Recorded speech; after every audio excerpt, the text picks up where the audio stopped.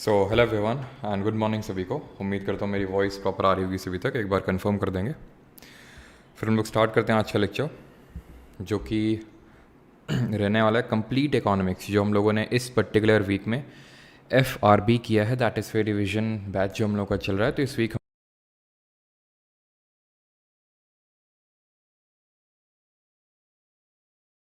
वैसे तो मैंने इकोनॉमिक्स या फिर बाकी सब्जेक्ट्स के वन शॉट ले रखे हैं, CGL मेन से पहले लिए थे, लेकिन वहाँ पे हमने थ्योरेटिकल वे में किया था। तो इसके थ्रू हमारे सारे PYQs के वन शॉट भी यहाँ पे कवर हो जा रहे हैं। जैसे कि अभी हमने बायो का कर चुके हैं, पॉलिटी का मैंने सबसे पहले किया था जब आप लोगों का CPO और CHSL की न्यू डेट्स अनाउंस नहीं हुई थी, उससे पहले, है ना। और उसके 2 दिन बाद ही आपका अनाउंस हो गई थी new dates of polity, geography, history के तीनों सब्जेक्ट्स। अब आज हम लोग इकोनॉमिक्स यहाँ पे करने वाले हैं। गुड मॉर्निंग सभी को।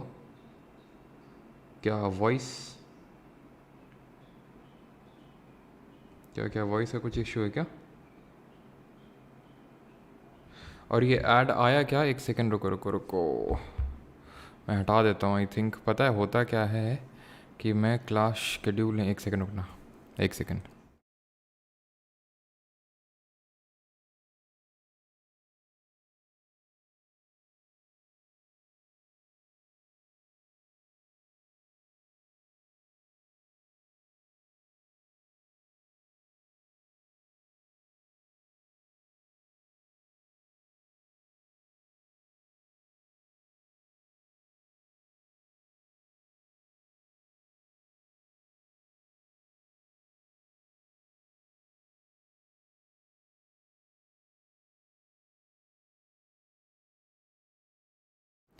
अभी एड्स नहीं आएंगे, ठीक है?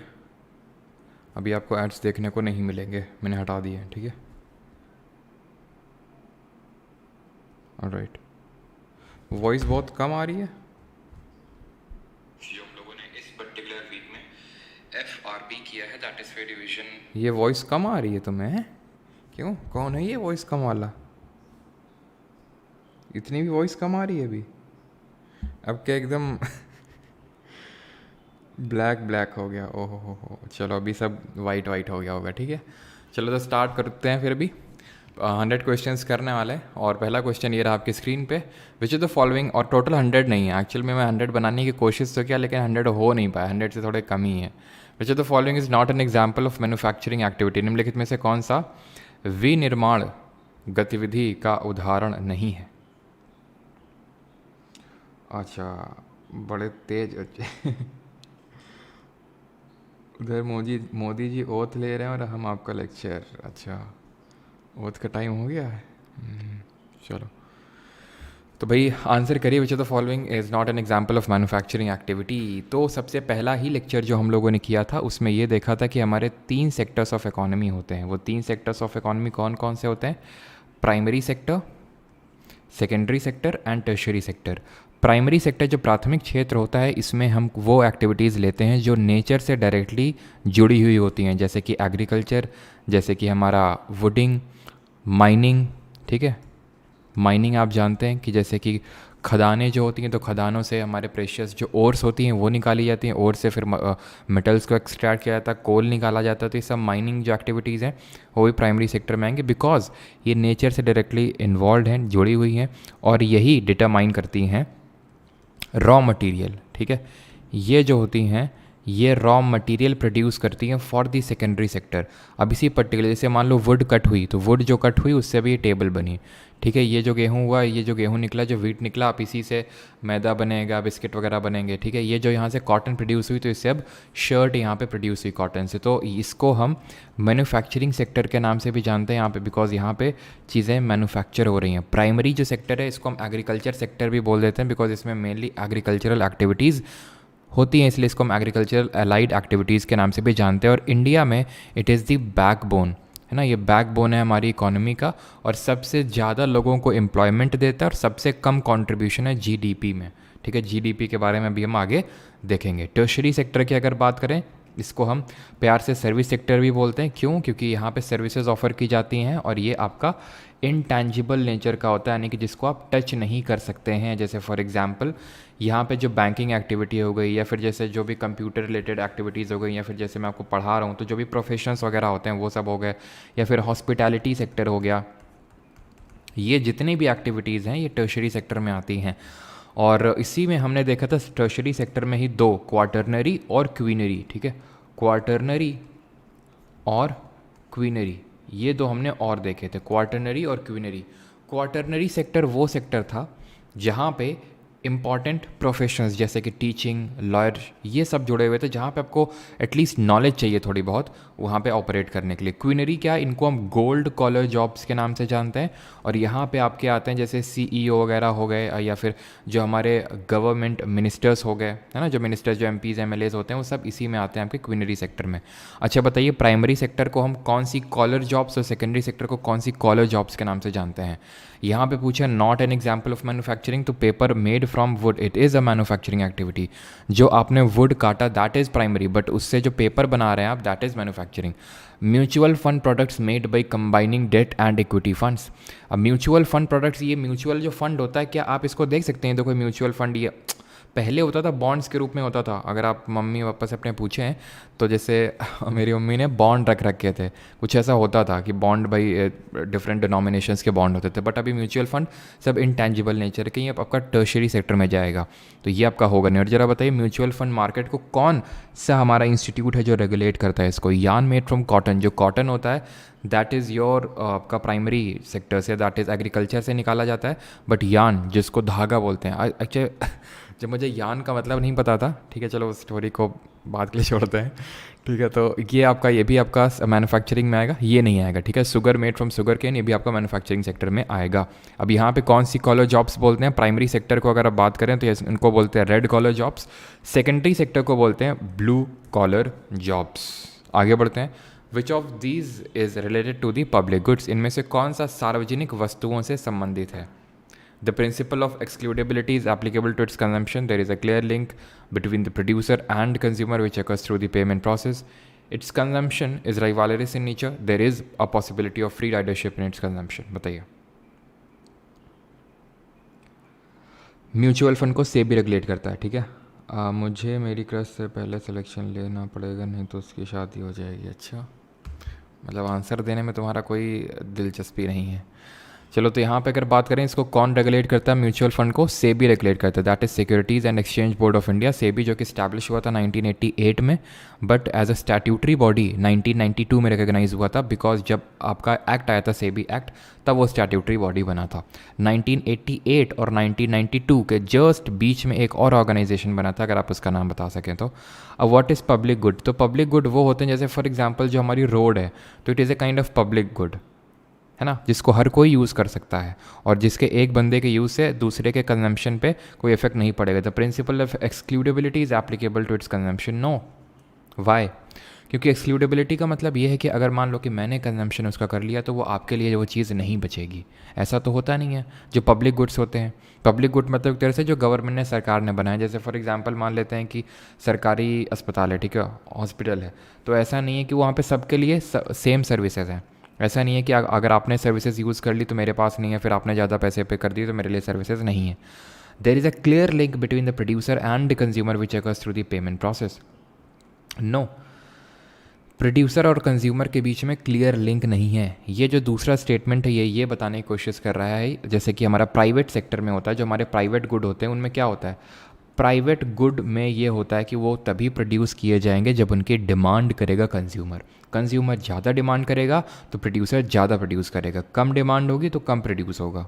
सिंपल। जैसे कि गांव में रूरल वगैरह, रूरल इलाके होते हैं, वहाँ पे क्यों हमारी इंडस्ट्रीज़ उतनी सेटअप नहीं होती, इंडस्ट्री इस्टेब्लिश नहीं होती? क्योंकि वहाँ पे लोगों के पास, जो कंज्यूमर है उनके पास, एक तो हम बोल सकते हैं कि बाइंग कैपेबिलिटी नहीं होती है और उतनी डिमांड नहीं होती, जिसकी वजह से वहाँ पे वो नहीं जाते हैं जहाँ पे हमारे पब्लिक गुड्स जाते हैं।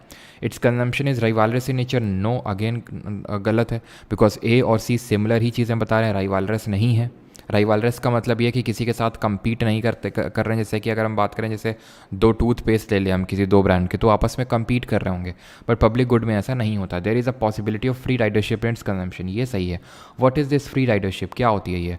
फ्री राइडरशिप का मतलब होता है कि भाई फ्री का है भले हम अफोर्ड कर सकते हैं कोई ऐसी चीज़, जैसे फॉर एग्जांपल एकदम एकदम कॉमन एग्जांपल देता हूँ, अपने गांव में देखा होगा जो लोग बीपीएल में नहीं हैं, बिलो पॉवर्टी लाइन नहीं है, जैसे पहले थे अभी नहीं है, अभी क्यों नहीं हो सकता है कि उनके बेटे की जॉब लग गई, 2 बेटे हैं दोनों की गवर्नमेंट जॉब लग गई, लेकिन अभी भी वो क्या कर रहे हैं, फ्री राशन का एकदम मुफ्त लाभ उठा रहे हैं, जबकि उन्हें पता है कि वो अफोर्ड कर सकते हैं वो राशन लेना, ठीक है, कहीं प्राइवेट जगह से, और वो जो फ्री का राशन मिल रहा है वो गरीब लोगों के, लेकिन फिर भी नहीं लेते हैं। That is called as free ridership.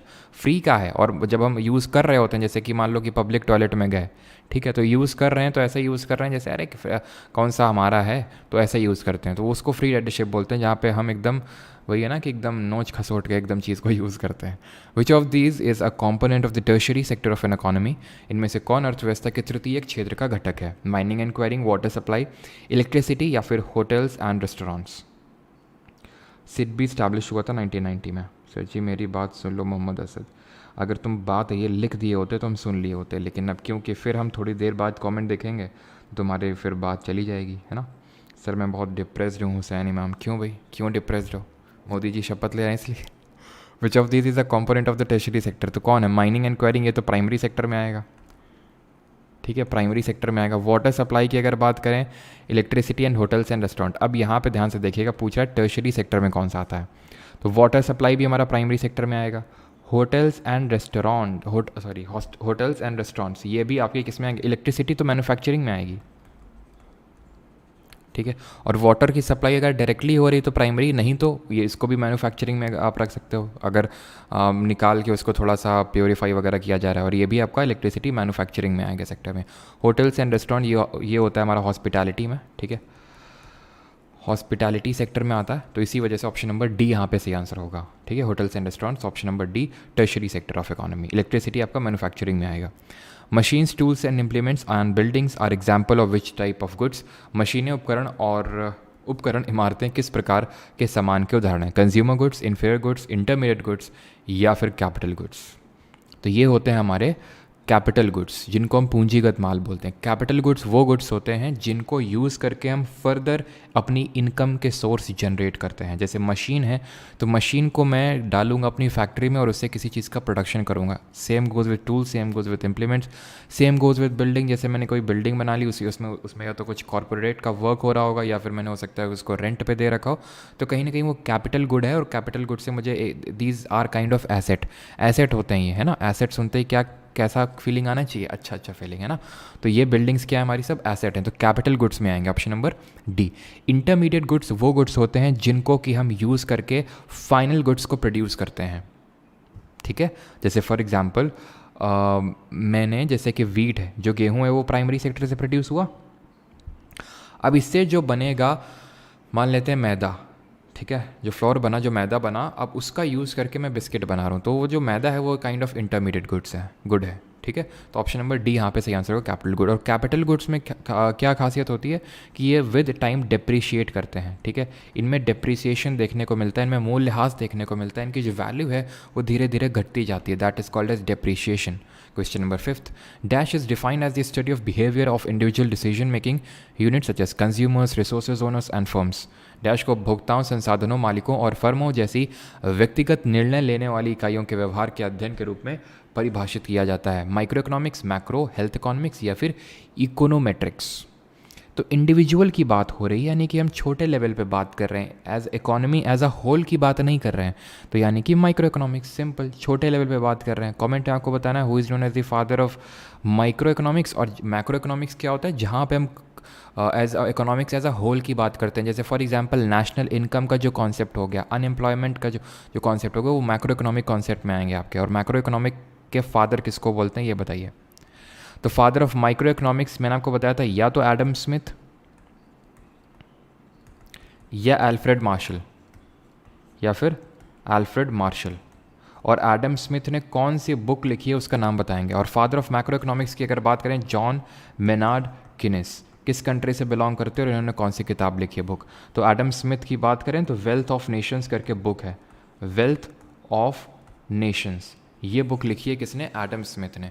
और जेएम किनेस की बात करें, जो इंग्लैंड से बिलोंग करते हैं, इन्होंने लिखी है general theory of unemployment, general theory of unemployment.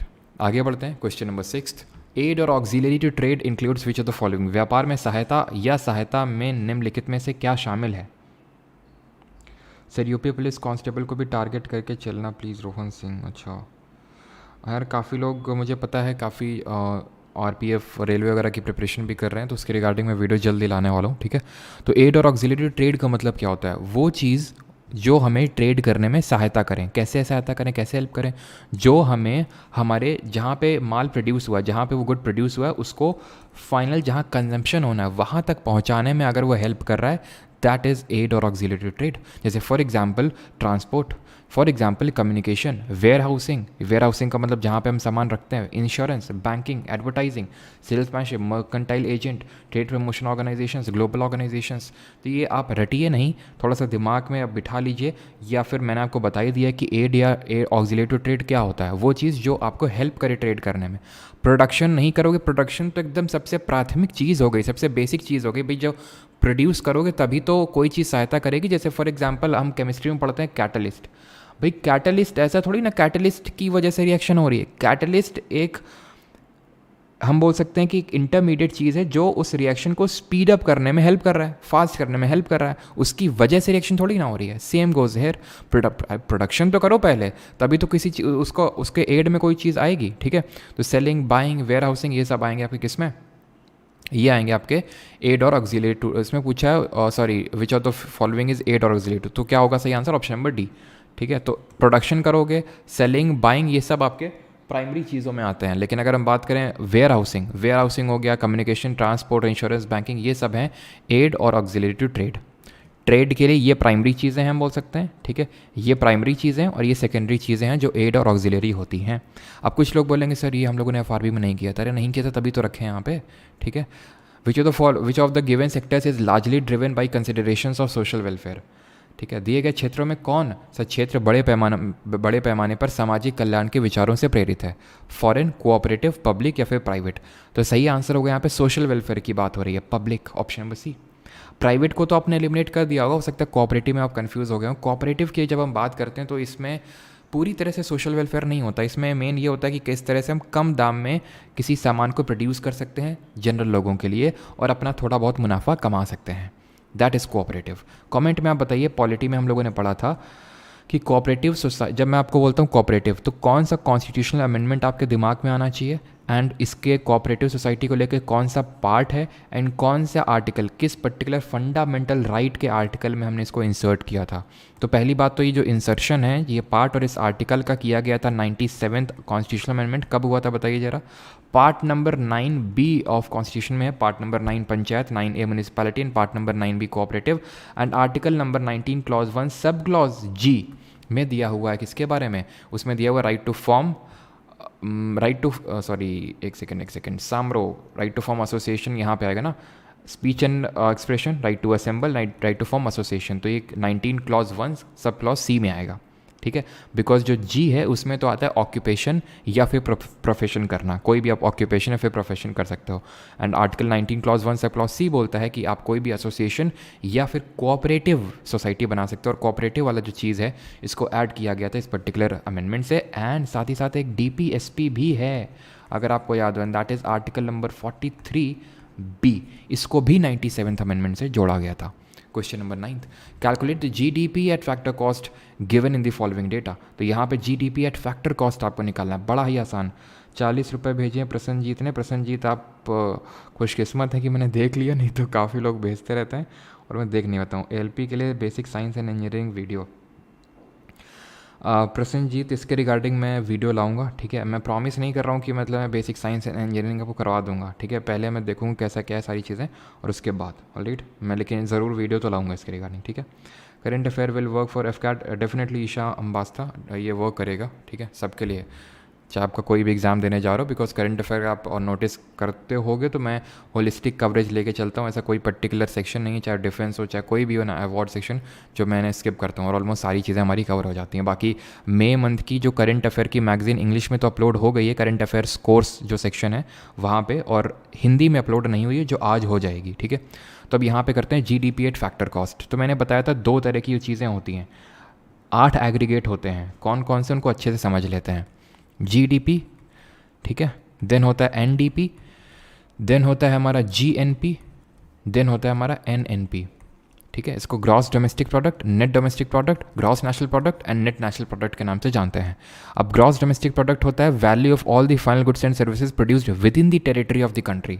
दो चीज़ें इंपॉर्टेंट है, फाइनल गुड्स होने चाहिए, गुड्स एंड सर्विसेज, इंटरमीडिएट को हम काउंट नहीं करते हैं। क्यों नहीं करते हैं कमेंट में आप बताएंगे, आगे मैंने क्वेश्चन रख रखा है इस पर भी। एंड यहाँ पे सिर्फ हम टेरिटरी को इंक्लूड करते हैं, बाहर कोई भी हो, इंडियन हो चाहे कोई भी हो, मुझसे कोई लेना देना नहीं है।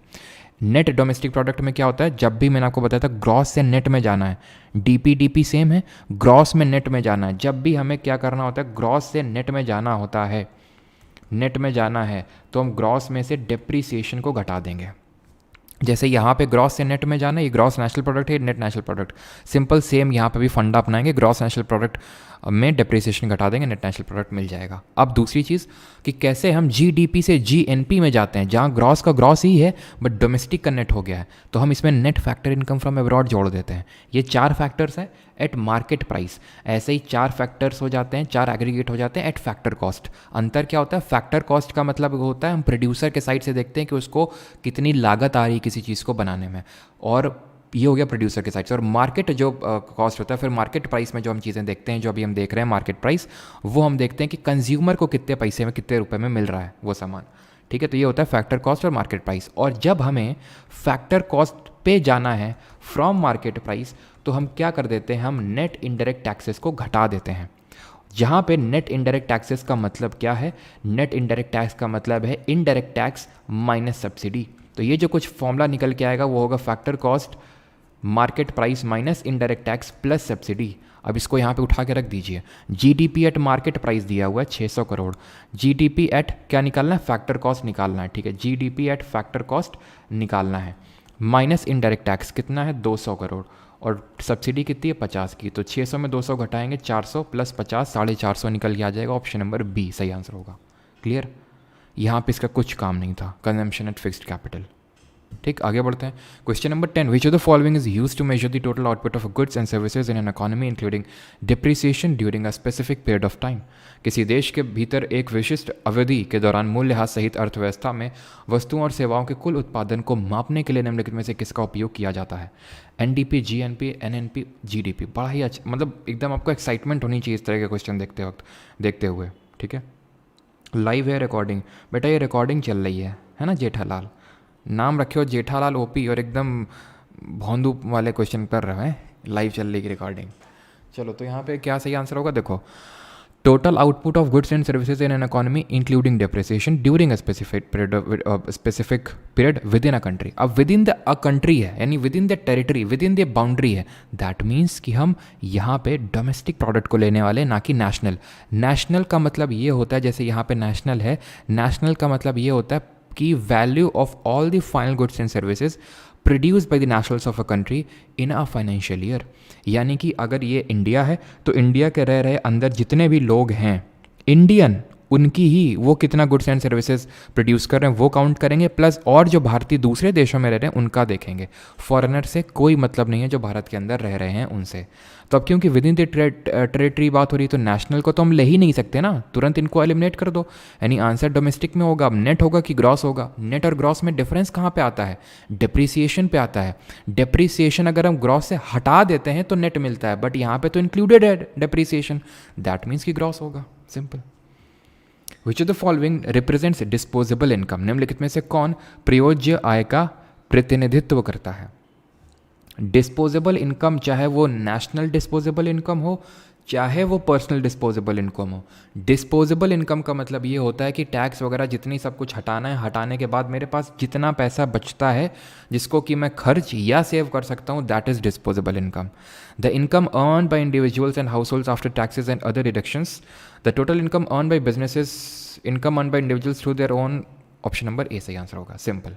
ठीक है, personal disposable income, national disposable income, यहाँ पे क्योंकि इंडिविजुअल्स की बात हो रही है तो यहाँ पे ये पर्सनल डिस्पोजेबल इनकम हो जाएगा। अच्छा, मैं आपसे एक क्वेश्चन पूछता हूँ कि अगर मुझे पर्सनल इनकम चाहिए फ्रॉम द नेशनल इनकम, तो इसका फॉर्मूला क्या होगा? थोड़ा लंबा टाइप है, लेकिन थोड़ा सा अगर आप लिख सकें तो ज़्यादा सही रहेगा। फिर मैं अभी आपको बताता हूँ। Why are intermediate goods not included in the calculation of the national income? तो मध्यवर्ती वस्तुओं को राष्ट्रीय आय की गणना में क्यों शामिल नहीं किया जाता है? अभी मैंने आपसे क्वेश्चन भी पूछा था, आंसर कर दो जल्दी से इसको पढ़ के।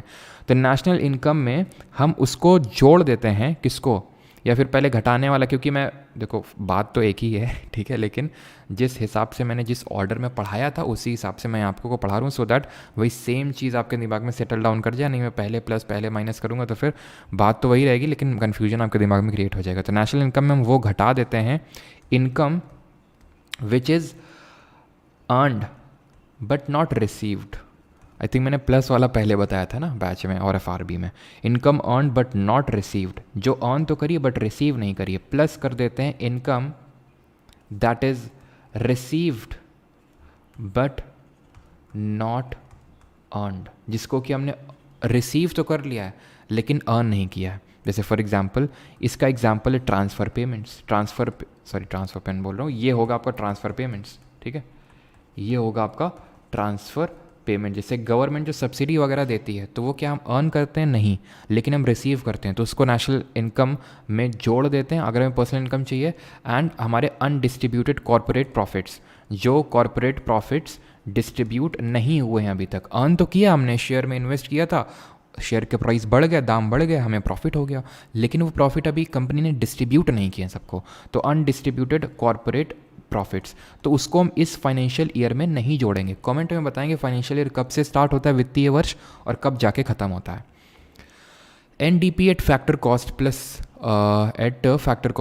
Net factor income from abroad is equal to, बताइए, NDP at factor cost plus, यही ना, plus net factor income from abroad, क्या होगा ये? NDP at factor cost plus net factor income from abroad. Net factor income from abroad का मतलब ये हुआ कि अभी मैं आपको बताता हूँ नेट फैक्टर, जब मैंने यहाँ पे बात करी ग्रॉस नेशनल प्रोडक्ट की, मैंने आपसे बोला कि जब जीडीपी में हम जोड़ देते हैं net factor income from abroad तो मिल जाता है क्या? GNP, gross national product. कैसे? हम ये करते हैं कि जितना भी यहाँ पे value of goods and services produced हुआ विद इन द टेरिटरी, उसमें से घटा देते हैं, मतलब कि जो फॉरेनर्स ने यहाँ पे गुड्स एंड सर्विसेज प्रोड्यूस किए हैं, that is factor income from India to abroad, वो माइनस कर देंगे, and factor income from abroad to India, यानी कि जो इंडिया के लोग हैं जो इंडिया में भेज रहे हैं, या फिर ना सिर्फ भेज रहे हैं बल्कि जो प्रोड्यूस कर रहे हैं एक तरह से जो भी गुड्स एंड सर्विसेज, तो उसको हम जोड़ देते हैं। तो उस एक को घटाया, एक को जोड़ दिया, तो उसी को बोल देते हैं net factor income from abroad. तो यानी कि एनडीपी का क्या हो जाएगा? ये नेट डोमेस्टिक प्रोडक्ट है, तो हमें क्या मिल जाएगा यहाँ पे? नेट डोमेस्टिक प्रोडक्ट है तो हमें मिल जाएगा नेट नेशनल प्रोडक्ट, ठीक है। आप यहाँ पे देख पा रहे हैं वही सेम चीज़ है। यहाँ पे आप जीडीपी में net factor income from abroad जोड़ दीजिए तो जीएनपी मिल जाएगा। हुआ क्या? डोमेस्टिक का नेट हुआ, डोमेस्टिक का नेट होता है, तो वैसे यहाँ पे भी डोमेस्टिक का नेट हो जाएगा, नहीं एनएनपी हो जाएगा। और सर फैक्टर कॉस्ट पे कि मार्केट प्राइस पे? सर फैक्टर कॉस्ट और मार्केट प्राइस तभी चेंज होते हैं जब नेट इनडायरेक्ट टैक्स को जोड़ते या घटाते हैं। अभी बताया था फैक्टर कॉस्ट अगर चाहिए तो मार्केट प्राइस में नेट इनडायरेक्ट टैक्स को घटा दो, यानी कि फैक्टर कॉस्ट और मार्केट प्राइस आपस में तभी बदलेंगे जब ये एनआईटी आएगा, नेशनल इंस्टीट्यूट ऑफ टेक्नोलॉजी, है ना, नेट इनडायरेक्ट टैक्सेस आएगा। जब एनएफआई आ जाएगा, net factor income from abroad, तब डोमेस्टिक और नेट का खेल होगा। जब डेप्रीसिएशन आ जाएगा तब ग्रॉस और नेट का खेल होगा, सिंपल, ठीक है। तो अगर फैक्टर कॉस्ट था तो फैक्टर कॉस्ट ही रहेगा, मार्केट प्राइस नहीं हो जाएगा। सिंपल क्या होगा? डोमेस्टिक का नेट हो जाएगा, बात खत्म। ऑप्शन नंबर बी, ठीक। 14th, identify the true statement. और कुछ क्वेश्चन तो नहीं पूछा था पीछे? हाँ, ये क्वेश्चन का आंसर तो मैंने दिया ही नहीं ना। और not included in the calculation of national income, तो क्यों इंक्लूड नहीं होते इंटरमीडिएट गुड्स की अगर बात करें? डबल काउंटिंग को अवॉइड करने के लिए, ठीक है। Option number A, including intermediate goods would result in double counting, है ना। जैसे कि मैंने आपको एग्जाम्पल भी दिया था, कैसे कि मान लेते हैं कि जो गेहूं वाला है, जिसने गेहूं प्रोड्यूस किया, उसने मैदे वाले को बेच दिया, ठीक है। और मैदे वाले ने, मान लो ये मैदा वाला है और मैदे वाले ने बिस्किट फैक्ट्री को बेच दिया। तो मान लेते हैं कि इसने 100 रुपये का मैदा प्रोड्यूस किया और इसने 200 रुपये के बिस्किट प्रोड्यूस किए। तो हम अगर इसको भी जोड़ देंगे, 100 और 200 कर देंगे, तो हमें पता चलेगा कि 300 रुपये का गुड्स प्रोड्यूस हुआ है, ₹300 हमारी जीडीपी में इंक्लूड हो जाएंगे, बट एक्चुअल में ये जो 100 है ये तो इसी 200 में इंक्लूडेड है ना, क्योंकि ये जो बिस्किट वाला है इसने इस प्राइस को भी तो मद्देनज़र रखते हुए अपने फाइनल प्राइस को डिसाइड किया होगा कि भाई मुझे इतनी लागत आई है, ₹100 का मैंने तो रॉ मटेरियल खरीदा और ₹50 में वेजेस और वो सब मिला के ₹150 मेरी लागत आई है, तो ₹50 का तो प्रॉफिट मैं कमाऊंगा, तो 200 ही इंक्लूड करेंगे, 100 को नहीं इंक्लूड करेंगे। या फिर मान लो कि मेरे पास कोई फ़ोन है, मान लो ठीक है, मैंने फ़ोन ख़रीदा 25,000 का और फिर मैंने इसको बेच दिया मान लेते हैं 15,000 में, तो फिर ये 15,000 को इंक्लूड नहीं किया जाएगा। अगेन सेकेंड हैंड गुड को हम इंक्लूड नहीं करते हैं while calculating the national income which is a macro economic concept, because वो डबल काउंटिंग में आ जाएगा आपका, इसलिए। ठीक है, क्वेश्चन नंबर 15 पे आते हैं। Identify the true statement. यहाँ पे आपको सही स्टेटमेंट पहचानना है।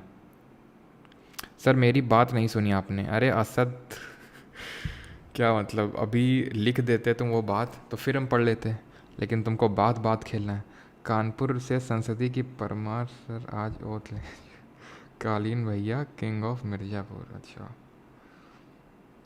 सर मेरी बात नहीं सुने आपने, लव फ्रॉम यूपी। अच्छा हम भी यूपी से ही है, कहीं और से नहीं है। ₹150 में देगा। Not INC second hand. चलो, तो यहाँ पे क्या है, प्राइस इंडेक्स को आप जीडीपी डिफ्लेटर की तरह लो। जीडीपी डिफ्लेटर क्या होता है, मुद्रास्फीति कारक। ठीक है, और बीच में मैंने आज कानपुर यूनिवर्सिटी का भी क्वेश्चन रखा है। ठीक है, तो जीडीपी डिफ्लेटर क्या होता है, नॉमिनल जीडीपी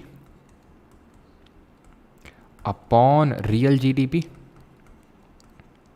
इनटू 100। ठीक है, तो इसी को आप प्राइस इंडेक्स कंसिडर करो। अब यहाँ पे रियल जीडीपी 240 है, प्राइस इंडेक्स कितना 120 है, तो प्राइस इंडेक्स अगर 120 है, रियल जीडीपी अगर 240 है, ठीक है 240 है इंटू 100, तो नॉमिनल जीडीपी कितनी होगी, 0 से 0 कटा, ये 0 से 0 कटा, तो ऑब्वियस सी बात है 120 तो नहीं होगी। 500 रख के देख लो, प्राइस इंडेक्स 200 है।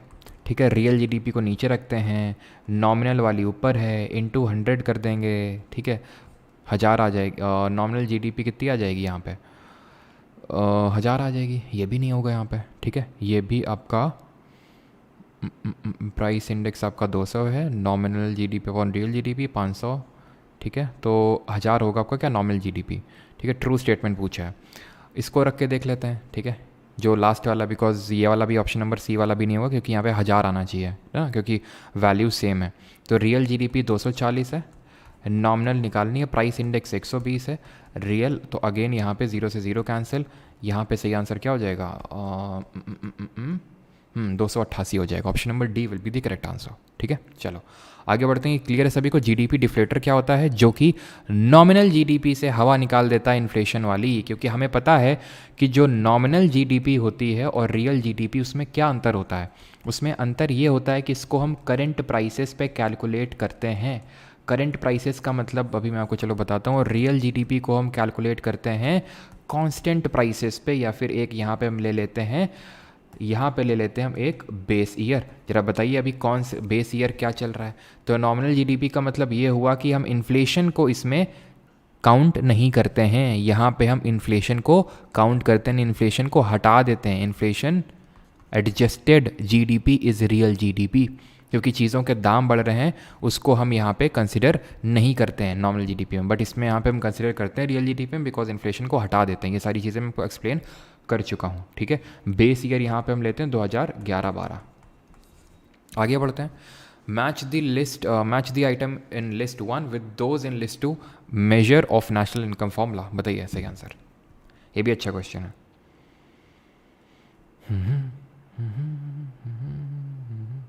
सर सब बोल रहे हैं, एक बार ₹150 बोल दो। अच्छा दिल से बहुत शुक्रिया। और स्टूडेंट के लिए इतना कर, आप स्टूडेंट के लिए इतना करते हो। अच्छा थैंक यू सर। आप कानपुर में झेकर कट्टी पे क्यों भाई, हमारा बस का धंधा है क्या जब हम झेकर कट्टी में रहेंगे। चलो कानपुर वाला क्वेश्चन भी मिलेगा। चलो भाई, तो यहाँ पे अगर हम बात करें क्या है, ये चिंगम है हमारी, चिग्ज़म। याद आ रहा है चिग्ज़म, चिग्ज़म है। चिग्ज़म क्या होता है, चिग्ज़म होता है, हमने देखा था कि नेशनल इनकम को कैलकुलेट करने के लिए 3 तरीके होते हैं। वैल्यू एडेड मेथड, जिसको प्रोडक्शन मेथड भी बोलते हैं, इनकम मेथड और एक्सपेंडिचर मेथड। एक्सपेंडिचर मेथड का फॉर्मूला होता है चिग्ज़म। सी से कंजम्पशन एक्सपेंडिचर, आई से आपका हो जाएगा क्या क्या, इन्वेस्टमेंट। इन्वेस्टमेंट हो जाएगा, ना कि इम्पोर्ट। जी से क्या हो जाएगा, गवर्नमेंट एक्सपेंडिचर, और नेट एक्सपोर्ट का मतलब है एक्स माइनस एम, जहाँ पे एक्स का मतलब है एक्सपोर्ट और एम का मतलब है इम्पोर्ट। ठीक, तो ये क्या हो जाएगी, हमें जीडीपी निकाल के दे देगी। अब हमें पता है नेट लगा हुआ है यहाँ पे, है ना, यहाँ पर भी नेट नेट डोमेस्टिक प्रोडक्ट है, तो इसको ग्रॉस डोमेस्टिक प्रोडक्ट से बनाया गया होगा, डिप्रिसिएशन घटा के, तभी ग्रॉस का, सॉरी एक सेकेंड, ये G N P minus depreciation है, तो ग्रॉस का नेट हो जाएगा यहाँ पे करेंगे, तो यानी कि नेट नेशनल प्रोडक्ट मिल जाएगा। दैट मीन्स कि ये ए हो जाएगा। जीडीपी में जब डिप्रिसिएशन घटाएंगे तो नेट डोमेस्टिक प्रोडक्ट मिल जाएगा, सी हो जाएगा। और जीडीपी में जब net factor income from abroad जोड़ देते हैं तो डोमेस्टिक का नेशनल हो जाता है, यानी कि जी एन पी हो जाएगा। तो डी ए बी सी कहाँ हो भाई, ऑप्शन नंबर सी। कितना आसान क्वेश्चन है। In the estimation of national income which of the following items will be subtracted from N N P at market price. National income जब हमें कैलकुलेट करनी है तो N N P at market price में क्या घटाएंगे, depreciation. शर्म ना रही तुम्हें, हैं? पहले से बेचारा डिप्रिसिएशन घट के आया, उसमें से भी तुम डिप्रिसिएशन घटा रहे हो, हैं बेचारा, पहले ही तो उससे तेल निकाल लिया गया और तेल निकाल रहे हो तुम। ग्रॉस में जब डिप्रिसिएशन घटाते तब नेट मिलता है, अब डिप्रिसिएशन घटा के क्या करोगे तुम इसमें, ठीक है। तो डिप्रिसिएशन से तो कुछ होने वाला नहीं है, ठीक।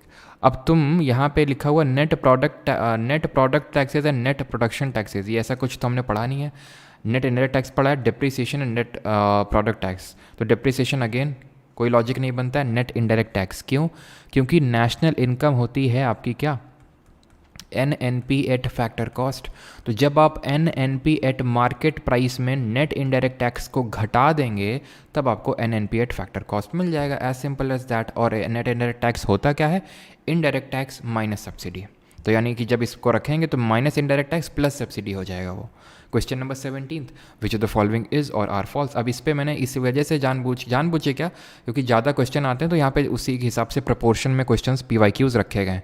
नेशनल इनकम और 5 ईयर प्लान बहुत इंपॉर्टेंट टॉपिक है, नेशनल इनकम और 5 ईयर प्लान, ठीक है, सबसे ज़्यादा इंपॉर्टेंट। और वो जो monetary aggregate M0 M1 M2 M3 वाला जो क्वेश्चन होता है वो बहुत तीन सबसे इंपॉर्टेंट चीज़ें होती है इकोनॉमिक्स में आपकी।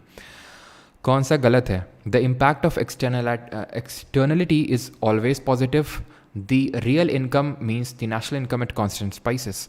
ये आपका स्टेटमेंट गलत होगा। रीज़न मैंने आपको बताया था, व्हाट इज एक्सटर्नलिटी, दो तरह की होती हैं, positive and negative. Negative externality मैंने आपको बताई थी कि जैसे कि मान लो कि मैं कोई चीज़ प्रोड्यूस कर रहा हूँ, या फिर मैं कोई चीज़ जैसे कि हाँ मैं तुम्हें एग्जांपल देता हूँ, जैसे कि मैं मान लो कि लेक्चर ले रहा हूँ, ठीक है, यहाँ पे इसकी वजह से मैंने हॉल में सबको बोल रखा है कि कोई बोलेगा नहीं कोई किसी तरह का शोर नहीं करेगा, कोई किसी तरह का डिस्टर्बेंस नहीं करेगा। तो अगर ये मैंने बोला है तो फिर उसके अवज में मैंने, यानी कि उसकी वजह से बाकी लोगों को नुकसान हो रहा है, अगर देखें तो बाकी लोगों को प्रॉब्लम हो रही है मेरी वजह से, तो it is a kind of negative externality, ठीक है। तो मुझे उनको कुछ ना कुछ ऑफर देने पड़ेंगे कि भाई ठीक है अभी ये एडजस्ट कर लो, फिर मैं तुम्हें ये दूंगा वो दूंगा, तो इस तरह से, ठीक है। और पॉजिटिव एक्सटर्नलिटी का मतलब होता है कि कोई चीज़ मैं कर रहा हूँ और उसकी वजह से किसी को फ़ायदा हो रहा है, जैसे कि इस केस में पॉजिटिव भी है नेगेटिव भी है। जैसे मैं आपको पढ़ा रहा हूँ तो आपका फ़ायदा हो रहा है, लेकिन कुछ लोगों का नुकसान हो रहा है क्योंकि उनको शांत बैठना पड़ रहा है, ठीक है, उनको कुछ डिस्टर्बेंस नहीं क्रिएट करना है। तो ये इस तरह की एक्सटर्नलिटी होती है। तो हमेशा पॉजिटिव है ऐसा नहीं है, ज़्यादातर तो नेगेटिव होती है। जैसे कि हमने देखा था कि किस तरह से जैसे फैक्ट्रीज प्रोडक्शन वगैरह करती हैं तो वो पोल्यूशन वगैरह क्रिएट करती हैं, तो it is a kind of negative externality. Real national income means national income at constant prices, yes it is the real national income. क्योंकि हमने देखा था नेशनल इनकम तो हम एक तो वो होता है कि जिसमें इन्फ्लेशन एडजस्टेड नहीं है, तो वो नॉमिनल है, एक्चुअल वो नहीं है। क्योंकि आप जैसे कि मान लो कि पहले कोई चीज़ 10 रुपये की मिल रही थी और आज वो चीज़ 50 रुपये की मिल रही, तो आप ये थोड़ी ना कहोगे कि देखो 40 रुपये से जीडीपी बढ़ गई। भाई महंगाई बढ़ी है 40 रुपये से, वो आप ये देखो कि कितनी क्वांटिटी प्रोड्यूस हो रही है पहले और अब, उस हिसाब से आप देखो, ठीक है। तो real national income means national income at constant prices, यानी कि हम एक कांस्टेंट प्राइस ले लेंगे, उसके बेसिस पे कैलकुलेट करेंगे। दैट इज ओनली बी यहाँ पे सही आंसर होगा। Question number 18, in national income accounting GVA stands for, GVA का मतलब क्या होता है, जो सामने पिगोवियन टैक्स, बिल्कुल सही है। विराट शिवम ने बहुत अच्छा लिखा है, फॉल्स पूछा है ना, हाँ ठीक, तो ओनली ए हो जाएगा, ठीक है, ऑप्शन नंबर बी। विराट ने सब बहुत अच्छा लिखा है, कहाँ गया विराट है कॉमेंट, हाँ विराट शिवम ने पिगोवियन टैक्स, ये चीज़ आपको यहाँ पे रिकॉल करनी चाहिए था। पिगोवियन टैक्स, पिगोवियन टैक्स क्या, कौन सा टैक्स होता है, जो कि नेगेटिव एक्सटर्नलिटी को बैलेंस या फिर मेंटेन करने के लिए वो जो टैक्स लगाया जाता है। अभी हम टैक्स, जैसे कि हमारा, जरा बताइए सेस क्या होता है और सरचार्ज क्या होता है, आज हम पेपर टैक्स के बारे में भी देखेंगे।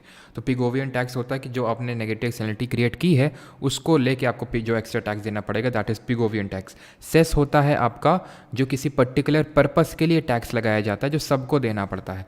सरचार्ज होता है जो अमीर लोगों को देना पड़ता है, टैक्स पे टैक्स होता है ये, ठीक है। दिल से बहुत, चलो तो यहाँ पे सही आंसर क्या होगा, जीवीए, ग्रॉस वैल्यू एडेड। अभी हम कहाँ पढ़ते हैं GVA?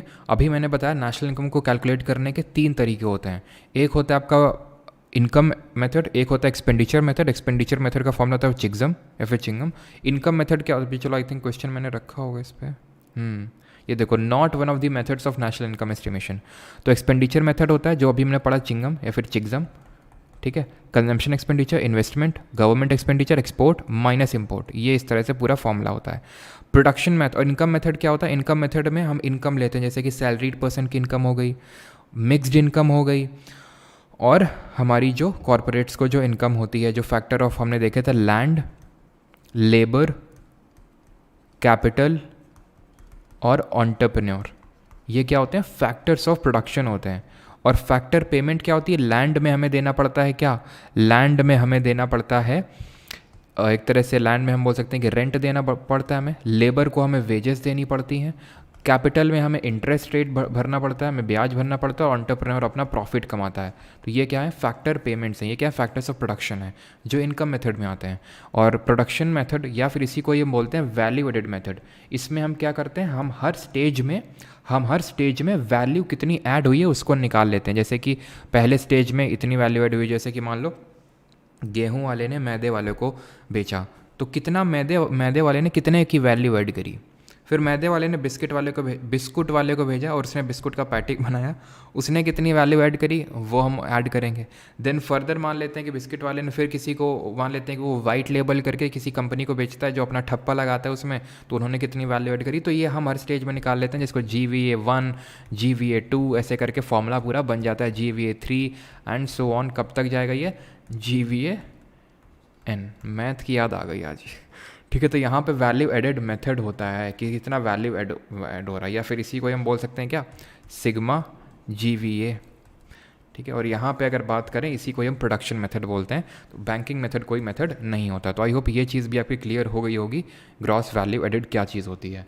Question number 19th. Assume that the exchange rate between the US dollar and Indian rupees $1 for 55 rupees. Now, if this exchange rate increases to $1 for 60 rupees, then in this case the Indian rupee has dash in comparison to the US dollar. तो क्या सही answer होगा? अब ये मैंने आपको कल ही समझाया है, एक्सचेंज रेट वाला concept, depreciation, appreciation, devaluation, revaluation, ये सारा मैंने आपको कॉन्सेप्ट समझाया है। जहाँ पे मैंने बताया था कि यहाँ पे अब $1 में पहले 55 रुपये मिल रहे थे, 55 इंडियन करेंसीज मिल रही थी, बट अब उसी $1 में 60 इंडियन करेंसी मिल रही है। दैट मीन्स कि हमारा जो इंडियन करेंसी है वो ज़्यादा अवेलेबल है, और जो चीज़ ज़्यादा अवेलेबल होती है उसके भाव कम हो जाते हैं, नहीं वो डेप्रीशिएट कर जाता है। समझ रहे हैं? किसी को यहाँ प्रॉब्लम तो नहीं है ना? ये मैंने कल समझाया भी था अच्छे से कि भाई आपकी यहाँ पे वैल्यू डिक्रीज़ हो रही है, तभी तो आप ज़्यादा अवेलेबल हैं। तो यहाँ पे इंडियन करेंसी डेप्रीशिएट कर रही है, इंडियन रुपी डेप्रीशिएट कर रहा है। डॉलर पूछता तो वो एप्रीशिएट कर गया है।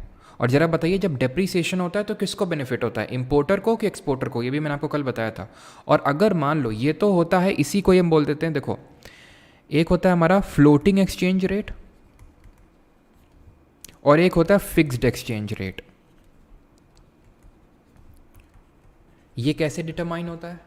फ्लोटिंग है कि अपने आप जो मार्केट के हिसाब से बाइंग सेलिंग सब कुछ चल रहा है, मार्केट अपने आप से चल रहा है और उसके हिसाब से $1 फॉर इतने रुपये और $1 में इतने रुपए, वो जो चल रहा है एक्सचेंज रेट, वो फ्लोटिंग है।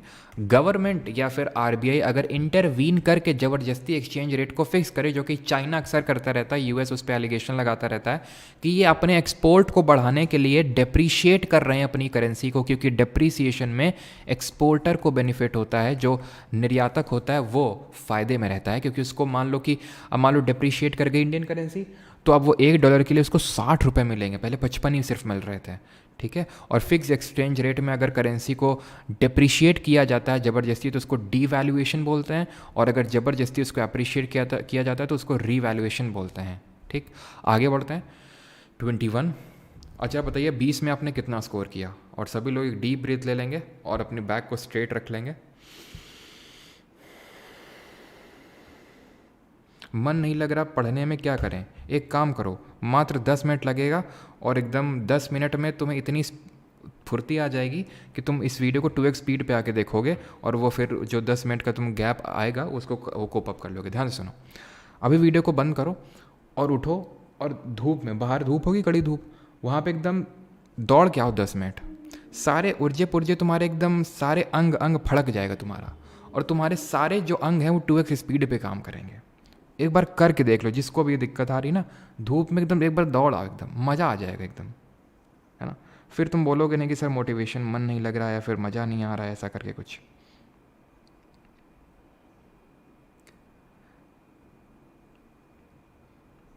मैं 4:30 से पढ़ रही हूँ। अच्छा, बहुत अच्छी बात है।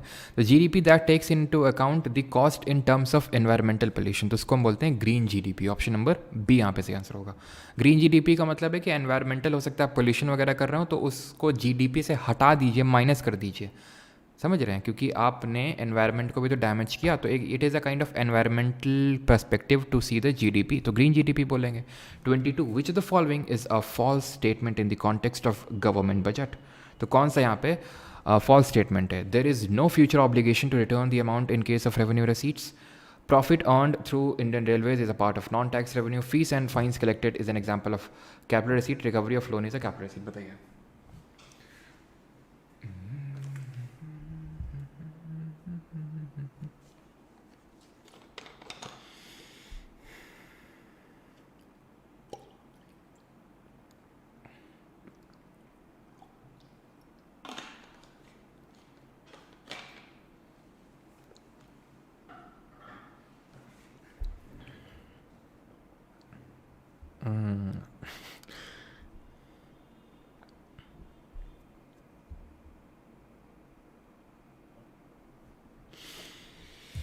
चलिए, फॉल्स स्टेटमेंट पूछा है यहाँ पे। There is no future obligation to return the amount in case of revenue receipts. तो हमने दो तरह के, और ये वाला भी कॉन्सेप्ट इंपॉर्टेंट है। मैंने आपको 3 बताए थे जो इकोनॉमिक्स में सबसे इंपॉर्टेंट है, एक उसमें और ऐड कर लो, ये जो बजट वाला है, एनुअल फाइनेंशियल स्टेटमेंट, है ना। कौन से आर्टिकल में मेंशन है ज़रा बताइए कॉन्स्टिट्यूशन के। तो इसमें हमने 2 पॉकेट्स पढ़ी थी, रेवेन्यू यानी राजस्व और कैपिटल यानी कि पूंजीगत। अब हमने ये चीज़ देखी थी कि इसमें एसेट या लाइबिलिटी का लेना देना होता है, लेकिन इसमें एसेट्स और लाइबिलिटी का कुछ लेना देना नहीं होता है। Example, रेसीट, expenditure. रेसीट का मतलब इनकम और एक्सपेंडिचर का मतलब खर्चा। Revenue receipt and revenue expenditure. जब आप रेवेन्यू कैपिटल रेसीट करते हैं तो कैसा फीलिंग आना चाहिए? बुरा बुरा फीलिंग आना चाहिए। क्यों? क्योंकि या तो आप लाइबिलिटी ले रहे हो, ठीक है, या अपने आप एसेट्स को लूज़ कर रहे हो, ठीक है, एसेट्स आपके जा रहे हैं। कैपिटल एक्सपेंडिचर में अच्छा फीलिंग आना चाहिए। कैसा? या तो लाइबिलिटी को आप कम कर रहे हो या फिर एसेट आप बना रहे हो, यानी लाइबिलिटी एसेट का लेना देना है। और ये मैं आपको समझा चुका हूँ लाइबिलिटी एसेट क्या होता है। रेवेन्यू की जब हम बात करते हैं तो यहाँ पे लाइबिलिटी ना तो आती ना तो जाती, ना तो एसेट आता ना तो जाता है, यानी लाइबिलिटी एसेट कोई लेना देना नहीं है। So there is no future obligation to return the amount in case of revenue receipt. Yes, जरा बताइए रेवेन्यू रिसीट के एग्जाम्पल क्या क्या होते हैं, क्या चीज़ रेवेन्यू रिसीट में आती है? Profit earn through Indian railways is a part of non tax revenue. Yes it is. Revenue receipt में अगर हम बात करें तो 2 तरह के हमें रेवेन्यू मिलते हैं, एक तो टैक्स रेसीट, टैक्स रेवेन्यू, और दूसरी non tax receipt, non tax revenue. Tax में आपके डायरेक्ट टैक्स, इनडायरेक्ट टैक्स। जो टैक्स से पैसा आ रहा है वो रेवेन्यू रिसीट में जा रहा है। जो नॉन टैक्स का पैसा रेवेन्यू में रिसीट में जा रहा है वो कैसा है? रेलवे का टिकट करते हो, टोल टैक्स भरते हो, ये सारी जो चीज़ें होती हैं वो आपकी नॉन, ये टैक्स तो है नहीं ना, लेकिन रेवेन्यू वाले में जाएगा। क्यों जाएगा? क्योंकि ये लाइबिलिटी एसेट वाला कोई खेल नहीं है और वो फ्रीक्वेंट पेमेंट है। That means it is correct. Fees and fines collected is an example of capital receipt. Wrong. Capital receipt जब आती है तो उससे आपकी कोई ना कोई लाइबिलिटी बनती है, इससे कोई लाइबिलिटी नहीं है। Fees and fines collected is not an example of capital receipt. ये कहीं ना कहीं रेवेन्यू रेसीट के कहीं ना कहीं क्या वो है ही है, रेवेन्यू रेसीट का नॉन टैक्स वाले हेड में चला जाएगा। सिंपल, ठीक है, ये रेवेन्यू रेसीट होता है हमारा। और recovery of loan is a capital receipt. Yes it is, ठीक है। तो रिकवरी जो करेंगे लोन की वो आपका कैपिटल रेसीट में आएगा। तो इससे क्या हो रहा है आपका, एक तरह से आपका ये क्या हो रहा है, रिकवरी ऑफ लोन, ठीक है। तो रिकवरी कर रहे हैं लोन की, तो लोन लेना देना ये सब आपका कैपिटल वाले हेड में जाता है। जैसे कि अगर आपने लोन चुका दिया, लोन आपने चुका दिया तो कैपिटल एक्सपेंडिचर में जाएगा। लोन आपने किसी को दिया क्योंकि खर्चा ही हो रहा है तो कैपिटल एक्सपेंडिचर में आएगा। लोन आपने लिया या फिर उसकी रिकवरी कर ली वो कैपिटल रिसीट में आएगी, क्योंकि वो वन टाइम एक तरह से पेमेंट है। लेकिन उसका जो इंटरेस्ट बनता है ब्याज का, जो आपको इंटरेस्ट मिलता है जो आपने लोन दिया है, वो रेवेन्यू रिसीट में आता है। और जो आपने लोन लिया है उस पर जो आपको ब्याज देना पड़ता है, इंटरेस्ट देना पड़ता है, वो कैपिटल एक्सपेंडिचर में। जरा बताइए ग्रांट्स किस में इंक्लूड होंगे? Expenditure of the government on health facilities, education and fixed asset acquisition is termed as. तो यहाँ पे आप एसेट को एक्वायर कर रहे हो, अच्छा वाला एक्सपेंडिचर कर रहे हो, अच्छा वाला एक्सपेंडिचर कर रहे हो, कभी कभी वाला कर रहे हो, ठीक है, और एसेट आपका क्रिएशन हो रहा है, तो ये होगा capital expenditure, option number C. Clear? आगे बढ़ते हैं। A government budget shows a primary deficit of 6,900 crore, the revenue expenditure on interest payment is 400 crore, physical deficit is equal to. अब डेफिसिट क्या होता है? तो तीन तरह के बजट होते हैं। एक तो सरप्लस बजट, एक होता है आपका बैलेंस्ड बजट, और एक होता है आपका डेफिसिट बजट। सरप्लस बजट होता है जहाँ पे आपकी जो रेसीट होती है, जो आपकी इनकम होती है, वो ज़्यादा होती है एज़ कम्पेयर टू एक्सपेंडिचर, खर्चों से। बैलेंस्ड होता है जहाँ पे रेसीट इज़ इक्वल टू एक्सपेंडिचर, आपकी इनकम खर्चों के बराबर है।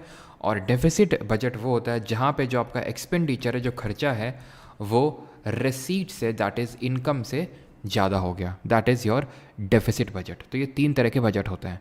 तो यहाँ पे फिजिकल डेफिसिट क्या होता है? डिफरेंट तरह के हमारे डेफिसिट होते हैं, जैसे कि एक होता है रेवेन्यू डेफिसिट, जहाँ पे हम रेवेन्यू एक्सपेंडिचर में रेवेन्यू रेसीट को घटा देते हैं। क्यों? क्योंकि भाई रेवेन्यू डेफिसिट है, घाटा, इसका मतलब कि खर्चे ज़्यादा हैं आपकी इनकम से, ठीक है। इफेक्टिव रेवेन्यू डेफिसिट भी मैंने आपको बताया था क्या होता है। इफेक्टिव रेवेन्यू डेफिसिट होता है रेवेन्यू एक्सपेंडिचर माइनस रेवेन्यू रेसीट, उसमें हम वो माइनस कर देंगे दी रेवेन्यू एक्सपेंडिचर जिससे कि आपका एसेट क्रिएशन किया गया है। क्योंकि अभी मैंने आपसे पूछा था कि जो ग्रांट्स दी जाती हैं वो किस में आएंगी, तो ग्रांट्स आती हैं इसमें। ग्रांट क्या होते हैं? ग्रांट होते हैं जिसको अनुदान बोलते हैं एक तरह से, जिसमें कि सेंट्रल गवर्नमेंट स्टेट गवर्नमेंट को पैसा देती है दान में, एक तरह से कि आप हमें ये पैसा लौटा के मत देना, ना आपसे हम ब्याज मांग रहे हैं, अब इसको जहाँ पे यूज़ करना है आप उसको यूज़ करो। तो अगर उसको कैपिटल क्रिएशन के लिए यूज़ कर रहा है वो स्टेट, तो उसको भी हम हटा देते हैं इफेक्टिव में। उतना इंपॉर्टेंट ये नहीं है जितने कि हमारे फिजिकल डेफिसिट और प्राइमरी डेफिसिट हैं। फिजिकल डेफिसिट क्या होता है? इसको राजकोषीय घाटा बोलते हैं। ये टोटल एक्सपेंडिचर का मतलब है capital plus revenue expenditure minus total receipts, पूरी इनकम, यानी कि capital receipt plus revenue receipt minus borrowing कर देंगे, क्योंकि जो आपने बोरो किया है, लोन लिया है, वो आपकी इनकम नहीं है। वो दिख तो रहा है आपकी बैलेंस शीट में कि पैसा आया, but it is not your income, वो आपको पे करना है विद इंटरेस्ट ऑल्सो। तो इसको रिप्रेजेंट करने के अलग अलग तरीके होते हैं। इसको मैं सेम इस ऐसे भी लिख सकता हूँ, total expenditure minus what, minus revenue receipt plus non डेप्ट क्रिएटिंग कैपिटल रेसीट। इसको मैं ऐसे भी लिख सकता हूँ, या फिर बोरोइंग की जगह मैं लिख सकता हूँ डेप्ट creating capital रेसीट।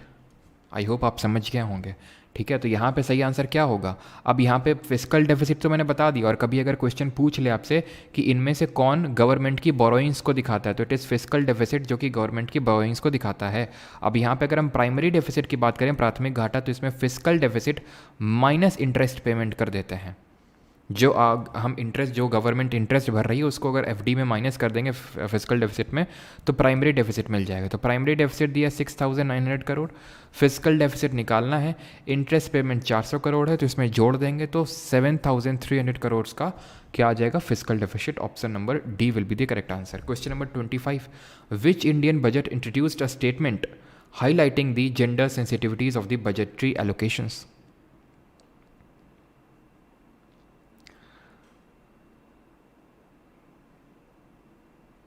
Rahul Kumar message retract कर रहे हो बड़ी तेजी के साथ, ऐसा क्यों?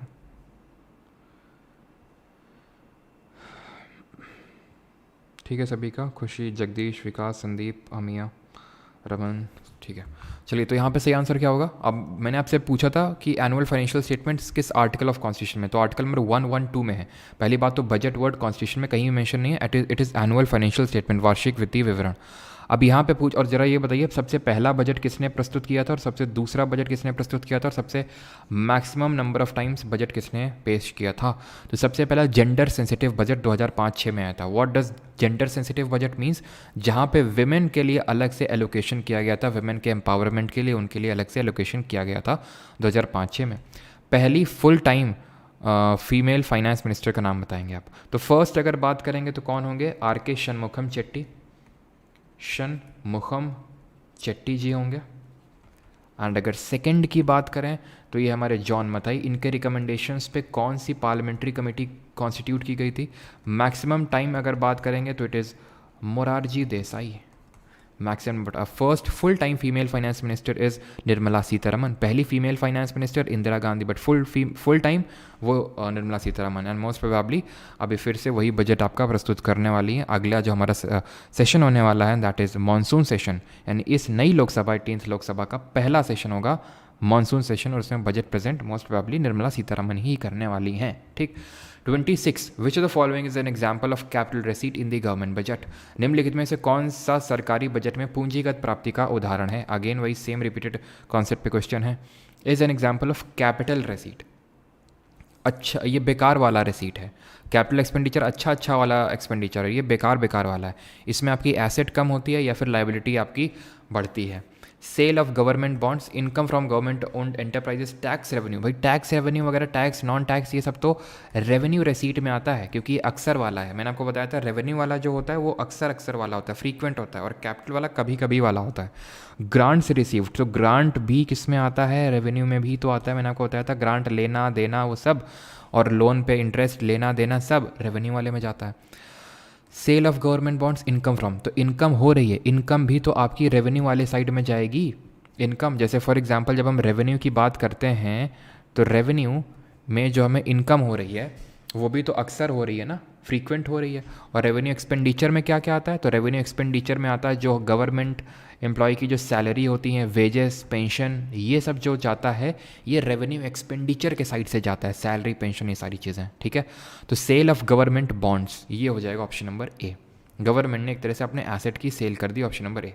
Question number 27 which of the following is an example of non debt capital receipt in the government budget?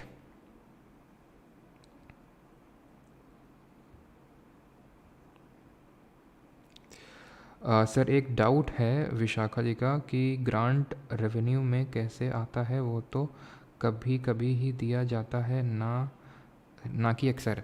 देखिए विशाखा जी, जो हम कभी कभी और अक्सर वाला बताए ना, ये डेफिनेशन, ये इकोनॉमिक्स की डेफिनेशन नहीं है, ये किताबी डेफिनेशन नहीं है, ये हम आपको समझाने के लिए बताए। तो उस ग्रांट को आप एक्सेप्शन मान सकते हैं उस डेफिनेशन के अंदर।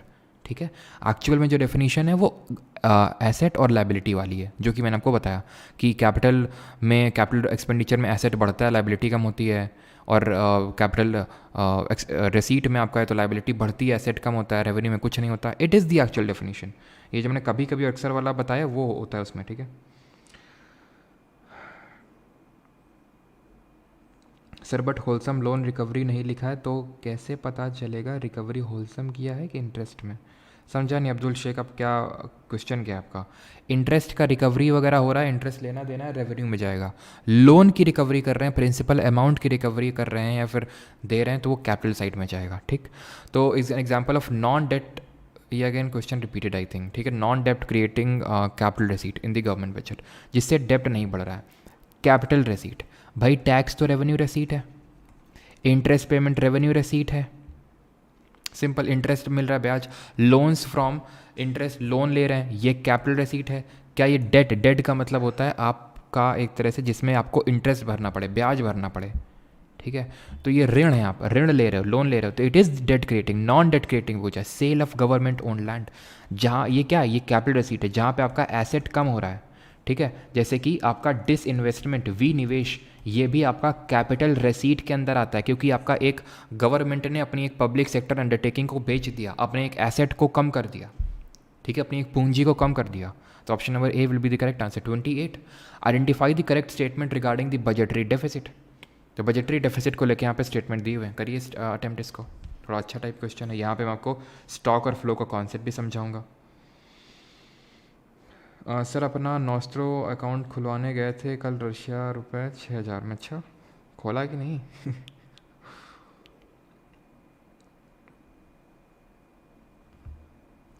राहुल कुमार, कभी लड़कों को भी इतना प्यार से समझाया करो, उसको धूप में रनिंग करवा रहे थे आप। हमने वहाँ के ये बोला था क्या कि ये लड़कों के लिए स्कीम है ये धूप में? भाई लड़कियों का पढ़ने मन, लड़कियाँ भी धूप में दौड़ लगाएं, छत में दौड़ लगा लो नहीं अगर बाहर जाना है। और अगर वैसा ही कोई क्या कहेगा, तो भाई देखो राजा जो लोग जो राजा लोग होते हैं ना, वो इन सब चीज़ों की परवाह नहीं करते हैं। तुम शासन करने के लिए बने हो। वाइब्स कुछ मैच कर रही है ना? किससे मैच कर रही हैं? Identify the correct statements regarding the budgetary deficit. Deficit acts as a flow that adds to the stock of the debt. Deficit acts as a stock which is independent of the debt. Deficit acts as a burden on the future generation. ध्यान से समझिएगा, यहाँ पे हम नेट्टो लगाने वाले हैं, ठीक है? अब थोड़ा सा अजीब टाइप क्वेश्चन लग रहा है, अजीब टाइप स्टेटमेंट लग रहे हैं। ये CHSL में पूछा गया क्वेश्चन है। Deficit acts as a flow. Deficit acts as a flow that adds to the stock of the debt. अभी मैं फ्लो और स्टॉक कॉन्सेप्ट समझाऊंगा आपको। Deficit acts as a stock which is independent of debt. या तो ये सही होगा या तो ये सही होगा, दोनों तो एट द सेम टाइम सही हो नहीं सकते हैं। सिमिलर और कंट्रास्टिंग, यहाँ बोला deficit acts as a flow, यहाँ बोला deficit acts as a stock, यानी एक और दो में कोई एक ही सही होगा। Deficit acts as a burden on the future generation. Definitely deficit का मतलब है कि जो घाटा चल रहा है, जो मान लो आज गवर्नमेंट, पिछली गवर्नमेंट जो घाटे में थी, मान लेते हैं आज इंडिया की सरकार बनती, नई सरकार आती है, फिर मान लो कल को जो हमारी आज से 20 साल बाद कोई जो सरकार आएगी, तो जो आज घाटे हैं गवर्नमेंट के वो फ्यूचर वाले को भरने होंगे ना। अब मान लो हमने IMF से लोन लिया है, तो अगर सरकार चेंज हो जाएगी, वो ये तो बोलेगी नहीं कि तुमने BJP वालों ने तुमसे लोन लिया था, हमने तो नहीं लिया ना, तो हम कांग्रेस वाले, फिर हम ये वाले, ये सरकार है तो उन्हीं से बात करो, ऐसा तो होगा नहीं। तो deficit will act definitely act as a burden on the future generation. ये तो थोड़ा सा मैं बेसिक कॉमन सेंस से भी समझ में आ रहा है, यानी 3 तो होगा। सिंपल, ठीक। अब ये स्टॉक और फ्लो कॉन्सेप्ट समझ लो क्या होता है।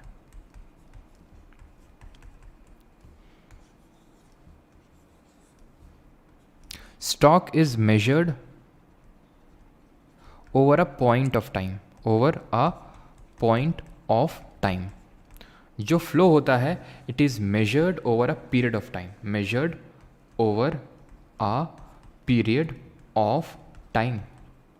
एग्जाम्पल, जैसे स्टॉक की अगर बात करें तो इसको पॉइंट ऑफ टाइम में मेजर करते हैं। जैसे मैं आपको एग्जाम्पल दूं कि आपके पास मैं बोलूं कि अभी कितने पैसे हैं, दैट इज़ काइंड ऑफ अभी इस पॉइंट ऑफ टाइम में आपके पास कितना पैसा पड़ा हुआ, it is a stock concept. लेकिन मैं आपसे बोलूँ कि आपके पास महीने में कितने पैसे रहते हैं ऑन एन एवरेज, तो वो एक फ्लो कॉन्सेप्ट हो गया, ठीक है? इसको पॉइंट ऑफ टाइम में मेजर किया था, इसको पीरियड ऑफ टाइम में मेजर किया था। जैसे यहाँ पे हम ले सकते हैं मशीनरी वगैरह, मान लो कि कोई कंपनी है, उसका एग्जांपल ले लें, तो उसकी मशीनरी वगैरह हो गई स्टॉक कॉन्सेप्ट, और उसकी जो इन्वेंट्री हो गई वो हो गया फ्लो कॉन्सेप्ट। इन्वेंट्री क्या होती है? इन्वेंट्री मतलब उसके पास कितना माल, कितना सामान पड़ा है। मान लो कि वो एक टी-शर्ट की कंपनी है, तो उसके पास कितनी टी-शर्ट अभी पड़ी हुई है, दैट इज़ इन्वेंट्री।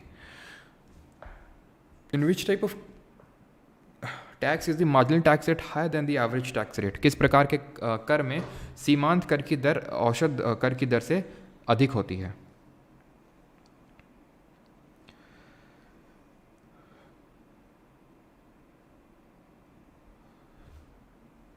चलिए, तो अगर हम बात करें यहाँ पे, तो मार्जिनल टैक्स रेट हायर है एवरेज टैक्स रेट से, प्रोपोर्शनल, डिग्रेसिव, डिग्रेसिव है प्रोग्रेसिव। तो टैक्स की थोड़ी हम चर्चा कर लेते हैं। टैक्स 2 तरह के होते हैं, डायरेक्ट और इनडायरेक्ट, प्रत्यक्ष कर और अप्रत्यक्ष कर, इनडायरेक्ट टैक्स। तो जो डायरेक्ट टैक्स होते हैं इसमें हमारे कौन कौन से टैक्सेस आते हैं, जैसे कि जो इनकम टैक्स हो गया, वेल्थ टैक्स हो गया, गिफ्ट टैक्स हो गया, कॉर्पोरेट टैक्स हो गया, ये सारे डायरेक्ट टैक्सेस। इनडायरेक्ट टैक्स में हमारा सबसे बेस्ट एग्जांपल है GST, that is goods and services tax, excise duty, customs duty, ये होते हैं आपके इनडायरेक्ट टैक्स। जरा बताइए, चलो छोड़ो, ठीक है। डायरेक्ट टैक्स, अब डायरेक्ट टैक्स हमने पढ़ा था, ये प्रोग्रेसिव नेचर का होता है। जैसे जैसे आपकी इनकम बढ़ेगी वैसे वैसे आपका टैक्स की रेट बढ़ती जाएगी। ये होता है प्रोपोर्शनल नेचर का, या फिर रिग्रेसिव इसको टैक्स बोलते हैं, बिकॉज ये सब पे सेम तरह से लेवी होता है।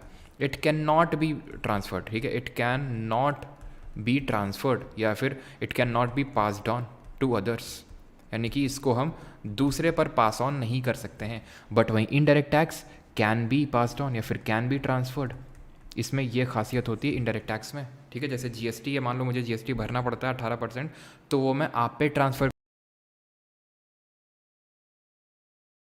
डायरेक्ट टैक्स क्या होता है, प्रोग्रेसिव नेचर का होता है। अब जो प्रोग्रेसिव टैक्स रेट होता है, अभी मैंने बताया कि जैसे प्रोग्रेसिव का मतलब यही है, जैसे जैसे आपकी टैक्स की स्लैब मतलब आपकी इनकम बढ़ेगी वैसे टैक्स की रेट बढ़ेगी। तो ये मार्जिनल टैक्स रेट क्या होता है? मार्जिनल टैक्स का मतलब होता है कि आपकी जो एडिशनल इनकम बढ़ी, अभी तुम्हारी इनकम थी 1 लाख रुपए महीना, अभी हो गई 1.5 लाख महीना, तो जो 50,000 बढ़ी उस पे जो टैक्स की रेट पड़ेगी, उस पे उस एक्स्ट्रा 50,000 पे जो टैक्स की रेट पड़ेगी वो ज़्यादा होगी एवरेज टैक्स रेट से। जो आप एवरेज टैक्स पे कर रहे हैं, हर स्लैब अलग अलग स्लैब होती हैं। नहीं समझ में आ रहा तो समझ में आ जाएगा जब पैसा कमाना शुरू कर दोगे, टैक्स भरना शुरू कर दोगे। कि अगर मान लेते हैं कि तुम्हारी इनकम साल की 5 लाख से 7 लाख के बीच में है, तो इस 2 लाख के लिए तुम्हें 10% टैक्स भरना है। देन 7 लाख से अगर 10 लाख के बीच में, तो इसमें तुम्हें 15% टैक्स भरना है। देन 10 लाख से तुम्हें 15 के बीच में तो 20% टैक्स भरना है। तो एक्स्ट्रा जो मैं 5 लाख अर्न किया यहाँ पे, उसमें तो मुझे 20% भरना है ना। लेकिन अगर इन तीनों का एवरेज लूँगा तो 20 से कम ही होगा ना। यानी कि जो एक्स्ट्रा मार्जिनल टैक्स रेट है फॉर एक्स्ट्रा इनकम, वो हमेशा हाई होगा than the average tax rate. समझ में आया तो ठीक, नहीं तो रट्टा मारो जिंदाबाद। 30 क्वेश्चन करो। विच of the following is a source of tax revenue? निम्नलिखित में से कौन सा कर राजस्व का स्रोत होता है? प्रॉफिट्स, कस्टम्स, ग्रांट्स या फिर penalties? Source of tax revenue profits, customs, grants या फिर पेनल्टीज? तो भाई कस्टम टैक्स होता है, तो it is a kind of tax revenue जो कि इम्पोर्ट एक्सपोर्ट पे लगता है। The tax impose on goods imported into and exported out of India is called as custom duty. Capital gains tax क्या होता है? जैसे मान लो कि आपने कोई प्रॉपर्टी ली, ठीक है, मान लो 5 लाख में, उसको बेचा 10 लाख में, तो जो एक्स्ट्रा 5 लाख का आपको गेन हुआ वो है कैपिटल गेन टैक्स, ठीक है। वो कैपिटल एक तरह की पूंजी थी आपकी, एसेट था, ठीक है। एक्साइज टैक्स वो होता है जो आपको जो डोमेस्टिकली प्रोड्यूस्ड गुड्स में लगता है, डोमेस्टिकली प्रोड्यूस्ड गुड्स में लगता है। और कॉर्पोरेट टैक्स होता है जो बिजनेसेस को पे करना होता है। Ronald Reagan, the 40th president of the US, signed the largest tax cut in the history of their country in 1981. Which economic theory was this policy centered around? जैसे कि अभी भी, चलो मैं पहले तो एक्सप्लेन करता हूँ। जैसे कि अभी मतलब ये बोल रहा है कि रोनाल्ड रेगन जो 40वें राष्ट्रपति थे यूएस के, उन्होंने बहुत भयंकर टैक्स कट किया था, ठीक है। अब टैक्स तो एक मेजर सोर्स ऑफ रेवेन्यू होता है गवर्नमेंट के लिए, तो फिर टैक्स क्यों कट किया इन्होंने? जैसे हमारे एक बीजेपी से मेंबर ऑफ पार्लियामेंट है सुब्रमण्यम स्वामी, तो वो ये बोलते हैं कि अगर उनको फाइनेंस मिनिस्टर, हम फाइनेंस मिनिस्टर अगर बन जाएंगे तो टैक्स ज़ीरो कर देंगे। उसके क्या फ़ायदे हैं? फ़ायदे ये हैं कि लोग खुल के एकदम अपनी इनकम दर्शाएंगे, खुल के पैसा कमाएंगे। क्योंकि अभी क्या होता है, लोगों को ये रहता है इतना तो हमें टैक्स में ही दे देना होगा, ठीक है।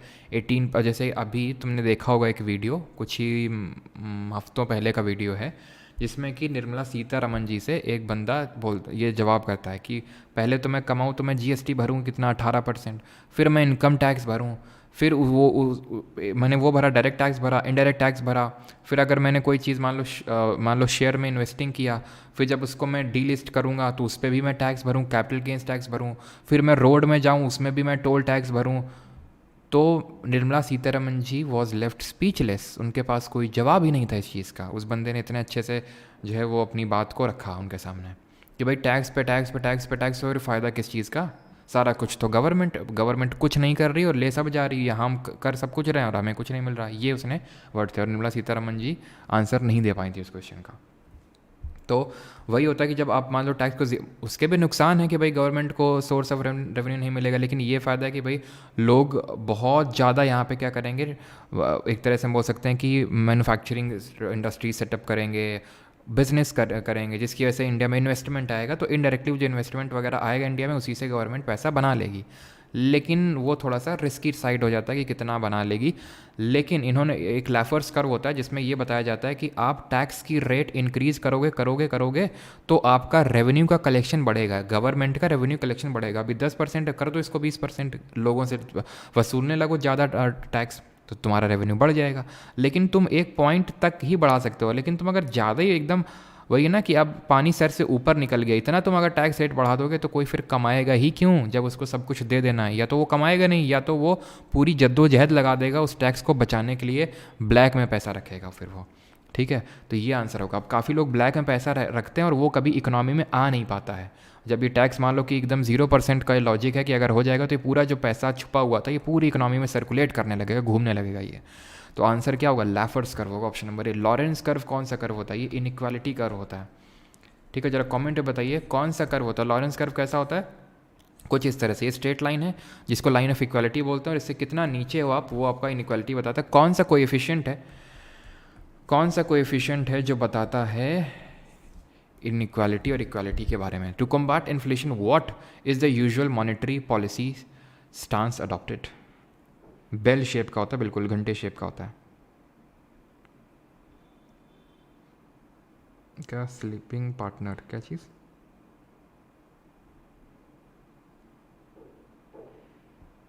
टैक्स की वजह से काफ़ी लोग इनकम शो नहीं करते हैं।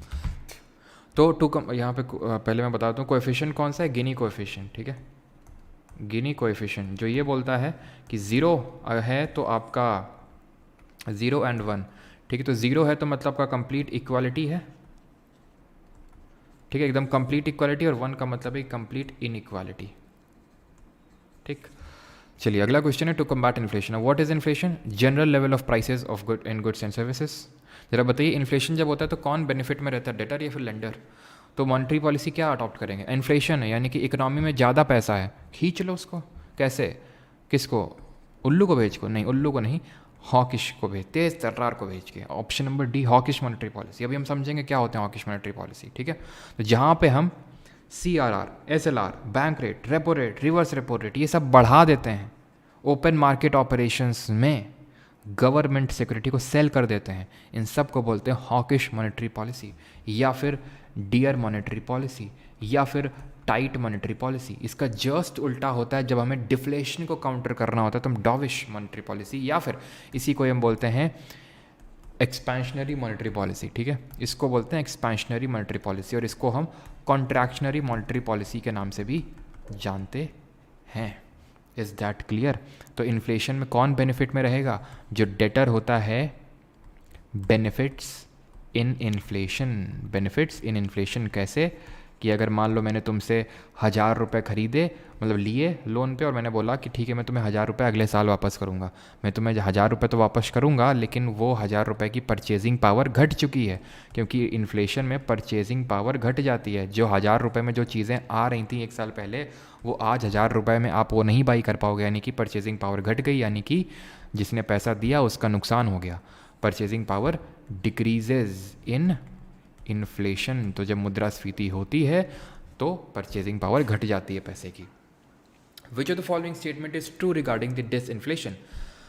अब स्फीति के संबंध में निम्नलिखित में से कौन सा कथन सत्य है? A scenario when inflation is mainly due to inflation of only a few commodities and not all commodities, an overall decrease in prices over a specific period, a decrease in the rate of inflation in a specific period, a sudden sharp decrease in the prices due to the unexpected reasons. तो answer क्या होगा? Decrease in the rate of inflation.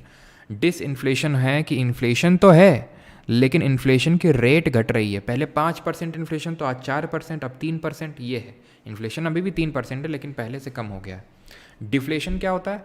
Deflation inflation का उल्टा होता है। Deflation is कि general decrease in the level of prices of goods and services. समझ रहे हैं आप, यानी कि नेगेटिव में चीज़ें चल रही हैं। If there is a lack of money supply in comparison to the supply of goods and services, then the possible consequence would be. बताइए, हाइपर इन्फ्लेशन, डिफ्लेशन, डिवैल्यूएशन या फिर इन्फ्लेशन? बताइए।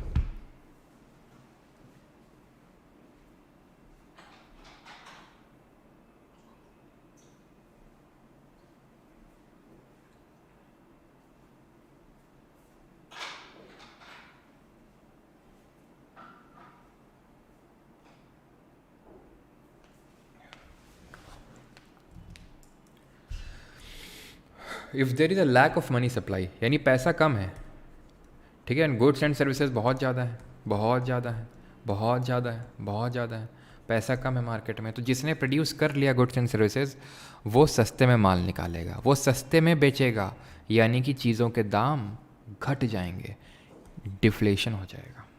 याद करिए मैंने बताया था इन्फ्लेशन में टू मैनी डॉलर्स या फिर too many rupees chasing too few goods, ये होता है इन्फ्लेशन, जहाँ पे बहुत ज़्यादा पैसा है लोगों के हाथ में लेकिन सामान है कम, तो पैसा बहुत ज़्यादा हर कोई डिमांड कर रहा है, हमें भी दो हमें भी दो, तो जो बेच रहा है उसके पास तो लिमिटेड है तो वो पैसे बढ़ा देगा, उसी को बोल देते हैं इन्फ्लेशन।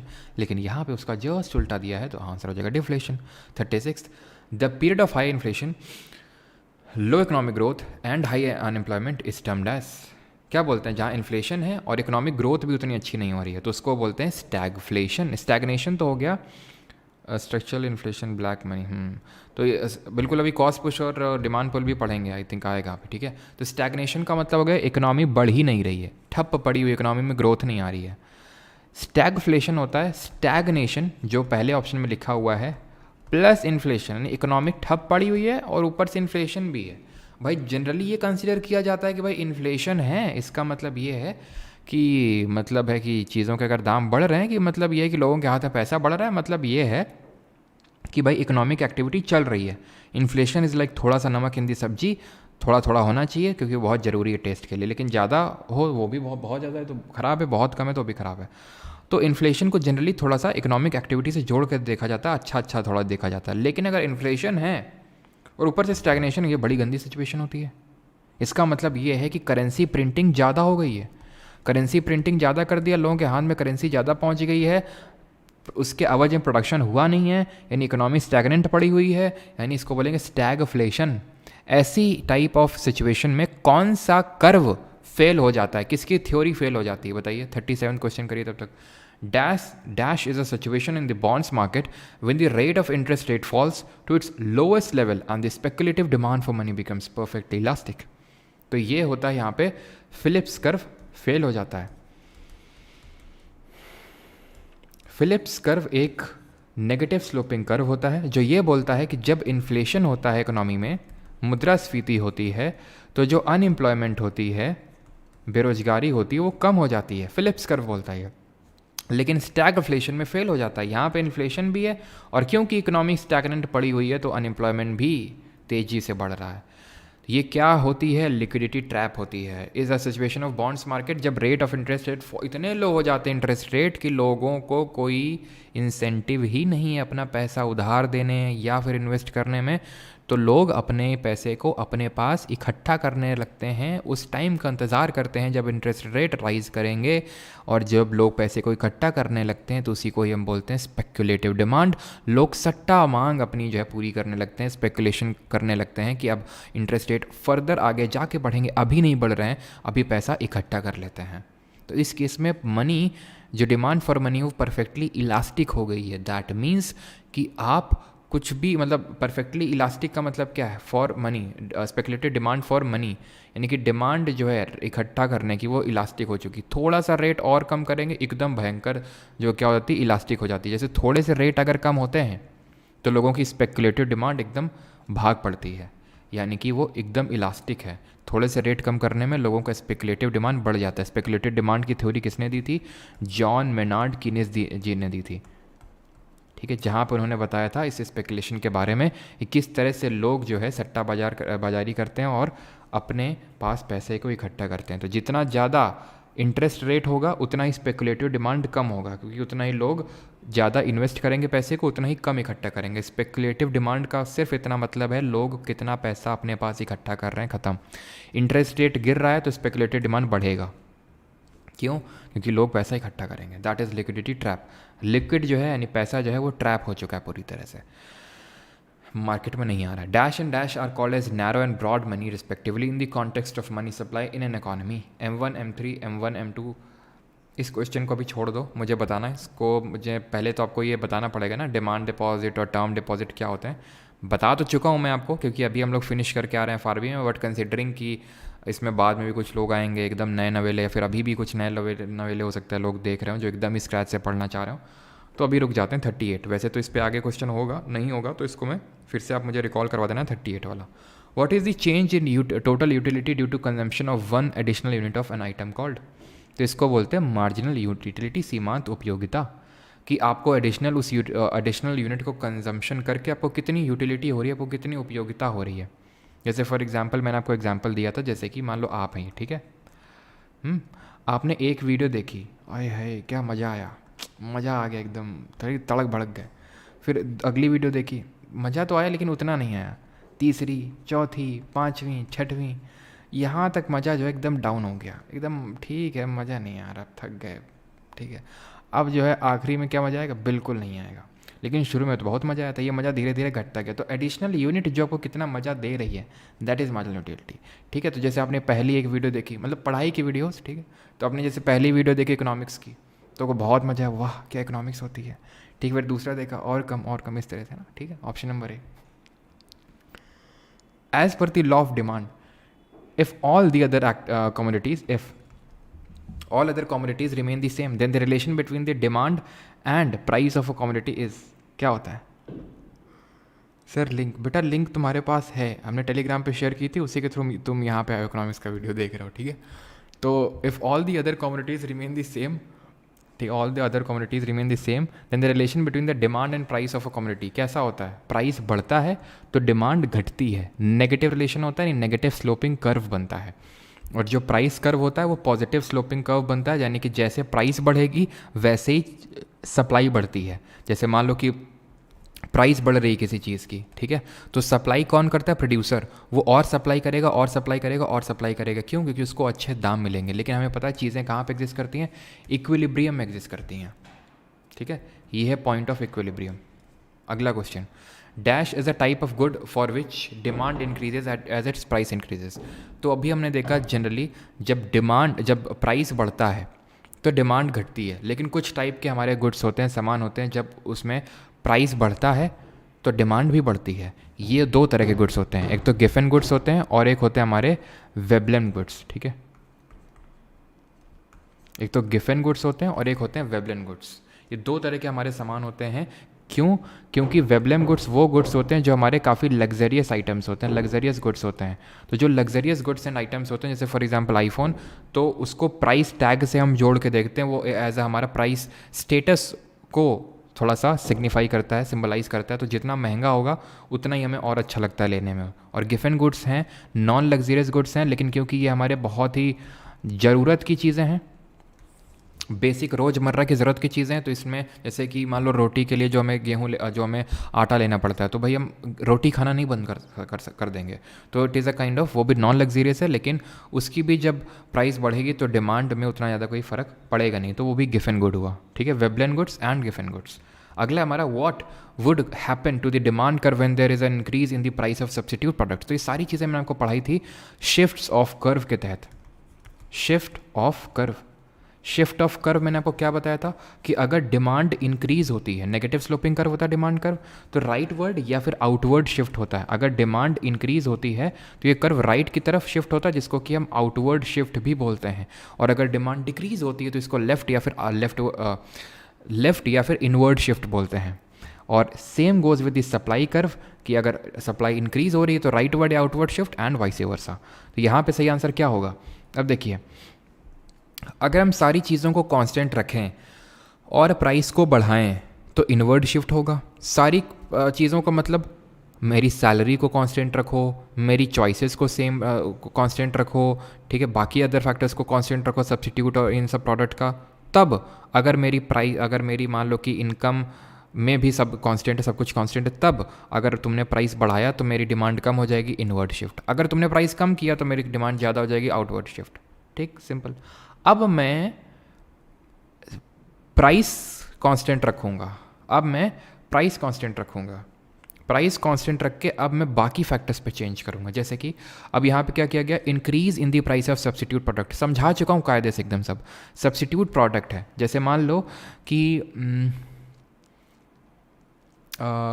कि सब्स्टिट्यूट का मान लेते हैं कि टमाटर है ये और ये केचप है, ठीक है, ये टमाटर और ये केचप है। तो अब मान लो कि केचप का प्राइस बहुत ज़्यादा बढ़ गया, तो टमाटर की डिमांड बढ़ जाएगी। केचप का प्राइस बढ़ गया तो केचप की डिमांड घट जाएगी। केचप की प्राइस बढ़ी तो केचप की डिमांड घटी। हमें केचप से कोई लेना देना नहीं है, हम तो पूछ रहे हैं टमाटर के बारे में। तो केचप का प्राइस बढ़ा तो टमाटर का डिमांड क्यों बढ़ गया? काहे से? अब ये लोग जो खरीदते थे वो सोच रहे हैं यार केचप डालने से अच्छा टमाटर ही ना डाल लें, जिसमें डालना है टमाटर से ही काम चलाएंगे क्योंकि सस्ता है। तो देखा आपने लापरवाही का नतीजा। तो क्या आपने देखा यहाँ पे? आपने ये देखा कि यहाँ पे हमने कुछ चेंज नहीं किया था, बस प्राइस वाइज कुछ चेंज नहीं किया, प्राइस कांस्टेंट था, सब्सिट्यूट का हमने प्राइस बढ़ा दिया, तो जिसकी वजह से आउटवर्ड शिफ्ट हो जाएगा डिमांड कर्व में, डिमांड बढ़ जाएगी, सिंपल। ठीक है। और वहीं अगर हम कॉम्प्लीमेंट्री गुड ले लें, complementary good in the sense, मैंने आपको एग्जांपल दिया था अगेन यहाँ पे, जैसे मान लो ब्रेड है, और ब्रेड है ये चीज़ है या फिर बटर है, तो ब्रेड में लोग बटर लगा के खाते हैं। तो अगर मान लो कि मुझे ब्रेड का देखना है तो जैसे ही, या फिर मुझे बटर का देखना है तो जैसे ही ब्रेड का प्राइस बढ़ेगा, बटर, ब्रेड की तो डिमांड कम होगी, बटर की भी डिमांड कम हो जाएगी, क्योंकि दोनों कॉम्प्लीमेंट्री हैं। क्योंकि ब्रेड महंगी, ब्रेड खाना बंद कर दे तो बटर भी खाना बंद कर देंगे फिर। Lack of financial discipline by the government can lead to, अगर सरकार द्वारा वित्तीय अनुशासन की कमी हो जाए तो फिर क्या हो सकता है? कानपुर एडमिशन में कैसे एडमिशन, कानपुर यूनिवर्सिटी पे क्वेश्चन आने ही वाला है, अगला क्वेश्चन कानपुर यूनिवर्सिटी का है, तो अपना दिल थाम के बैठिए। हाँ बेटा, दीपांशु राव दारू चखना हम समझ रहे हैं, ये एग्जाम्पल, इसका मतलब तुम बैच में हो, है ना, अगर तुम ये एग्जाम्पल दे रहे हो तो। कार पेट्रोल, बिल्कुल बिल्कुल सही है, कार एंड पेट्रोल। चलो, तो लैक ऑफ फाइनेंशियल डिसिप्लिन, तो बहुत ज़्यादा खर्चा करेगी गवर्नमेंट, और बहुत ज़्यादा, जिसकी वजह से बहुत ज़्यादा खर्चा करेगी तो बहुत ज़्यादा पैसा आ जाएगा इकोनॉमी में, जिसकी वजह से इन्फ्लेशन आ जाएगा इकोनॉमी में। Option number D, both A and B. Where is the headquarter of world bank located? Sir आप अपनी इनकम के छुपाते हो कोई? हम अपनी इनकम नहीं छुपाते हैं अनुराग शर्मा, जितनी है उतनी बताते हैं गवर्नमेंट को, कोई गवर्नमेंट के साथ धोखा वोखा नहीं है। और फिर इतना टाइम ही कहाँ है भाई, सारी चीज़ें बचाए हैं। Headquarter of world bank located, तो और इतना कमाते भी नहीं है पहली बात, ठीक है, तो वर्ल्ड बैंक लोग की बचाने की जरूरत पड़े, तो headquarter of world bank located कहाँ पे लोकेटेड है? तो जेनेवा स्विट्ज़रलैंड में, वाशिंगटन डीसी में लोकेटेड है, न्यूयॉर्क में, या फिर कहाँ पे लोकेटेड है, जल्दी से बताइए। ऑप्शन नंबर बी आंसर आ रहा है, अच्छा वाशिंगटन डीसी में, ठीक है, सही है सभी का। अब इसको इसको लेके थोड़ा सा डिस्कशन कर लेते हैं क्या है। देखिए एक्चुअली 1944 में, 1944 में एक ब्रेटन वुड्स कॉन्फ्रेंस हुई थी यूएसए में, ठीक है, जहाँ पे भी आपका T20 वर्ल्ड कप हो रहा है ना, ब्रेटन वुड, और आज इंडिया पाकिस्तान का मैच भी है, कितने वजह से है? तो ब्रेटन वुड्स कॉन्फ्रेंस में 3 इंस्टीट्यूशन बने थे, एक बना था IMF, इंटरनेशनल मॉनेटरी फंड, एक बना था IBRD, international bank for reconstruction and development, और एक बना था ITO, इनकम टैक्स ऑफिसर। ये बना था इंटरनेशनल ट्रेड ऑर्गेनाइजेशन, ये फेल हो गया आगे चल के, और ये बाद में जाके बनता है वर्ल्ड ट्रेड ऑर्गेनाइजेशन, WTO, ठीक है, बाद में। पहले ये बनता है GATT, general agreement on trade and tariff, जिसको गट्ट बोलते हैं, गट्ट की जगह वट्टो बना, यानी कि WTO बना, वो बात की बात है, ये फेल कर गया था, ये 2 बचे थे बाद में सर्वाइव किए, है ना, IMF और IBRD। तो सर वर्ल्ड बैंक कहाँ गया? तो एक्चुअल में यही बाद में जाके बनता है वर्ल्ड बैंक, तो इन दोनों का हेडक्वार्टर है वाशिंगटन डीसी में, तभी इन दोनों को हम ट्विन ऑर्गेनाइजेशन बोलते हैं। जरा बताइए, बैलेंस ऑफ पेमेंट कल मैंने आपको पढ़ाया था, जिसमें फॉरेक्स रिजर्व में के 2 कंपोनेंट जो IMF के अंडर में आते हैं वो बताइए। ऑप्शन नंबर बी यहाँ पे सही आंसर हो जाएगा, ठीक है। जेनेवा स्विट्जरलैंड में किसके हेडक्वार्टर है? WTO, WHO, WMO, ठीक है, WTO तो हो गया, ठीक है, तो ये सब जो O वाले हैं, ये सब आपके कहाँ, ILO, ये सब जेनेवा स्विट्जरलैंड में है, ठीक है। और यहाँ पे अगर बात करें तो मैंने आपको बताया था कि जो हमारे फॉरेक्स रिजर्व्स होते हैं उसमें 4 कंपोनेंट होते हैं, एक तो हमारे FCA, that is foreign currency assets, दूसरे आते हैं गोल्ड, तीसरा आता है स्पेशल ड्राइंग राइट्स, STR, जिसको पेपर गोल्ड बोलते हैं, RTP, that is reserve trying position, ये दोनों आते हैं IMF के अंडर में, ठीक है। और इसमें कितनी करेंसी का वेटेड एवरेज लेते हैं जरा बताइए? 45। Sustained rise in the general prices level in an economy is called as, तो क्या बोलते हैं किसी अर्थव्यवस्था में सामान्य मूल्य स्तर में निरंतर वृद्धि को? तो ये क्या होता है? 5 करेंसी का वेटेड एवरेज। US डॉलर, ठीक है, US डॉलर होता है, चाइना का रेन मिन बी होता है, रेन मिन बी होता है, और जापान का होता है युआन होता है, एंड पाउंड होता है, और एक और बता दें आप, करेंसी 5वीं कौन सी है? Sustained rise in the general rise, क्या होगा इसको बोलेंगे? इन्फ्लेशन, यानी चीज़ों के दाम बढ़ रहे हैं, चीज़ों के दाम घट रहे हैं, डिफ्लेशन बढ़ रहा है, inflation. During period of inflation क्या करना चाहिए? टैक्स को बढ़ाना चाहिए, घटाना चाहिए, क्या करना चाहिए?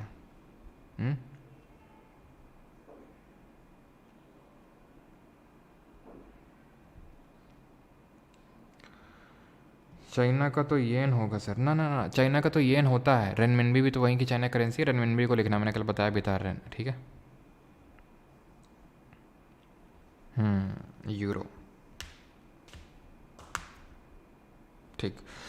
चलिए, तो इन्फ्लेशन में क्या है कि पैसा बहुत ज़्यादा सर्कुलेट कर रहा है इकोनॉमी में। टैक्स बढ़ा दो, टैक्स की दरें, अपने आप लोगों को ज़्यादा टैक्स भरना पड़ेगा, उनके हाथ में कम इनकम बचेगी, कम पर्सनल डिस्पोजेबल इनकम होगी, तो कम पैसे कम खरीदारी करेंगे, इन्फ्लेशन अपने आप कंट्रोल में आ जाएगा। ठीक है, सिंपल, आपको टैक्स रेट इंक्रीज़ कर देना। ज़रा बताइए ये कौन सी पॉलिसी है, बताइए ज़रा जल्दी से, कौन सी पॉलिसी है ये, मॉनेटरी की, फिस्कल?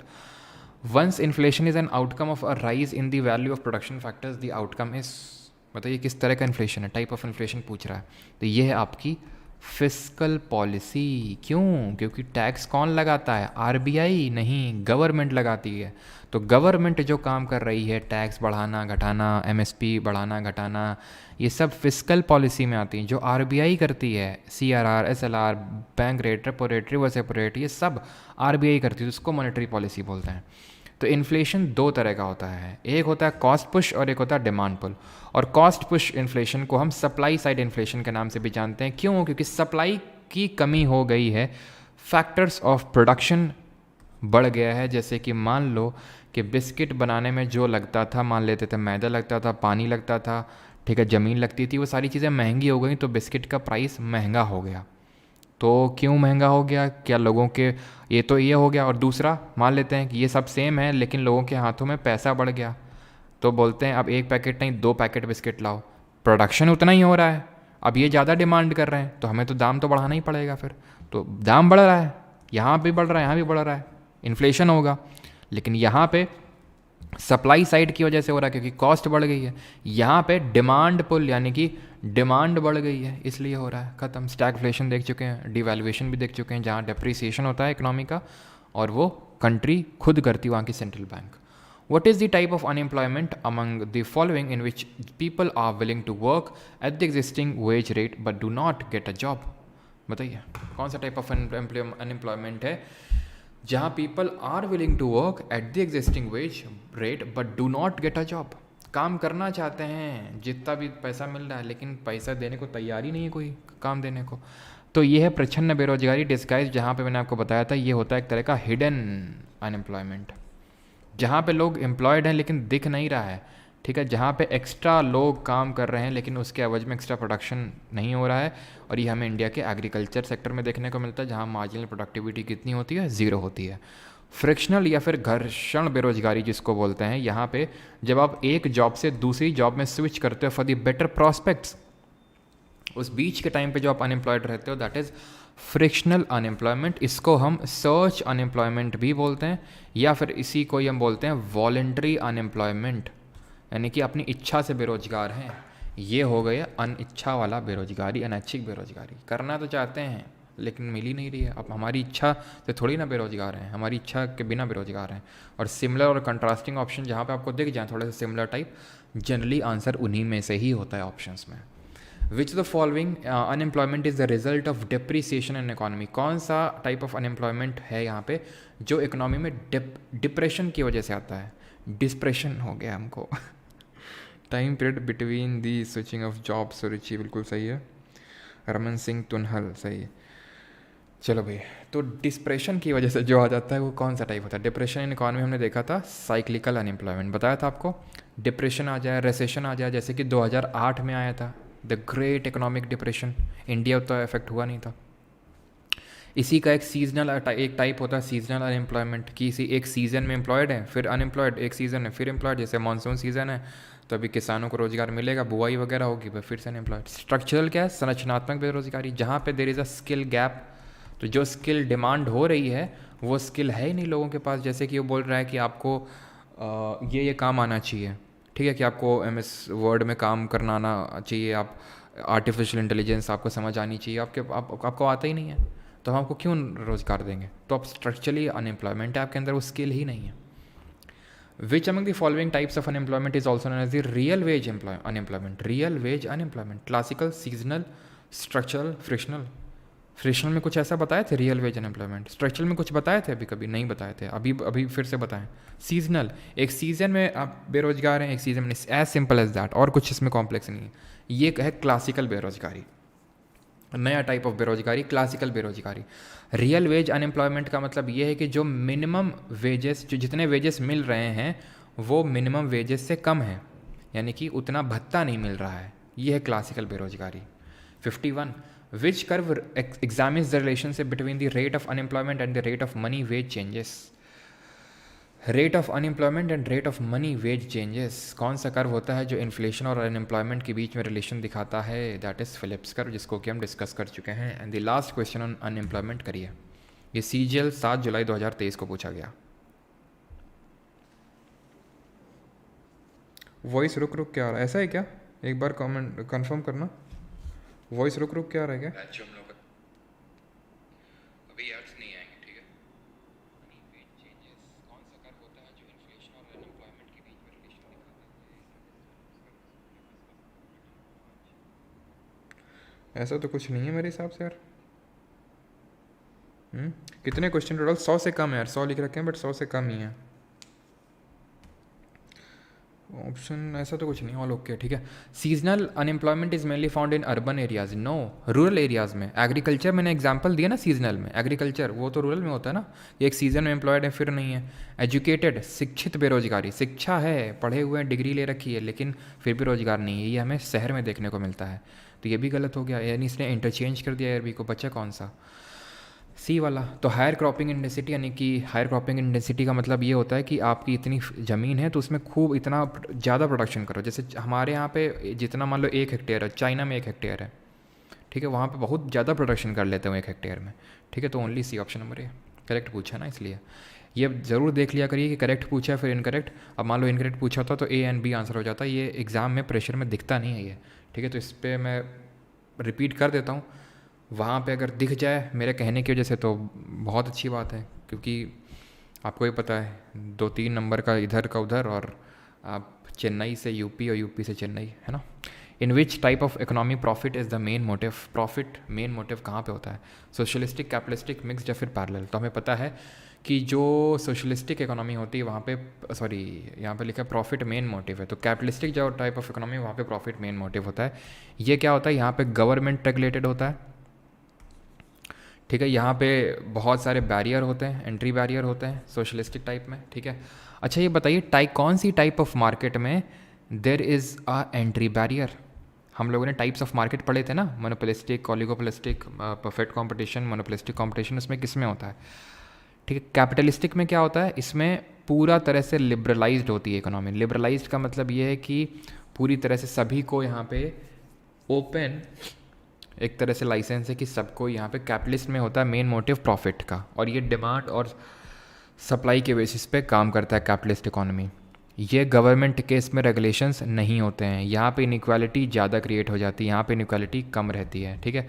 मिक्स्ड इकोनॉमी, जैसे इंडिया एग्जांपल है मिक्स्ड इकोनॉमी का, जहाँ पे आपको पता है कि कहीं कहीं पे गवर्नमेंट ही सिर्फ है, वहाँ पे सोशलिज्म चलता है, और बाकी जगहों में प्राइवेट भी है, तो मिक्स्ड इकोनॉमी इंडिया, ठीक है। और सोशलिस्ट की अगर बात करें तो रशिया हो गया एग्जाम्पल सोशलिस्ट का, कोरिया ये नॉर्थ कोरिया एग्जाम्पल हो गया। कैपिटलिस्ट की अगर बात करें USA आपका कैपिटलिस्ट इकोनॉमी हो गया। पैरेलल इकोनॉमी क्या होता है, तो ये अनऑर्गेनाइज्ड जो सेक्टर होता है हमारा, अनऑर्गेनाइज सेक्टर जो होता है, मैंने आपको बताया था, जैसे कि ये तो हमने जैसे primary sector, tertiary sector, secondary sector देखा था on the basis of the nature of work, कि किस तरह का काम कर रहे हैं। बट हम सेक्टर्स ऑफ इकोनॉमी को दो क्लासेस में क्लासीफाई करते हैं, एक तो ऑर्गेनाइज सेक्टर और दूसरा unorganise sector, on the basis of working conditions. Organise sector ये गवर्नमेंट रेगुलेटेड होता है, जहाँ पे गवर्नमेंट ने फिक्स कर रखे हैं कि इतना वेज देना ही है, इतनी लीव देनी है, ओवर टाइम का पैसा देना है, तो वो ऑर्गेनाइज सेक्टर जो रजिस्टर्ड है गवर्नमेंट के अंडर। अनऑर्गेनाइज सेक्टर जो जैसे हमारा मान लो पानी बताशा है, परचून की दुकान वाला है, ये सब अनऑर्गेनाइज सेक्टर में आते हैं। इंडिया का 90% इकोनॉमिक एक्टिविटी अनऑर्गेनाइज सेक्टर में होती है, ठीक है। तो उसी को हम पैरेलल, जैसे कि हमारी मम्मी लोग घर में काम कर रही हैं, वो इकोनॉमी में कंट्रीब्यूट करिए, फिर अनऑर्गेनाइज सेक्टर को आप मान लो तो वो पैरेलल इकोनॉमी उसको हम बोलते हैं, ठीक है। तो ऑप्शन नंबर B यहाँ पे सही आंसर हो जाएगा। कुछ क्वेश्चन पूछा था मैंने कि कहाँ पे एंट्री बैरियर होता है, तो वो होता है मोनोपोली में। और ज़रा बताइए कहाँ पे होमोजीनियस प्रोडक्ट्स को सेल किया जाता है, होमोजेनियस प्रोडक्ट कहाँ पे सेल किया जाता है? तो मोनोपोली में क्या होता है, मोनोपोली में सिर्फ एक सेलर होता है और मैनी बायर्स होते हैं, और यहाँ पे एंट्री बैरियर होता है। ऑलिगोपोली में फ्यू सेलर्स होते हैं, मैनी बायर्स होते हैं, लिमिटेड, एंड यहाँ पे भी एंट्री बैरियर होता है बट लिमिटेड थोड़ा सा होता है। और मोनोपोलिस्टिक कंपटीशन में similar but not same product sell किए जाते हैं मोनोपोली स्टैब्लिश करने के लिए, और होमोजेनियस प्रोडक्ट को सेल किया जाता है जहाँ पे परफेक्ट कंपटीशन होता है, जैसे कि इंडिया का agricultural market. The reserve bank of India was established इन, तो भारतीय रिजर्व बैंक की स्थापना किस वर्ष हुई थी? 1930, 51, 48 या फिर 35? सबका सही। नीलेश, भूमिका, नेहा, आकृति, रजनीश, शिवम। अब बायोलॉजी में फर्स्ट 3 टॉपिक का सेल प्लांट टिश्यू का हिंदी प्रिंटेबल, चलो प्रेमानंद जी डलवाते हैं उसको, है ना, और कृपा बनवाए रखें प्रेमानंद जी। रिजर्व बैंक ऑफ इंडिया, सही आंसर क्या होगा? 1 अप्रैल 1935 को स्टैब्लिश हुआ था, कलकत्ता में हेडक्वार्टर था, तो बाद में मुंबई में हेडक्वार्टर शिफ्ट हुआ। कौन से कमीशन के रिकमेंडेशन पे इसको स्टैब्लिश किया गया था? कौन से पर्टिकुलर एक्ट से इसको स्टैब्लिश किया गया था? और कब इसको नेशनलाइज किया गया था? ये कब राष्ट्रीयकरण हुआ था इसका? इसके पहले चेयरमैन का नाम बता दीजिए। तो कमीशन था आपका हिल्टन यंग कमीशन, जिसके रिकमेंडेशन पे इसको सेटअप किया गया था। हिल्टन यंग कमीशन 1926 1926 का। एक्ट वाज आरबीआई का एक्ट ऑफ 1934 1934 का एक्ट। नेशनलाइज किया गया था आपका 1949 में। बैंकिंग जो रेगुलेशन एक्ट आया था, जिसके तहत इसको पावर दी गई थी इसको रेगुलेट करने के लिए। इसकी वजह से इसको कुछ टाइटल दिए गए हैं, अगर आप बता सकें वो कौन से टाइटल हैं। पहले हमारे चेयरमैन थे ऑसबॉर्न स्मिथ, एंड पहले इंडियन चेयरमैन की अगर बात करेंगे दैट वाज सीडी देशमुख। और अगर हम बात करें टाइटल क्या दिए जाते हैं इनको, लेंडर ऑफ लास्ट रिसॉर्ट बोलते हैं आरबीआई को, क्योंकि जब किसी के पास बैंक को पैसा नहीं मिलता है तो आरबीआई के पास जाते हैं, और आरबीआई को बैंक ऑफ बैंक्स के नाम से भी जानते हैं। क्यों? क्योंकि बैंक्स को रेगुलेट करता है बैंकिंग रेगुलेशन एक्ट ऑफ 1949 को यूज़ करके, और यही बैंकिंग रेगुलेशन एक्ट है 1949 जिसके शेड्यूल 2 में जो बैंक्स मेंशन्ड हैं उनको हम शेड्यूल्ड कमर्शियल बैंक्स बोलते हैं। When RBI decides to decrease the repo rate, money supply will decrease, increase, remain unaffected, या फिर initially stay constant and then decrease.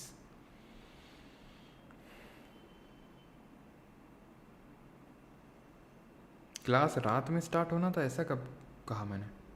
9:30 पे शेड्यूल था क्लास। कोशों के कोश, वाह क्या टाइटल है। RBI decides to decrease repo rate, तो जब तुम डिक्रीज़ करोगे ना, मैंने क्या बोला था, अगर तुम्हें कुछ समझ ना आए सीधा रट्टा मारो जिंदाबाद, कि अगर इन्फ्लेशन है तो हॉकिश मॉनेटरी पॉलिसी अपनाओगे, जिसमें मैंने तो इसको डियर टाइट मॉनेटरी पॉलिसी बोलते हैं, जिसमें तुम CRR, SLR, bank rate, repo rate, reverse repo rate सबको बढ़ा दोगे, और इसका उल्टा डिक्रीज़ कर दोगे तो क्या हो जाएगा? मनी सप्लाई बढ़ जाएगी। सिंपल, कुछ भी हो, ठीक। रेपो रेट क्या होता है? अब रेपो रेट को समझ लेते हैं। तो LAF करके होता है, लिक्विडिटी एडजस्टमेंट फैसिलिटी एक चीज़ होती है। एक्चुअल में गवर्नमेंट के होते हैं रीपर्चेज एग्रीमेंट्स होते हैं। एक तो होता है आउटराइट परचेज होता है।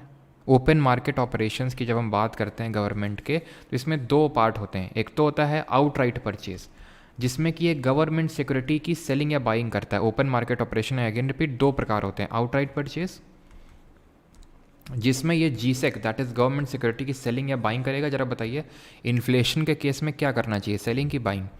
और दूसरा होता है LAF that is liquidity adjustment facility, जिसमें कि आते हैं आपके repo that is repurchase obligation and reverse repo. ठीक है, रेपो क्या होता है? जहाँ पे जो बैंक्स होती हैं शेड्यूल्ड कमर्शियल बैंक्स, वो जाती हैं और वो जाके क्या करती हैं? नाचती हैं आरबीआई के आगे। नहीं भाई, वो जाती हैं और आरबीआई से पैसा मांगती हैं। क्या कोलेट्रल यहाँ पे रखा जाता है कि नहीं रखा जाता गिरवी? सेम बैंक रेट में भी होता है। बैंक्स जाती हैं और आरबीआई के पास नाचती हैं जाके, नहीं लोन लेती हैं जाके, और वो वहाँ पे कोलेट्रल नहीं रखती हैं, बट यहाँ पे कोलेट्रल रखना पड़ता है। ये हो गया रेपो। लोन लेने जा रही है बैंक आरबीआई के पास। रिवर्स रेपो में आरबीआई बोल रहा है बैंक्स को कि हमारे पास पैसा तुम रख दो, हम तुम्हें ज़्यादा इंटरेस्ट रेट देंगे। ठीक है, तो तुम अपना दिमाग मत लगा देना इस तरह से कि रेपो को बढ़ाना पड़ रहा है जहाँ पे, तो वहाँ रिवर्स रेपो को घटाना पड़ेगा ना।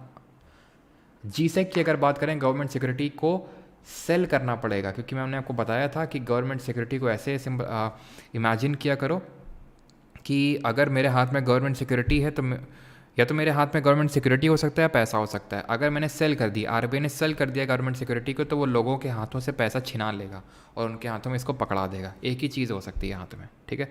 तो पैसा छिना लिया, दैट मीन्स कि इकोनॉमी से पैसा मंगा लिया, इकोनॉमी से पैसा खींच लिया, इंजेक्ट कर लिया, दैट मीन्स कि इन्फ्लेशन काउंटर कर दिया।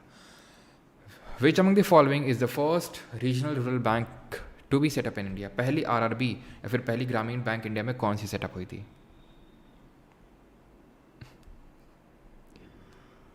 दक्षिण बिहार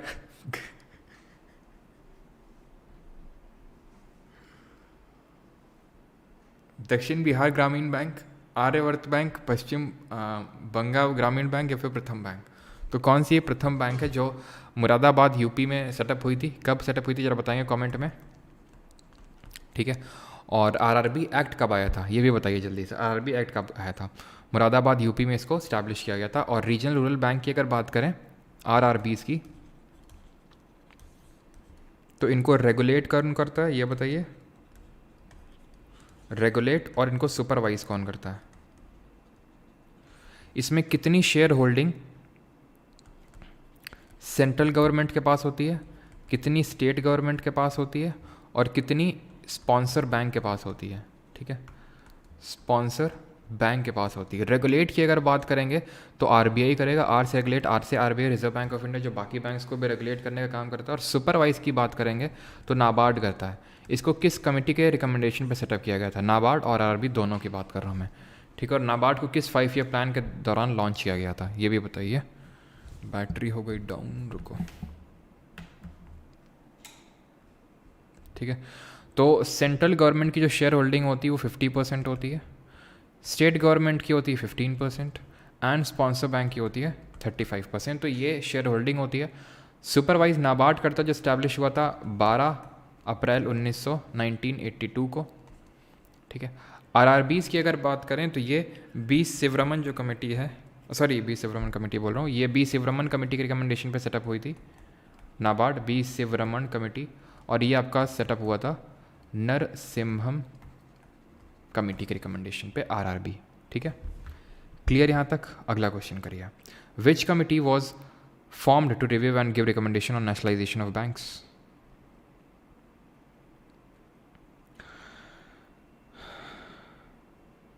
सिक्स्थ 5 ईयर प्लान, बिल्कुल 5th 5 ईयर प्लान चला था 74 से 78, देन एनुअल प्लान आ गए थे 80 तक, ठीक है। देन 80 से, सही है, 80 से 85, 6th 5 ईयर प्लान, सही है।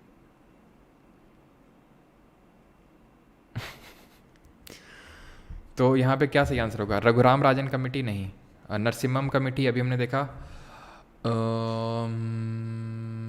नेशनल, ठीक है। एक सेकंड रुको, रंगराजन कमेटी, रघुराम राजन तो होगा नहीं, बिमल जालान कमेटी भी नहीं होगा, बिकॉज जो बिमल जालान कमेटी बनी थी वो इकोनॉमिक कैपिटल जो फ्रेमवर्क है, इकोनॉमिक कैपिटल फ्रेमवर्क, वो कमेटी देखने मतलब उसके लिए बना था ये। और रंगराजन कमेटी ये तो ये भी नहीं होगा क्योंकि पॉवर्टी वाली थी, ठीक। आंसर होगा नरसिम्हम। सर नरसिम्हम तो अब यहाँ पे होता था आरआरबी में, 2 बनी थी, नरसिम्हम 1, नरसिम्हम 2। नरसिम्हम 1 ने आरआरबी के रिकमेंडेशन को सेटअप के रिकमेंड किया था, और ये नरसिम्हम वर्किंग ग्रुप था सेकंड वाला जिसने बैंकों के राष्ट्रीयकरण को रिकमेंड किया था। जरा कमेंट में बताएंगे नेशनलाइजेशन ऑफ बैंक्स कब हुआ था, कब हमारी 14 बैंक्स को राष्ट्रीयकरण हुआ था? और ये इकोनॉमिक कैपिटल फ्रेमवर्क इंपॉर्टेंट नहीं है। और सी रंगराजन कमेटी हमने कल पढ़ा था, हमारी पॉवर्टी को लेकर कमेटी बनी थी। सबसे पहले दांडेकर एंड रथ कमेटी बनी थी, फिर अलग कमेटी बनी थी, फिर लकड़ा वाला कमेटी बनी थी, फिर तेंदुलकर कमेटी बनी थी, एंड फिर जो है रंगराजन कमेटी बनी थी, ठीक है। रंगराजन कमेटी, तो ये कमेटीज़ बनी थी। एंड इससे पहले हमने देखा था तो पोस्ट इंडिपेंडेंस, सबसे पहले कौन था जिसने कि पॉवर्टी लाइन, भले अनऑफिशियल तौर से थी लेकिन सबसे पहले किसने पॉवर्टी लाइन दी? और क्या पूछा ने, नेशनलाइजेशन ऑफ बैंक्स ये 1969 में हुआ जब 14 बैंक्स का राष्ट्रीयकरण किया गया। ये कब हुआ था? प्लान हॉलीडे के टाइम पे, फिर हम बोल सकते हैं 4th 5 ईयर प्लान के टाइम पे हुआ था, बिकॉज 4th 5 ईयर प्लान 1969 में स्टार्ट हुआ था, ठीक है। और क्या कुछ क्वेश्चन, हाँ, Dada Bhai Naoroji was the first person to give the poverty line. Which of the following is a function perform by the commercial banks in India? निम्नलिखित में से कौन सा कार्य भारत में वाणिज्यिक बैंकों द्वारा किया जाता है? Credit creation, issue of currency, banking facilities to the government, या फिर क्रेडिट कंट्रोल?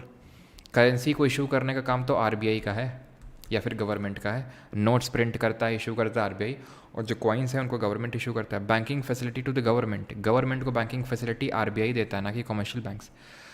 क्रेडिट का क्रिएशन करती हैं, पैसा बनाती हैं। पैसा कैसे बनाती हैं? पैसा ऐसे बनाती हैं, बैंक है, छुन्नू लाल आए, छुन्नू ने पैसा अपना डिपॉजिट किया, मान लेते हैं 1000 रुपये, इस 1000 रुपये को चुन्नू लाल को दे देंगी, चुन्नू लाल को दे देंगे, चुन्नू लाल इनको बैंक को 1500 रुपये लौटा के देंगे, बैंक इनको दे देगा 1200, हर कोई खुश, चुन्नू छुन्नू, अब बैंक भी क्यों, इनका 200 रुपये बढ़ गया, इन्होंने कुछ अपने काम के लिए लिया होगा, इनका काम हो गया, और बैंक को कितना पैसा बच गया, 300 रुपया बच गया, है कि नहीं। 1500 उनको दिया, 300 1200 दिया, 300 अपनी झोली में रखा, तो यहाँ बैंक का प्रॉफिट हो गया, छुन्नू का मुन्नू का सबका प्रॉफिट हो गया। इसी को बोलते हैं बैंक का स्प्रेड, टेक्निकल टर्म है स्प्रेड बोलते हैं इसको बैंक का। क्लियर। तो इस तरह से एक बैंक ने क्या किया, 1000 का 1500 कर दिया, यानी क्रेडिट क्रिएट कर दिया। ठीक, क्रेडिट कंट्रोल करने का काम आरबीआई का है। कैसे, मॉनेटरी पॉलिसी, वो जो टूल्स हैं उनका यूज़ करके वो क्रेडिट को कंट्रोल करता है RBI. 59 the important milestone of the SHG bank linkage movement was spearheaded by, ये भी एफआरबी में नहीं हम लोगों ने कवर किया, तो दैट्स वाई यहाँ पे मैंने रखा। तो SHG bank linkage programme launch किया गया था 1992 में, 1992 के टाइम पे। कौन सा 5 ईयर प्लान चल रहा था इस समय बताइए। और इसको स्पीयरहेड किया था नाबार्ड ने, जिसमें उसने ये बोला था कि जो भी एसएचजीज हैं, सेल्फ हेल्प ग्रुप हैं, जो कि एक तरह के हमारे माइक्रो फाइनेंस इंस्टीट्यूशंस हैं, ये बैंक में अपना अकाउंट खोल सकते हैं। यानी बैंक में अकाउंट खोलने को अलाउ किया गया था इन लोगों को 1992 में, नाबार्ड ने इसको अंडरटेक किया था। राइट, आगे बढ़ते हैं। सेबी 1988 में इस्टेब्लिश हुआ था, 1992 में स्टैट्यूटरी रिकग्निशन मिला, और माधवीपुरी बुच इसकी चेयरमैन है, first non IAS and first women chairperson है इसकी। What is the meaning of the term collateral in banking. तो बैंकिंग में कोलेटरल का शब्द का अर्थ क्या होता है, investment portfolio, type of credit card, a form of digital payment, या फिर an asset pledged as security, ठीक है, या फिर an asset pledged as security for loan. तो सही आंसर क्या होगा, ये आंसर होगा option number D, an asset pledged as security for collateral. यानी जो आप गिरवी रखते हैं जब आप लोन लेने जाते हैं तो इसको कोलेटरल बोलते हैं। 61 what is the main cause of income for commercial banks. तो कमर्शियल बैंक जो वाणिज्यिक बैंक होती हैं उनकी आय का मुख्य स्रोत क्या होता है, कहाँ से पैसा बनाती हैं। Donation from customer, customer donate करेंगे, डोनेशन से तो बन चुके business. Profit from stock market investment, government की ग्रांट, ग्रांट एक तरह का ग्रांट क्या है, वही है कि दान से बिजनेस थोड़ी ना बनते हैं भाई। Interest earned on loans and advances, option number D यहाँ पे सही आंसर होगा। ठीक है, तो अभी जो मैंने बताया कि जो ब्याज बैंक देगी चुन्नू को, वो 3% 4% का ब्याज देगी, और जो छुन्नू से जिसको उसने पैसा दिया उससे कितना चार्ज करेगी, 7% ब्याज। तो 3% का स्प्रेड कमाया, 3% का प्रॉफिट कमाया किसने, बैंक ने। तो इंटरेस्ट जो होता है उससे अर्न करती है बैंक।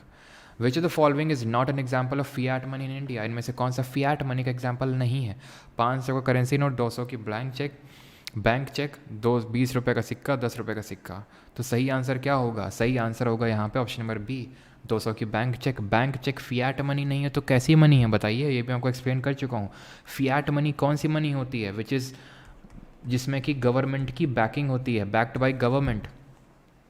आरबीआई ने इसमें लिख रखा है इस नोट में कि मैं धारक को इतने रुपए अदा करने की वो करता हूँ, और उसमें आरबीआई गवर्नर के साइन है, उसको लेने से कोई मना नहीं कर सकता। It is a kind of legal tender issued by the RBI, या फिर गवर्नमेंट, कोई लेने से मना नहीं कर सकता है। बट बैंक चेक लेने के लिए दो पार्टी के बीच में एक म्यूचुअल एग्रीमेंट होना चाहिए, एक समझौता होना चाहिए, या फिर एक तरह की सहमति होनी चाहिए। तो ऐसी मनी को फिड्यूशियरी मनी के नाम से जानते हैं।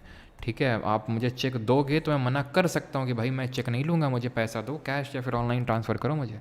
63 हु गेव द कॉन्सेप्ट। और प्लास्टिक मनी के एग्जांपल दीजिए। चलना बंद हो गए भाई ये क्यों, थोड़ा और चल जाओ।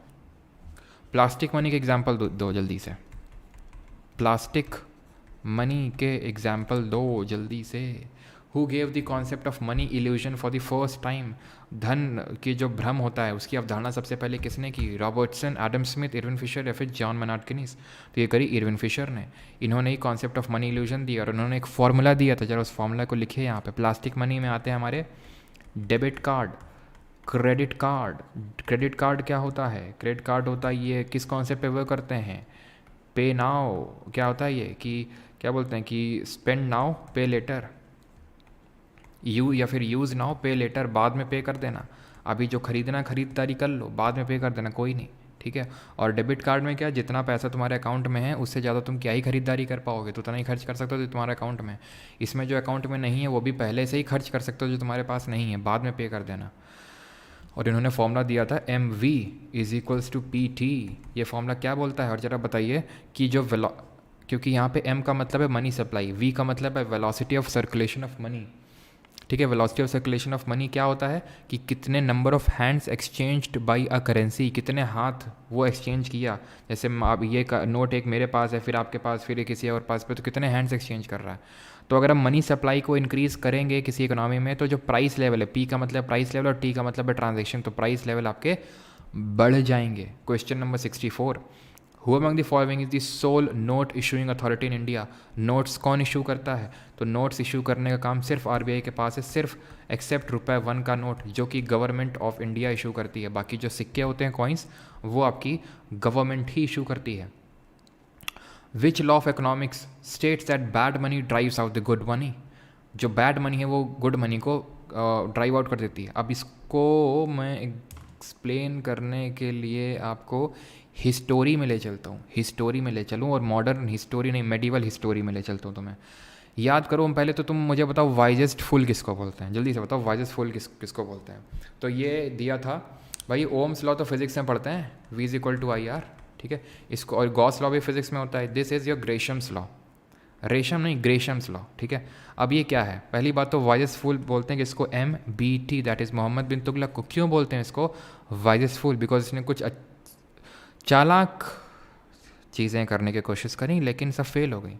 जैसे बोलते हैं ना, हमारे यहाँ कहावत है कि जो चालाक कौवा है वो डैश में गिरता है। अब वो डैश मैं आपको बता नहीं सकता हूँ, ठीक है। तो MBT है ये, MBT को वाइजेस्ट फुल बोलते हैं। तो इसने वाइजेस्ट फुल कई कारण है। एक तो इसने Qarachil expedition, failed expedition, Khurasan expedition, failed expedition. इसने कैपिटल शिफ्ट करी फ्रॉम दिल्ली तो दौलताबाद या फिर देवगिरी, फेल्ड हो गया वो भी। और इसने टोकन करेंसी इंट्रोड्यूस की, जिसमें इसने क्या किया, जिसमें इसने बोला कि हम तांबे के सिक्कों में, कॉपर की करेंसी में, सोने के सिक्कों के प्राइस को मार्क करेंगे। पहले सोने के सिक्के चलते थे, तो अभी सोने के सिक्कों के हम प्राइस को यहाँ पे लगाएंगे। तो लोगों ने घर में ही मिंटिंग स्टार्ट कर दी, तो गोल्ड के सिक्के इससे ड्राइव आउट हो गए। ऐसे समझो, गोल्ड के सिक्के चले गए, यानी कि बैड मनी, कॉपर सस्ता होता है, गोल्ड महंगा होता है, तो bad money drived out the good one. ठीक है, तो that is Gresham's, option number C. ठीक, अगला क्वेश्चन करो, ये क्वेश्चन करो, तब तक मैं शॉर्ट अपलोड कर दूं, क्योंकि शॉर्ट जो है आज अपलोड नहीं हुई है। जून के important current affairs news, India के 2 एनवायरमेंटलिस्ट जयधर गुप्ता एंड विजय दसमा, तो उसको मैं इंस्टाग्राम पे अपलोड कर देता हूँ। ठीक है, अभी तो यूट्यूब पे क्लास चली रही है, और जो पिछले 2-3 दिन के नहीं मिले हैं यूट्यूब शॉर्ट्स, वो एक्चुअली मैंने इंस्टाग्राम पे अपलोड कर दिए थे। ठीक है, तो वो अगर आप कनेक्टेड हो तो देख लेना, नहीं तो कोई दिक्कत नहीं है। अभी तो मैं यहाँ पे कर दिया करूँगा, एक्चुअली नोटिफिकेशन की वजह से यहाँ पे मैं नहीं कर रहा था। अभी क्या हो गया, तो चलिए देखते हैं। आज 9 जून है ना, 9 June current affairs, hashtag SSC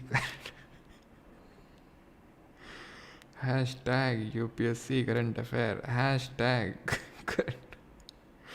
current affairs. एक और हैशटैग लगा दें, रुको जरा, हैशटैग न्यूज़ इन शॉर्ट। अब शेयर करते हैं।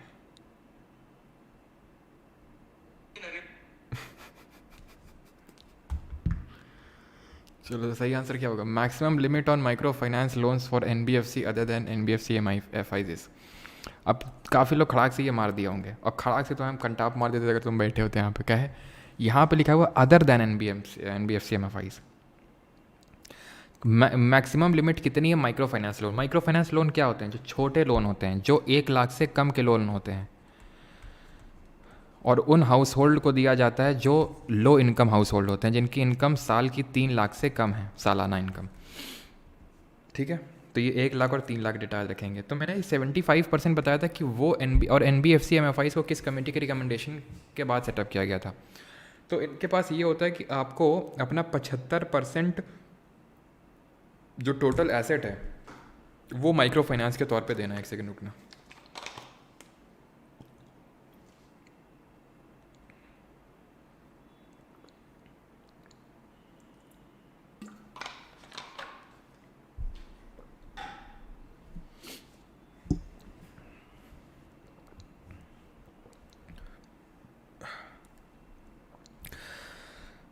एसेट क्या होता है?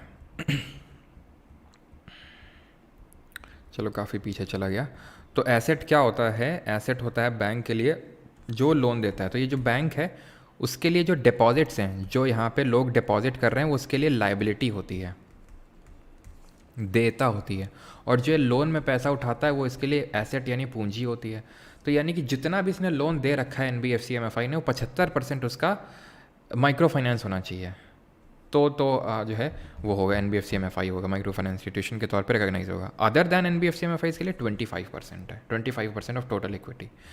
विच of the following is a key objective of micro finance institution. और जरा बताइए, father of micro finance institutions किसको बोलते हैं? Father Malegaon committee. ठीक है, सर जी को बहुत प्यास लगती है, गर्मी है तो प्यास नहीं लगेगी है। तो किसने रिकमेंड किया था? मालेगांव कमेटी। मालेगांव कमेटी 2010 में बनी थी, 2011 में इसने रिकमेंडेशन दिए थे। और अगर बात करें माइक्रो फाइनेंस इंस्टीट्यूशन का ऑब्जेक्टिव क्या होता है, तो इनका ये होता है कि भाई जो नहीं एक्चुअली सिर्फ वेमेन के लिए थोड़ी ना होते हैं कि नहीं सिर्फ वेमेन एंटरप्रेन्योर। अब वेमेन मान लो कि बहुत तो अमीर वेमेन है, नहीं, सिर्फ एक गरीब के लिए, फिर फाइनेंशियल इंक्लूजन को प्रमोट करने के लिए। ऑप्शन नंबर डी, वित्तीय समावेश और गरीबी उन्मूलन के लिए, है ना, कि लो इनकम हाउस होल्ड को दिए जाते हैं और छोटे अमाउंट दिए जाते हैं। ठीक है। और प्यास लगने का रीज़न बेटा, इतनी देर से बोल रहे हैं, प्यास नहीं लगेगी? गला नहीं सूखता है हमारा? हैं, खुद तो बैठे हो वहाँ पे देख रहे होगे एकदम, पानी पी रहे होगे एकदम, और भी चीज़ें देख रहे होगे हैं। यहाँ पे हम इतनी मेहनत कर रहे हैं, उतनी देर बोल के, और पानी पी लिया 2 घूंट, तो तुमको उसमें दिक्कत है?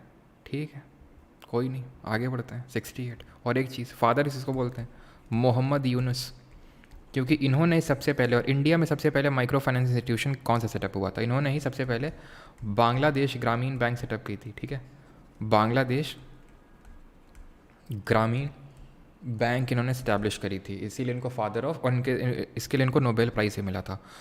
और इंडिया में जो सेटअप हुआ था दैट वाज सेवा, सेल्फ एम्प्लॉयड वुमेंस एसोसिएशन, जो कि हमारा इसको हम पहला SHG भी बोलते हैं, सेल्फ हेल्प ग्रुप। इसमें मेंबर्स की कितनी लिमिट होती है? 10 से 20। और जो जॉइंट लायबिलिटी ग्रुप होता है JLG, उसमें कितनी लिमिट होती है जरा बताइए।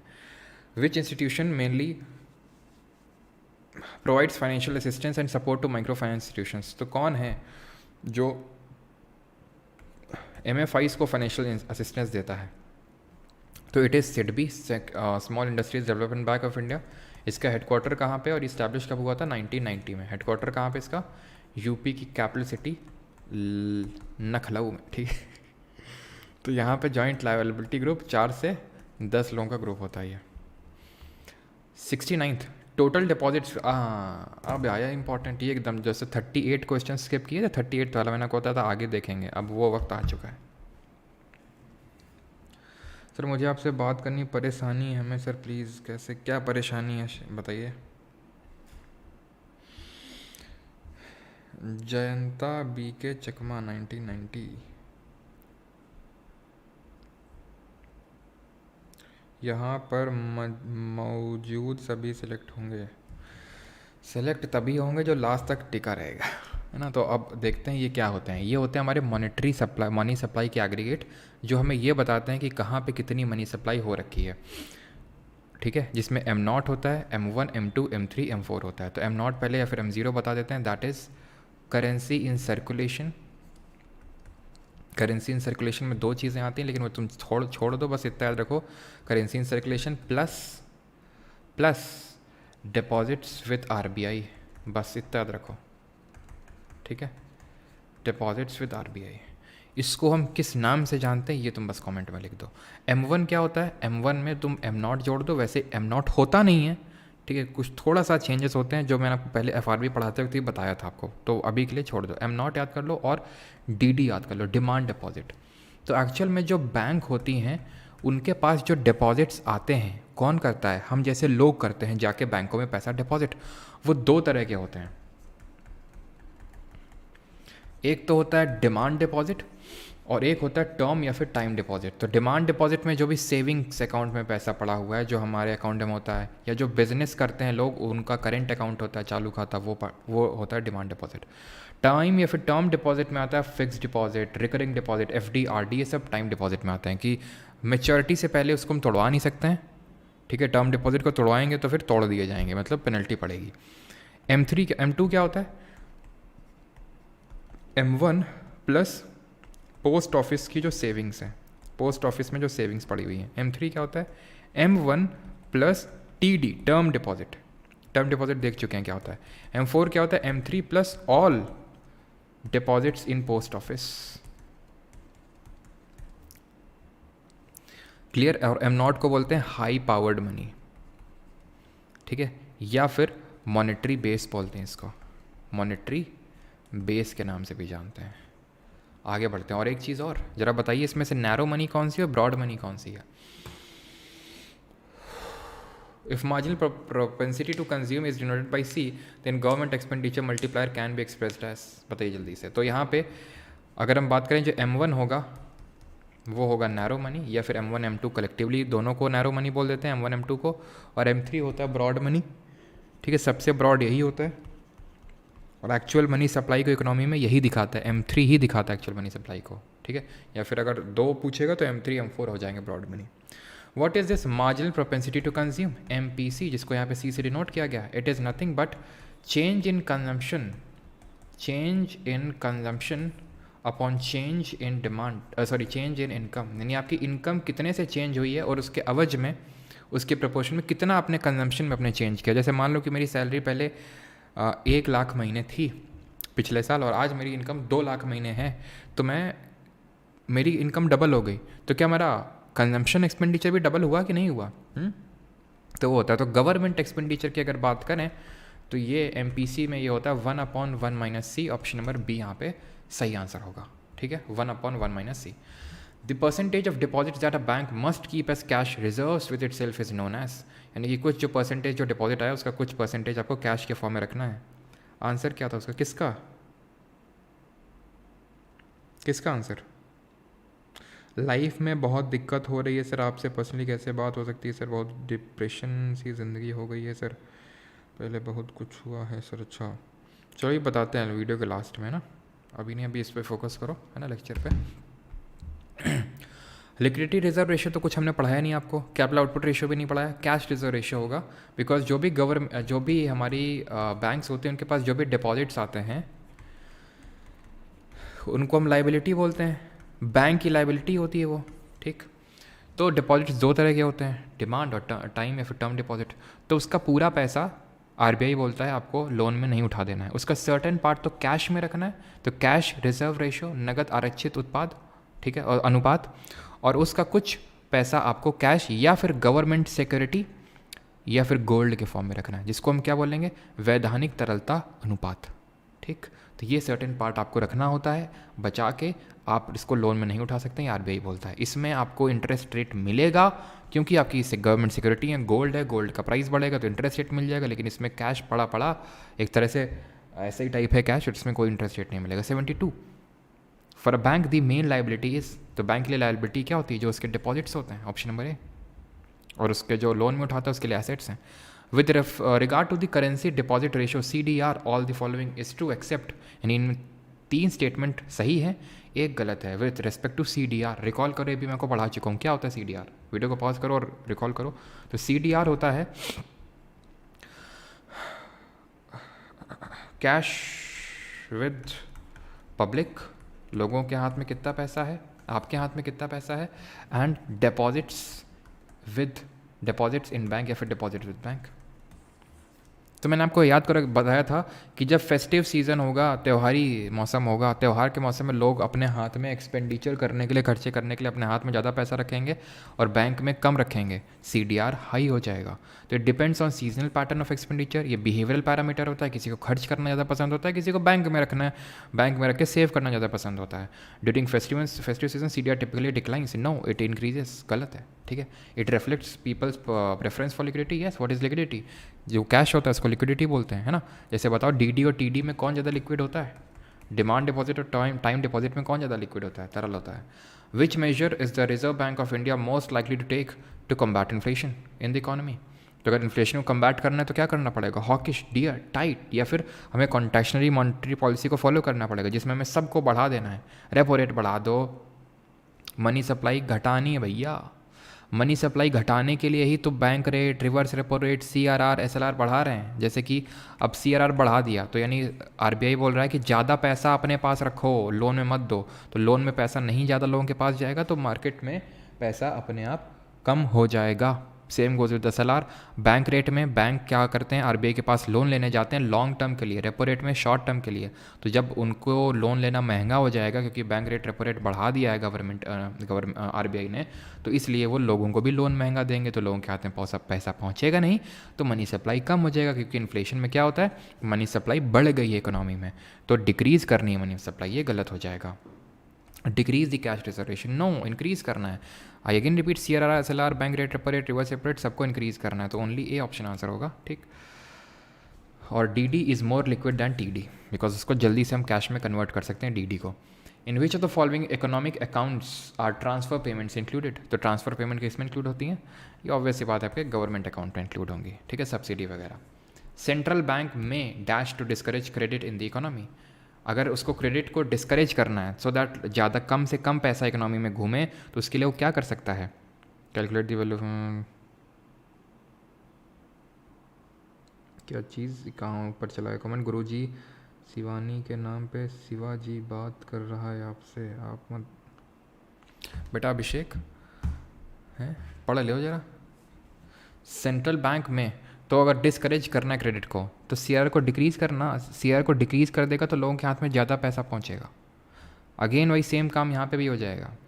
गवर्नमेंट सिक्योरिटी को अगर बाई कर लेगा ओपन मार्केट में, जिसको कि हम आउटराइट परचेज बोलते हैं, तो अनिल उसको लोगों के हाथ में पैसा देना पड़ेगा, अगेन गलत बात। बैंक रेट इंक्रीज़ कर दो, ठीक है, क्रेडिट को डिक्रीज़ करना है, पैसे को डिक्रीज़ करना है। कैश रिजर्व रेशियो क्या है, क्वालिटेटिव या फिर quantitative tool to control money supply, तो मैंने आपको बताया था 2 तरह की मॉनेटरी पॉलिसी होती है। ज़रा बताइए मॉनेटरी पॉलिसी कमेटी में कितने मेंबर होते हैं,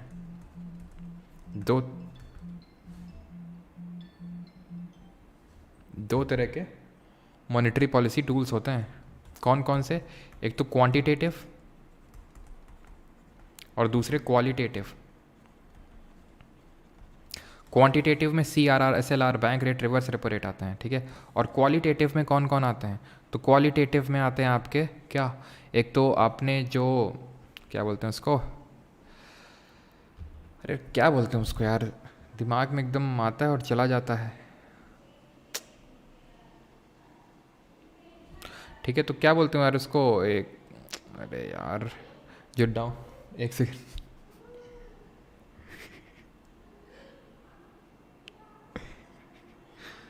कोई आ चुका है मुझे डिस्टर्ब करने, रुको जरा।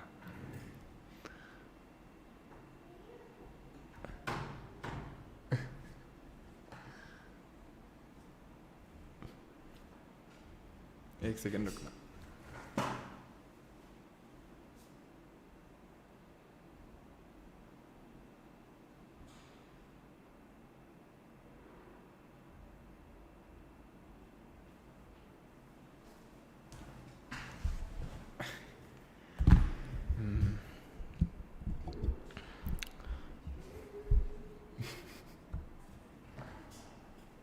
एक्चुअली क्या है ना, मेरी भतीजी है, ठीक है, तो वो उसको पता है कि क्लास चाचा कहाँ पे बैठे रहते हैं, तो भाग के जो है कमरे के बाहर ही आ गई। खैर, तो यहाँ पे क्या मैं बता रहा था, क्वालिटेटिव और क्वांटिटेटिव। तो ये आपके होते हैं क्वांटिटेटिव, CRR SLR ये सब बैंक रेट रेपो रेट सब क्वांटिटेटिव होते हैं। और क्वालिटेटिव की जब हम बात करते हैं तो हाँ मैं भूल गया था, तो जो एक तरह से हमें इनिशियल पेमेंट करनी होती है जिसको हम बोलते हैं मार्जिनल रिक्वायरमेंट, ठीक है, जो मार्जिनल रिक्वायरमेंट होती है, ठीक है। और मार्जिनल रिक्वायरमेंट के अलावा राशनिंग ऑफ क्रेडिट हमने पढ़ा था, है ना, राशनिंग ऑफ क्रेडिट कि भाई हम कहाँ कहाँ पे पैसे को किस तरह से खर्च करना है, किस सेक्टर में। और एक मैंने आपको बताया होगा सेंटियापा, दैट इज़ मॉरल सुवेशन, ठीक है। तो ये होते हैं हमारे क्वालिटेटिव टूल्स और बाकी सारे क्वांटिटेटिव होते हैं। तो CRR इज़ क्वांटिटेटिव। अब भाई दोनों एट द सेम टाइम तो हो नहीं सकते हैं, ठीक है, तो आंसर क्या होगा, option number A. A dash account is one which is maintained by an Indian bank in the foreign countries, usually in the currency of that country for the purpose of carrying out transaction there. तो ये मैंने आपको कल ही बताया था, and that is called as nostro.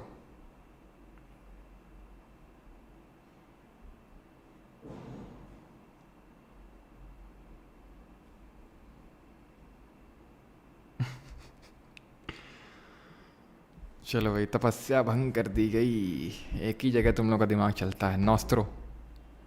एक second रुकना।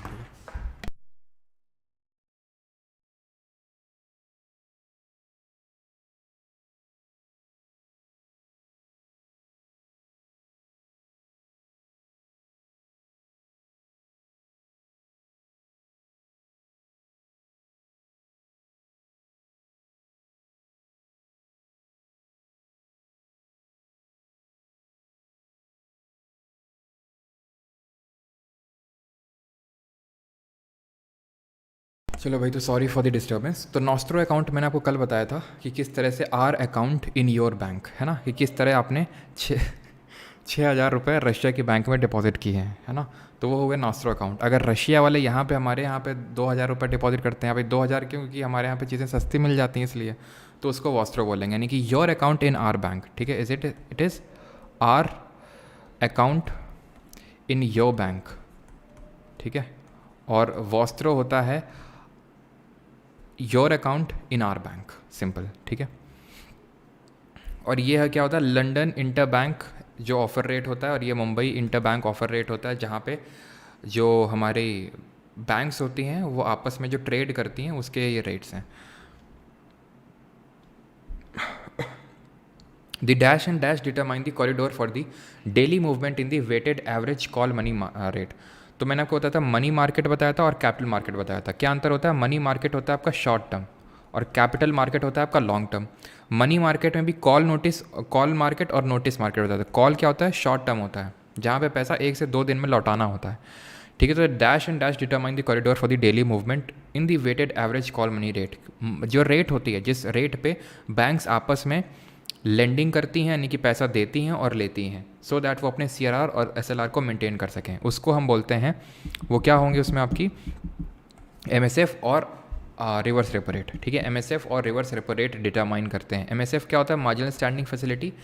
ये आपका 25 बेसिस पॉइंट ज़्यादा होता है रेपो रेट से। 25 बेसिस पॉइंट का मतलब होता है 0.25%। मार्जिनल स्टैंडिंग फैसिलिटी ये एक तरह का ओवरनाइट लोन फैसिलिटी होती है जो कि बैंक्स को मिली हुई है, सिर्फ शेड्यूल्ड कमर्शियल बैंक्स को ही, कि वो अपने CRR और SLR को मेंटेन करने के लिए ओवरनाइट लोन ले सकते हैं RBI से, उसको बोलते हैं MSF, ठीक है। तो MSF और रिवर्स रेपो रेट डिटरमाइन करते हैं daily movement of the weighted average call money rate. Open market operations conducted by the reserve bank of India are of dash types. तो अभी मैंने थोड़ी देर पहले आपको बताया था ओपन मार्केट ऑपरेशंस कितने टाइप के होते हैं। तो ये होते हैं 2 टाइप के। एक तो होता है आउटराइट परचेज, ठीक है, आउटराइट परचेज, जिसमें मैंने बताया था डायरेक्ट गवर्नमेंट सिक्योरिटी की सेलिंग एंड बाइंग होती है। एंड दूसरा होता है LAF, that is liquidity adjustment facility, जिसमें कि रेपो और रिवर्स रेपो आते हैं। तो ये 2 तरह के होते हैं, ऑप्शन नंबर ए। अब आ चुके हैं हम आखिरी के 20 से कम क्वेश्चन, क्योंकि मैंने आपको बताया 100 से हमारे कम ही क्वेश्चन हैं यहाँ पे, ठीक है। फाइनल लैप है हम लोग का ये। चलिए जल्दी से करते हैं क्वेश्चन खत्म। इनकरेक्ट स्टेटमेंट कौन सा है, fiat money is issued without any backing of an equivalent amount of gold or silver. Money multiplier is the ratio of money supply to the reserve money. Incorrect पूछा गया है। तो money multiplier हमने पढ़ा था कि it is inversely proportional to the CRR, यानी जितना रिजर्व में आप मनी रखोगे उतना ही कम मनी मल्टीप्लाई होगा आपका। मनी मल्टीप्लाई मतलब कितने मनी मल्टीप्लाई हो रही है। 100 रुपये आपने बैंक में डिपॉजिट किया और बैंक ने उसको 200 बना दिया, मनी डबल हो गई। तो जितना कम CRR, जितना कम रिजर्व, उतना ही ज़्यादा मनी मल्टीप्लायर। तो money multiply is the ratio of money supply to the reserve money, yes. तो मनी सप्लाई जितना बढ़ेगा उतना ज़्यादा मनी मल्टीप्लाई करेगा, जितना रिजर्व मनी कम होगा उतना ही मनी सप्लायर बढ़ेगा। तो ये सही है। In time deposit money can be withdrawn only after maturity और with a penalty before maturity, है ना, ठीक है। अब एक टाइम पीरियड के पहले नहीं कर सकते हो, ठीक है, उसको विथड्रॉ, और करोगे तो फिर डंडा पड़ेगा। Vault cash is also a part of money supply, no. Vault cash is the cash, जैसे आप बैंक में जाओ और पर्ची भरो कि हमें अपने अकाउंट से इतने रुपए निकालने हैं, तो जो बैंक ने पैसे रख रखे हैं अपने पास, it is the vault cash. वो मनी सप्लाई का पार्ट नहीं है। मनी सप्लाई के एग्रीगेट पड़े M0, M1, M2, M3, M4 कहीं देखा हमने? वॉल्ट कैश नहीं देखा, ठीक है। तो option number D, vault cash वो होता है, ठीक है। And fiat money is issued without any backing, उसमें उसकी बैकिंग नहीं होती गोल्ड सिल्वर की, और उसमें गवर्नमेंट की बैकिंग होती है, ठीक है। तो incorrect option number D. 82, which of the following is not a paper tax. इनमें से पेपर टैक्स कौन सा नहीं है? Wealth tax, gift tax, income tax या फिर एक्साइज ड्यूटी। तो इसमें से वेल्थ टैक्स, गिफ्ट टैक्स और इनकम टैक्स जो हमारे टाइप ऑफ डायरेक्ट टैक्सेस हैं, ये आपके पेपर टैक्स हैं, और जो एक्साइज ड्यूटी है वो आपका पेपर टैक्स नहीं होता है, ठीक है। इसको आप मॉडिफाई नहीं कर सकते, इसको आपको डायरेक्टली गवर्नमेंट को पे करना है, बट इसको आप मॉडिफाई कर सकते हो पेपर में दिखाया जाता है। तो इस वजह से पेपर टैक्स बोलते हैं एक्साइज ड्यूटी को, कस्टम ड्यूटी को, इन सबको, ठीक है। Excise duty, custom duty, paper tax, wealth tax, gift tax, income tax, या ये सब नॉन पेपर टैक्स। ये इंपॉर्टेंट है क्वेश्चन, ध्यान रखिएगा। Current account of the balance of payment include transactions like. तो कल ही हम लोगों ने देखा था बैलेंस ऑफ पेमेंट, यानी भुगतान संतुलन, जिसमें कि हमने 2 अकाउंट देखे, एक तो करेंट, ठीक है, और एक कैपिटल। करंट और कैपिटल। तो जब हम करंट की बात करते हैं तो इसमें क्या आता है, इसमें आता है हमारा ट्रेड ऑफ विजिबल्स एंड इनविजिबल्स आता है, यानी कि गुड्स एंड सर्विसेज का ट्रेड आता है, ठीक है, गुड्स एंड सर्विसेज का ट्रेड आता है। प्लस इसमें आ जाती हैं हमारी ट्रांसफ़र पेमेंट्स आ जाती हैं। प्लस इसमें जो रेमिटेंस होता है, रेमिटेंस आप जानते हैं, यानी कि जो भारतीय बाहर रह के भारत में पैसा भेजते हैं, घर में पैसा भेजते हैं, दैट इज़ रेमिटेंस। और ज़रा बताइए इंडिया की रैंक कितनी है रेमिटेंस के मामले में, और कौन सी कंट्री से सबसे ज़्यादा रेमिटेंस रिसीव करता है इंडिया। और कैपिटल में क्या आता है, कैपिटल में हमारी इन्वेस्टमेंट्स आती हैं, इसमें जो लोन लेना देना होता है वो सब आता है। तो इन्वेस्टमेंट भी हमारी दो तरह की होती हैं, FDI फॉरेन डायरेक्ट इन्वेस्टमेंट, और FPI that is foreign portfolio investment या फिर फॉरेन इंस्टीट्यूशनल इन्वेस्टमेंट। कौन सा अच्छा टाइप होता है बताइए। और रेमिटेंस में इंडिया फर्स्ट नंबर पे आता है और सबसे ज़्यादा USA से लेता है, ठीक है। तो इंडिया फर्स्ट में, मैक्सिको सेकंड पे, और सबसे ज़्यादा इनवर्ड रेमिटेंस आता है हमें USA से। तो करेंट अकाउंट में import and exports of goods and services आएगा, that is option number A, ठीक है। ट्रांसफ़र टू एंड अब्रॉड, ये क्या है, ट्रांसफ़र भी आएगा, इनकम टू एंड, ठीक है। तो ऑल ऑफ दी अबव हो जाएगा यहाँ पे, ऑप्शन नंबर D, ठीक है। चलिए, और ज़रा बताइए कि जब हमें इसमें डेफिसिट देखने को मिलता है तो उसको हम क्या बोलते हैं, मत बताइए, ट्रेड डेफिसिट होता है। अब बताइए जो मैं पूछ रहा हूँ, अगर ट्रेड डेफिसिट भी है किसी कंट्री में और फिजिकल डेफिसिट भी है तो उसको क्या बोलते हैं। अगर कोई कंट्री इंपोर्ट ज़्यादा कर रही है, एक्सपोर्ट कम कर रही है, तो उसको हम ट्रेड डेफिसिट बोलते हैं। जैसे चाइना के साथ हमारा $85 बिलियन का ट्रेड डेफिसिट है, सबसे बड़ा ट्रेडिंग पार्टनर है चाइना हमारा, जहाँ जिसके साथ हम $118 बिलियन का ट्रेड करते हैं, बट 85 बिलियन ट्रेड डेफिसिट है। दैट मीन्स इंपोर्ट ज़्यादा करते हैं चाइना से, एक्सपोर्ट कम करते हैं। और यहाँ तक कि जो हमारे टॉप 10 ट्रेडिंग पार्टनर्स हैं उनमें से 9 के साथ हमारे ट्रेड डेफिसिट्स हैं, ठीक है। तो अगर ट्रेड डेफिसिट भी है, फिजिकल डेफिसिट भी है, तो इसको हम क्या बोलते हैं, इसको हम बोलते हैं ट्विन डेफिसिट। क्लियर। अगला है हमारा, the national poverty line for 2011-12 was estimated to what per capita per month for urban areas of India. तो ये तेंदुलकर कमेटी ने दिया था, अगर आपको याद हो। कल ही मैंने आपको ये चीज़ पढ़ाई थी कि तेंदुलकर कमेटी थी जिसने कि ये बताया था कि 816 रुपये प्रति महीने कमाने वाला रूरल में से नीचे गरीब है और अर्बन में ये 1000 रुपये। और यहाँ पे इसके बेसिस पे मैंने आपको वो भी बताया था कि परसेंटेज ऑफ पीपल जो बिलो पॉवर्टी लाइन है, परसेंटेज जो BPL है वो उसका परसेंटेज कितना है, 21.9% है, ये भी ध्यान रखना। और पॉवर्टी रेशियो जिसमें कि, चलो इतना डीप में जाने की जरूरत तो नहीं है, लेकिन ठीक है मैं लिख देता हूँ, रूरल में 25.7% है और अर्बन में है 13.7%, ठीक है। और पॉवर्टी रेशियो कितना है, 29.5%, ठीक है। और तेंदुलकर कमेटी ने ही क्या बोला था, ज़रा बताइए एक चीज़ अगर आपको याद हो। तेंदुलकर कमेटी ने ही बोला था कि यूनिफॉर्म रेफरेंस पीरियड को आप रिप्लेस कर दो, इसकी जगह मिक्स्ड रेफरेंस पीरियड को ले आओ। और मिक्स्ड रेफरेंस पीरियड की जगह मॉडिफाइड मिक्स्ड रेफरेंस पीरियड, ये बोला था रंगराजन कमेटी ने। क्लियर। और जरा अलग कमेटी ने कैलोरी के बेसिस पे बोला था, याद है आपको। अलग कमेटी 1979 दैट इज़ 1979 में फॉर्म हुई थी। तो अलग कमेटी ने कैलोरी के बेसिस पे बोला था। जरा बताइए रूरल में कितनी कैलोरी बोली थी और अर्बन में कितनी कैलोरीज बोली थी। Question number 86, the poverty line in India is normally estimated. अब हम लास्ट के, आप मान लो 10 क्वेश्चन में आ चुके हैं, ठीक है, लास्ट के 10 क्वेश्चन में ही हम लोग घूम रहे हैं अभी। Poverty line in India is normally estimated dash by conducting sample survey. तो कितने साल में कंडक्ट किया जाता है सर्वे। रूरल में 2400 कैलोरी अगर कोई या फिर इससे ज़्यादा कंज्यूम कर रहा तो गरीब नहीं है, और अर्बन में 2100 कैलोरीज। क्लियर। बिकॉज अर्बन में कम ज़रूरत पड़ती है ना, रूरल में आदमी को मेहनत ज़्यादा करनी पड़ती है, तो वहाँ पे ज़्यादा कैलोरीज़ का कंजम्पशन होता है, ठीक। चलो भाई, तो कितने साल में एस्टिमेट किया जाता है, ये किया जाता है आपका 5 साल में। और ध्यान रखना 5 साल में ही आपका एग्रीकल्चर को जो सेंसस होता है,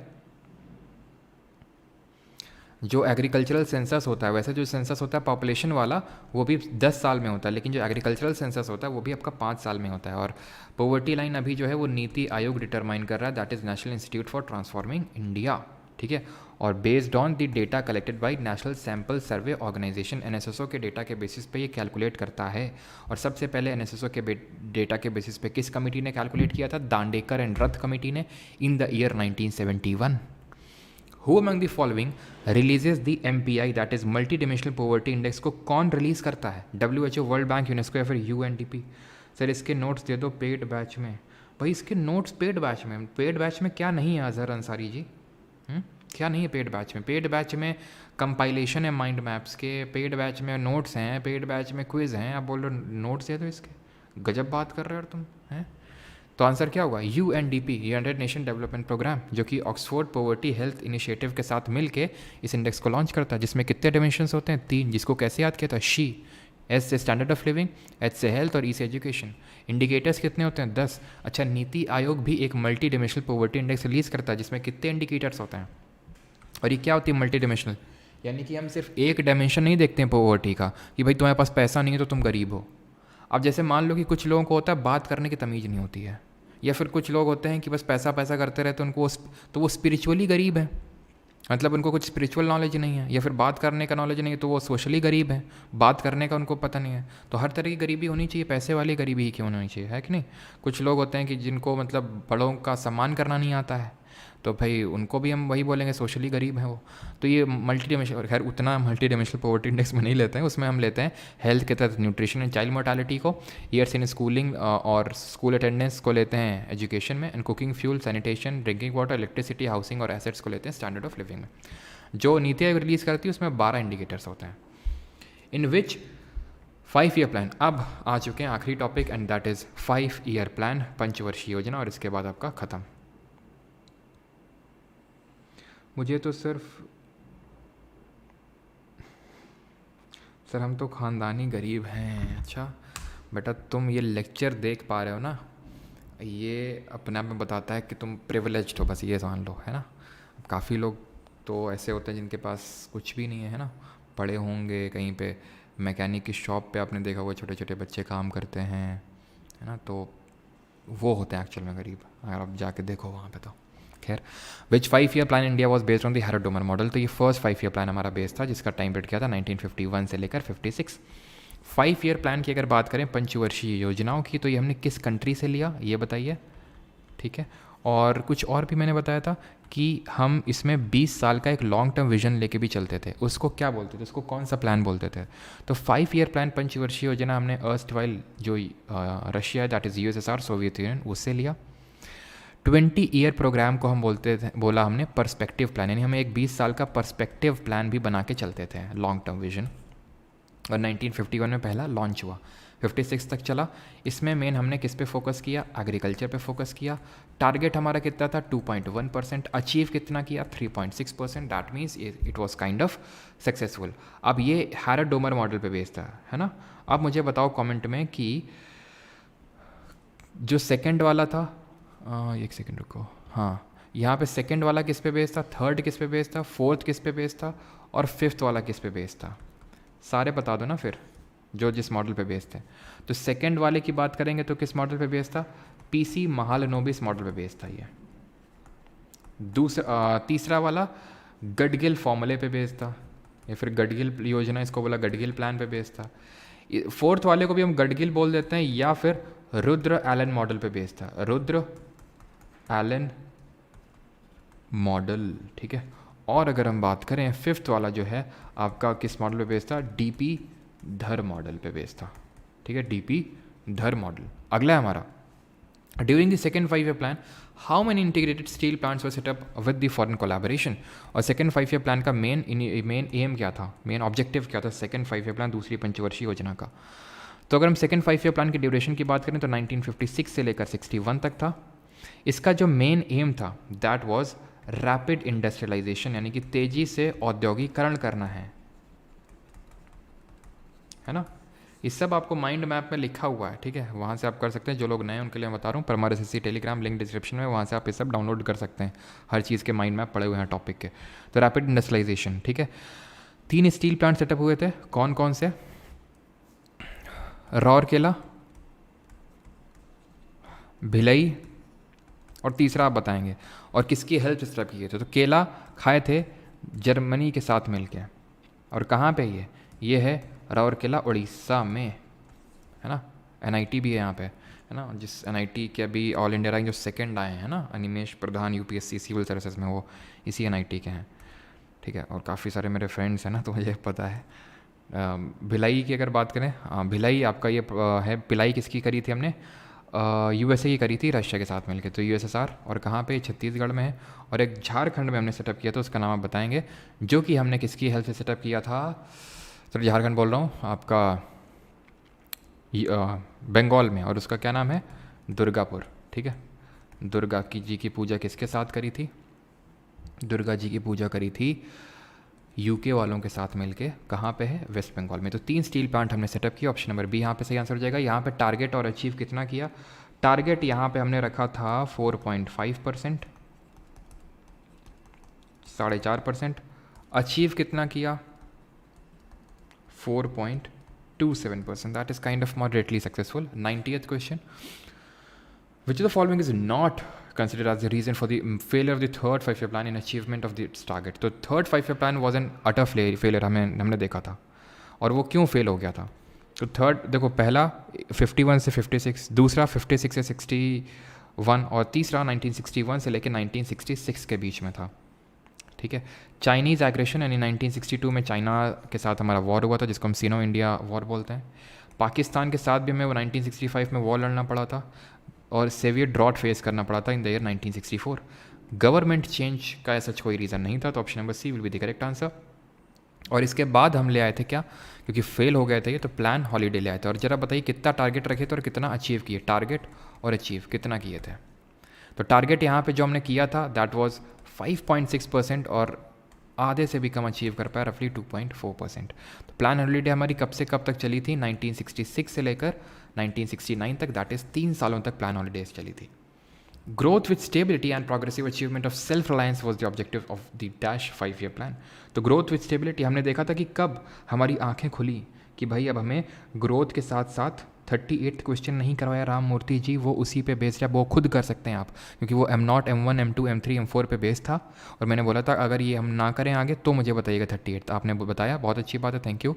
लेकिन वो आप खुद कर सकते हैं उसको अटैम्प्ट। ठीक है, चलो, तो यहाँ पे growth with stability, because concept मैंने आपको वो क्लियर करवा दिया। तो ये 4th 5-year प्लान का ऑब्जेक्टिव था, बिकॉज हमारे एकदम आंखें खुल चुकी थी कि भाई अब हमें फोर्थ ग्रोथ विथ स्टेबिलिटी की बात है ना, तो थर्ड तो होगा नहीं, बिकॉज थर्ड में तो हमारा था कि सेल्फ रिलायंस, एक सेकेंड, थर्ड में सेल्फ रिलायंट और सेल्फ जनरेटिंग इकॉनमी हमारा तो टारगेट था, self reliant and self generating economy था। फोर्थ में ही होगा, हाँ फोर्थ होगा, ठीक है, ग्रोथ विथ स्टेबिलिटी, हम ठीक है। तो ऑप्शन नंबर, क्योंकि हमारी आंखें खुल चुकी थी थर्ड 5-year प्लान के बाद, ठीक है, कि भाई इस तरह से ग्रोथ से सिर्फ काम नहीं बनेगा, हमें ग्रोथ विथ स्टेबिलिटी भी चाहिए साथ साथ। ठीक, आगे बढ़ते हैं। 92, in which 5-year plan were removal of poverty, that is गरीबी हटाओ, and self reliance declared as the major plan objectives. गरीबी हटाओ जिसके लिए 20 पॉइंट प्रोग्राम लॉन्च किया गया था, ठीक है, 20 पॉइंट प्रोग्राम लॉन्च किया गया था, बेसिक नीड्स अप्रोच लाया गया था, आरआरबी सेटअप करी गई थी इसी 5-year प्लान के टाइम पे। तो कौन सा है ये आपका है 5th 5-year plan, option number C. Target कितना रखा था, 4.4%। अचीव कितना किया, 4.8%। और यहाँ पे अगर बात करें 4th 5-year प्लान में टारगेट रखा 5.6% का, उतना ही टारगेट रखा जितना कि थर्ड 5-year प्लान में रखा। अचीव कितना, क्या थोड़ा सा ही ज़्यादा कर पाए उससे, 3.3%। लेकिन जब अगेन फेल हो गए तब हमने अपने टारगेट्स को भी कम किया 5th वाले में। 93rd, विच 5-year प्लान, कौन सी पंचवर्षीय योजना aimed to increase the rapid growth in food grain production. बड़ा आसान है, याद करो, क्या कुछ याद आ रहा है, FWP, food grain production work that is employment and productivity. 7th 5-year plan, कौन प्राइम मिनिस्टर था इस समय, जरा बताइए, और ड्यूरेशन क्या थी इसकी। और आपको पता होना चाहिए कि 5th 5-year प्लान का ड्यूरेशन क्या था, 1974 से लेकर 1978, 1974 से लेकर 78। और उसके बाद पता है कि गवर्नमेंट चेंज हो गई, क्योंकि 76 में वो इमरजेंसी वगैरह लगी, तो इसकी वजह से इसके बाद आफ्टर 5th 5-year प्लान, 5वें पंचवर्षीय योजना के बाद रोलिंग प्लान आते हैं, जो कि जनता government that was led by Morarji Desai, उन्होंने लेके आए, 5-year प्लान ख़त्म कर दिया। तो 5th 5-year प्लान की इमीडिएटली बात कोई 5-year प्लान नहीं था, बल्कि रोलिंग प्लान था, या फिर इसी को हम एनुअल प्लान भी बोल देते हैं। जो भी प्लान हॉलीडे देखा ना 66 से 69 के बीच में, या फिर ये जो भी हमने देखा रोलिंग प्लान 78 से लेके 80 के बीच में, इनको हम एनुअल प्लान बोल देते हैं, ठीक है। और 7th 5-year प्लान में Rajiv Gandhi was the prime minister. और 7th 5 ईयर प्लान की अगर बात करें तो टारगेट यहाँ पे रखा था हमने 5%, अचीव किया 6%, हो गए खुश। और इसी चीज़ को लेके हमारे प्रोफेसर राज कृष्णा जी ने बोला हिंदू रेट ऑफ ग्रोथ है। हिंदू रेट ऑफ ग्रोथ मतलब जैसे हिंदू फिलॉसफी ये है कि भाई कम में ही खुश रहना है, तो इसे वैसे ही हम कम रेट ऑफ ग्रोथ में ही खुश हैं, तो ये हिंदू रेट ऑफ ग्रोथ बोला प्रोफेसर राज कृष्णा ने। After which 5 year plan there was not much emphasis on the public sector. किस पंचवर्षीय योजना के बाद सार्वजनिक क्षेत्र पर अधिक जोर नहीं दिया गया, ठीक है, पब्लिक सेक्टर पे, तो it was the 9th plan. Option number B सही आंसर, बी सही आंसर होगा। 9th 5 ईयर प्लान कब से कब तक था? 1997 से लेके 2002। और अटल बिहारी वाजपेयी जी इसमें क्या थे? इसमें आपके प्राइम मिनिस्टर थे। टारगेट यहाँ पे 6.5% का रखा था हमने, 6.5% का, और जो अचीव किया दैट वाज 5.4%। ये मैं आपको इसलिए बता रहा हूँ सो दैट रिपीट करता हूँ बिकॉज इस पे क्वेश्चन आ गया 95th। Actual growth rate of the 9th and 10th 5 year plan was, actual growth कितनी हुई थी 9वें और 10वीं पंचवर्षीय योजना में? ये I think second last he question है हमारा, ठीक है, सेकेंड लास्ट क्वेश्चन है। सर फिजिक्स और केमिस्ट्री FRB ही नहीं किया, अच्छा चलो। तो यहाँ पे अगर हम बात करें actual growth rate 9th 5 year plan में और 10th में ना, तो 9th में तो अभी मैंने बताया 5.4% अचीव किया, ख़त्म। और 10th में 7.6% अचीव किया, ठीक है, और 9th और 10th, ठीक है। अब यहाँ पे है आपका, और जरा बताइए 9th और 10th किस में? हॉर्टिकल्चर मिशन लॉन्च हुआ था, हॉर्टिकल्चर, ये भी मैंने आपको बढ़ाया था। अगला देखिए national horticulture mission. 96th prime minister कौन था किस 5 ईयर प्लान के टाइम पे? तो हमने देखा था नेहरू जी शुरू के 3 में थे, अगले 3 में यानी 1 2 3 नेहरू, 4 5 6 इंदिरा, 7 राजीव गांधी, 8th अटल बिहारी वाजपेयी, ठीक है, 8th Atal Bihari 8th PV Narasimha Rao, 9th Atal Bihari Vajpayee, 10th Vajpayee plus Manmohan ji, 11th Manmohan ji, 12th Manmohan ji, ठीक है। और 12th पूरा नहीं हो पाया था, 2012 से लेकर सिर्फ 14 तक रहा था, और उसके बाद सरकार चेंज हो गई, NDA गवर्नमेंट आ गई, उसने प्लानिंग कमीशन को ख़त्म करके 5 ईयर प्लान को स्क्रैप करके नीति आयोग उसकी जगह ले आया। नीति आयोग के CEO और चेयरमैन, CEO और वाइस चेयरमैन का नाम आपको बताना, बिकॉज चेयरमैन तो प्राइम मिनिस्टर ही होते हैं। जिस तरह प्लानिंग कमीशन जो था जो कि 5 ईयर प्लान को इम्प्लीमेंट करता था, उसके चेयरमैन भी प्राइम मिनिस्टर ही होते थे, ठीक है। तो मनमोहन सिंह जी किसके होंगे? मनमोहन सिंह जी होंगे 11th के, और अटल बिहारी वाजपेयी जी होंगे 10th के। दैट मीन्स कि यहाँ पे ACB would be the correct answer, option number D answer होगा यहाँ पे। एंड द लास्ट क्वेश्चन ये रहा आपका, ये लास्ट क्वेश्चन है। और एक चीज़ और बताएंगे आप कि 11th 5 ईयर प्लान का गोल क्या था और 12th 5 ईयर प्लान का गोल क्या था। Failure of the 3rd plan was that of the devaluation of rupee along with the inflationary recession led to the postponement of 4th 5 year plan. तो 3rd 5 year plan आपका इसके समय devaluation हुआ था रुपी का। डिवैल्यूएशन का मतलब आप जानते हैं क्या होता है? डिवैल्यूएशन का मतलब होता है कि जानबूझ के अपनी करेंसी को डिवैल्यू कर देना, डेप्रिशिएट कर देना, ठीक है। क्यों किया जाता है? एक्सपोर्ट को बूस्ट करने के लिए, क्योंकि मैंने बताया करेंसी अपनी अगर डोमेस्टिक वाली डेप्रिशिएट करेगी तो इसका मतलब है कि एक्सपोर्ट कॉम्पिटिटिव बनेंगे। एक्सपोर्ट कॉम्पिटिटिव बनने का मतलब है एक्सपोर्ट जो करता है, निर्यातक जो होते हैं, उनको फ़ायदा मिलता है। तो क्योंकि हमारे पास करेंसी थी नहीं उतने, फॉरेन करेंसी एसेट्स हमारे पास कम हो गए थे, फॉरेन करेंसी कम हो गई थी, इसलिए हमने एक्सपोर्ट को बूस्ट करने के लिए, सो दैट ज़्यादा से ज़्यादा फॉरेन करेंसी आए, हमने अपनी करेंसी को डेप्रिशिएट करवा दिया। लेकिन क्योंकि ज़्यादा कुछ काम किया नहीं, इसलिए हमें ये 5 ईयर प्लान को थोड़ा सा आगे बढ़ाना पड़ा। ये बात सही है आपकी, ठीक है। 3 annual plans were introduced instead of 5th 5 year plan. No, 5th 5 year plan तो आया ही आया था। 3rd 5 ईयर प्लान के बाद एक तो ब्रेक आया था, एक 5th 5 ईयर प्लान के बाद ब्रेक आया था, वो भी 78 से लेकर 80 के बीच में, और एक 5 ईयर प्लान में ब्रेक आया था after the 7th 5 year plan जो राजीव गांधी के जो बाद हुआ था। क्यों? क्योंकि 1990 में इंडिया को एकदम बैलेंस ऑफ पेमेंट का क्राइसिस सफ़र करना पड़ा था, ठीक है। उस क्राइसिस की वजह से हमें फिर एनुअल प्लान्स लाने पड़े थे 1991 और 1992 में। कोई 5 ईयर प्लान नहीं है, तो 3 ही ब्रेक हुए थे, तो 3rd के बाद, 5वें के बाद और 7वें के बाद। तो ये गलत हो जाएगा, option A, only A is true। पूछा क्या? करेक्ट पूछा है ना, देख लो, हाँ करेक्ट ही पूछा है। ख़त्म हो गया हमका, अच्छा एक सेकेंड, ख़त्म हो गया। 95th क्वेश्चन रिपीट है, ये तो हम कर चुके हैं, ठीक है। और यहाँ पे 11th 5 ईयर प्लान का क्या था target? That was growth, faster and sustainable growth, ठीक है। ये था फास्टर एंड इंक्लूसिव ग्रोथ, ठीक है। और जो आपका 12th 5 ईयर प्लान था इसका था फास्टर, इंक्लूसिव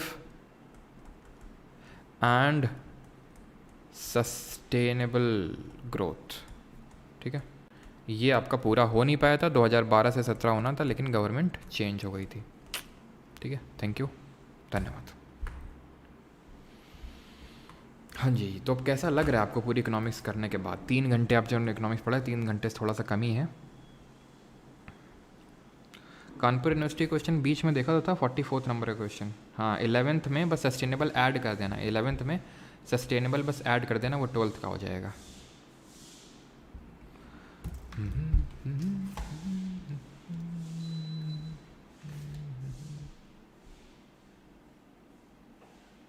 सर धन्यवाद, आपने पूरा दिन का इंटरनेट खा गए। देखो इनको, मतलब कुछ 2 शब्द बोल दें मीठे प्यार के ना, नेट खा गए। सर को प्यास ही लगती रहती है, पता नहीं कितने प्यासे हैं। अरे हमको तो पानी की प्यास है, तुमको तो सर कितना भी पढ़ लूँ इकोनॉमिक्स समझ नहीं आता, तो मत पढ़ो फिर, तुम अब छोड़ दो, त्याग संन्यास ले लो इकोनॉमिक्स से, रहने दो फिर। कलेजे को ठंडक मिल गई, परम आनंद की प्राप्ति हो गई। अच्छा, स्कोर भी तो बता दो, 96 में आपने 97, हाँ अच्छा एक क्वेश्चन का ब्रेक हो गया था, तो 96 में आपने कितना स्कोर किया? कॉन्फिडेंस आ गया कि नो? आप भी अगर कॉन्फिडेंस ना आया ना, तो जाओ भाई किताब खोलो, किताब से तुम पढ़ो बस, अगर अभी भी तुमको ना समझ में आया तो। ठीक है, वैसे तो ऑलमोस्ट आई थिंक सभी को आ चुका है, कमेंट्स पढ़ के तो यही समझ में आ रहा है, मज़ा आ गया सर।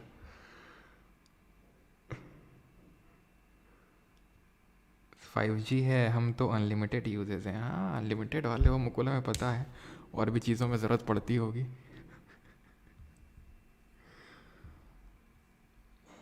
सर आइज़ मूव करने पर पेन होता है, कैसे रिलीफ मिले? अरे इसके लिए तो देखो यूट्यूब पे वीडियोस, डॉक्टर वगैरह से रिकमेंडेशन लो, यूट्यूब पे देखो। अब किस तरह का पेन है वो तो आपको पता होगा ना। कल से करंट का नाश्ता आएगा? जी हाँ बिल्कुल आदेश जी, कल से करंट अफेयर्स का नाश्ता आएगा परमार एसएससी टेलीग्राम पे। एक शॉर्ट सी, एक छोटी सी, एक पन्ने की आपको पीडीएफ टाइप मिलेगी, उसको आपको डेली पढ़ना है, अगर आप खासकर सीपीओ सीएचएसएल सिलेक्शन पोस्ट के एग्ज़ाम में बैठने वाले हैं, जो कि अभी कुछ दिन में स्टार्ट होने वाले हैं। और उसके रिव्यू बैक टू बैक में कराऊंगा। सिलेक्शन पोस्ट के होंगे, फिर जैसे ही वो ख़त्म होगा तो सीपीओ स्टार्ट हो जाएगा, उसके होंगे, सीएचएसएल के होंगे, तो उसके बैक टू बैक में रिव्यू भी करवाने वाला हूँ। ठीक है, ऑल राइट भाई, थैंक यू। तो कल से नाश्ता आप लोगों को मिलेगा। HD और 4K 4K यूज़र्स हैं। अमीर लोगों के अमीर शौक। प्लीज़ सर 38th क्वेश्चन, मतलब मानोगे नहीं तुम, 38th क्वेश्चन करवा के मानोगे हैं? हम सोच रहे छोड़ दें, वही क्वेश्चन हैं जो, लेकिन ना, करवाओ, करवाएंगे, नौकर हैं हम आपके, क्यों नहीं करवाएंगे? अभी करवाते हैं, रुकिए। कहाँ हो भाई 38th question?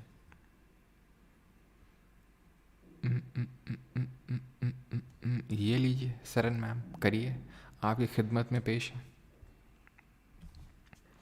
Current affair magazine की हार्ड कॉपी कब तक मिलेगी प्रदीप कुमार? देखना पड़ेगा यार हार्ड कॉपी कब तक, क्योंकि कुछ जो लोग हैं बुक पब्लिशर्स, उनके मैसेज तो आएंगे सर आप हमें बस ऑर्डर दीजिए और हम, लेकिन वही है ना कि थोड़ा देखना भी पड़ता है कि कैसा क्या हो रहा है, बुक स्टॉल तक जा भी नहीं, और कोई है नहीं ना हमारे पास।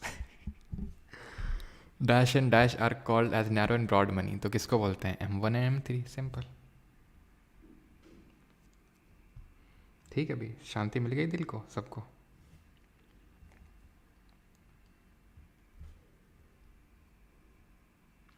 एट्टी 81 आए हैं यश के, ओके। ज़बरदस्त session sir, Vishwakarma Vineet, thank you. Question number 66 में कुछ डाउट है क्या? एक second. The maximum limit on microfinance loans for MDF other than NBFC MFIs. So other than NBFC MFIs is 25%. जो NBFC MFI है उनके लिए 75% होता है। ठीक है,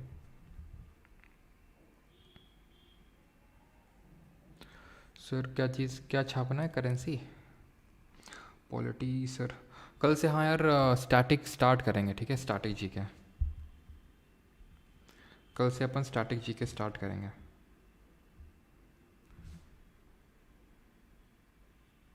हाँ वो भी परेशान किया, परेशान नहीं अभी उसको क्या ना, अभी 2 साल की ऑलमोस्ट अभी हुई नहीं है, हो जाएगी भी कुछ दिन में।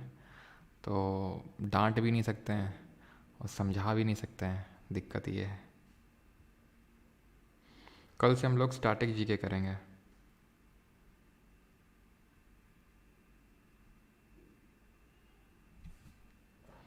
सर एडमिशन लेना है कानपुर यूनिवर्सिटी में। बेटा एडमिशन हम देंगे कानपुर यूनिवर्सिटी में, उसके लिए एक क्वालिफिकेशन मीट करना होता है, एलिजिबिलिटी क्राइटेरिया होता है। वो ये होता है कि एसएससी में सिलेक्शन लेना है तुमको।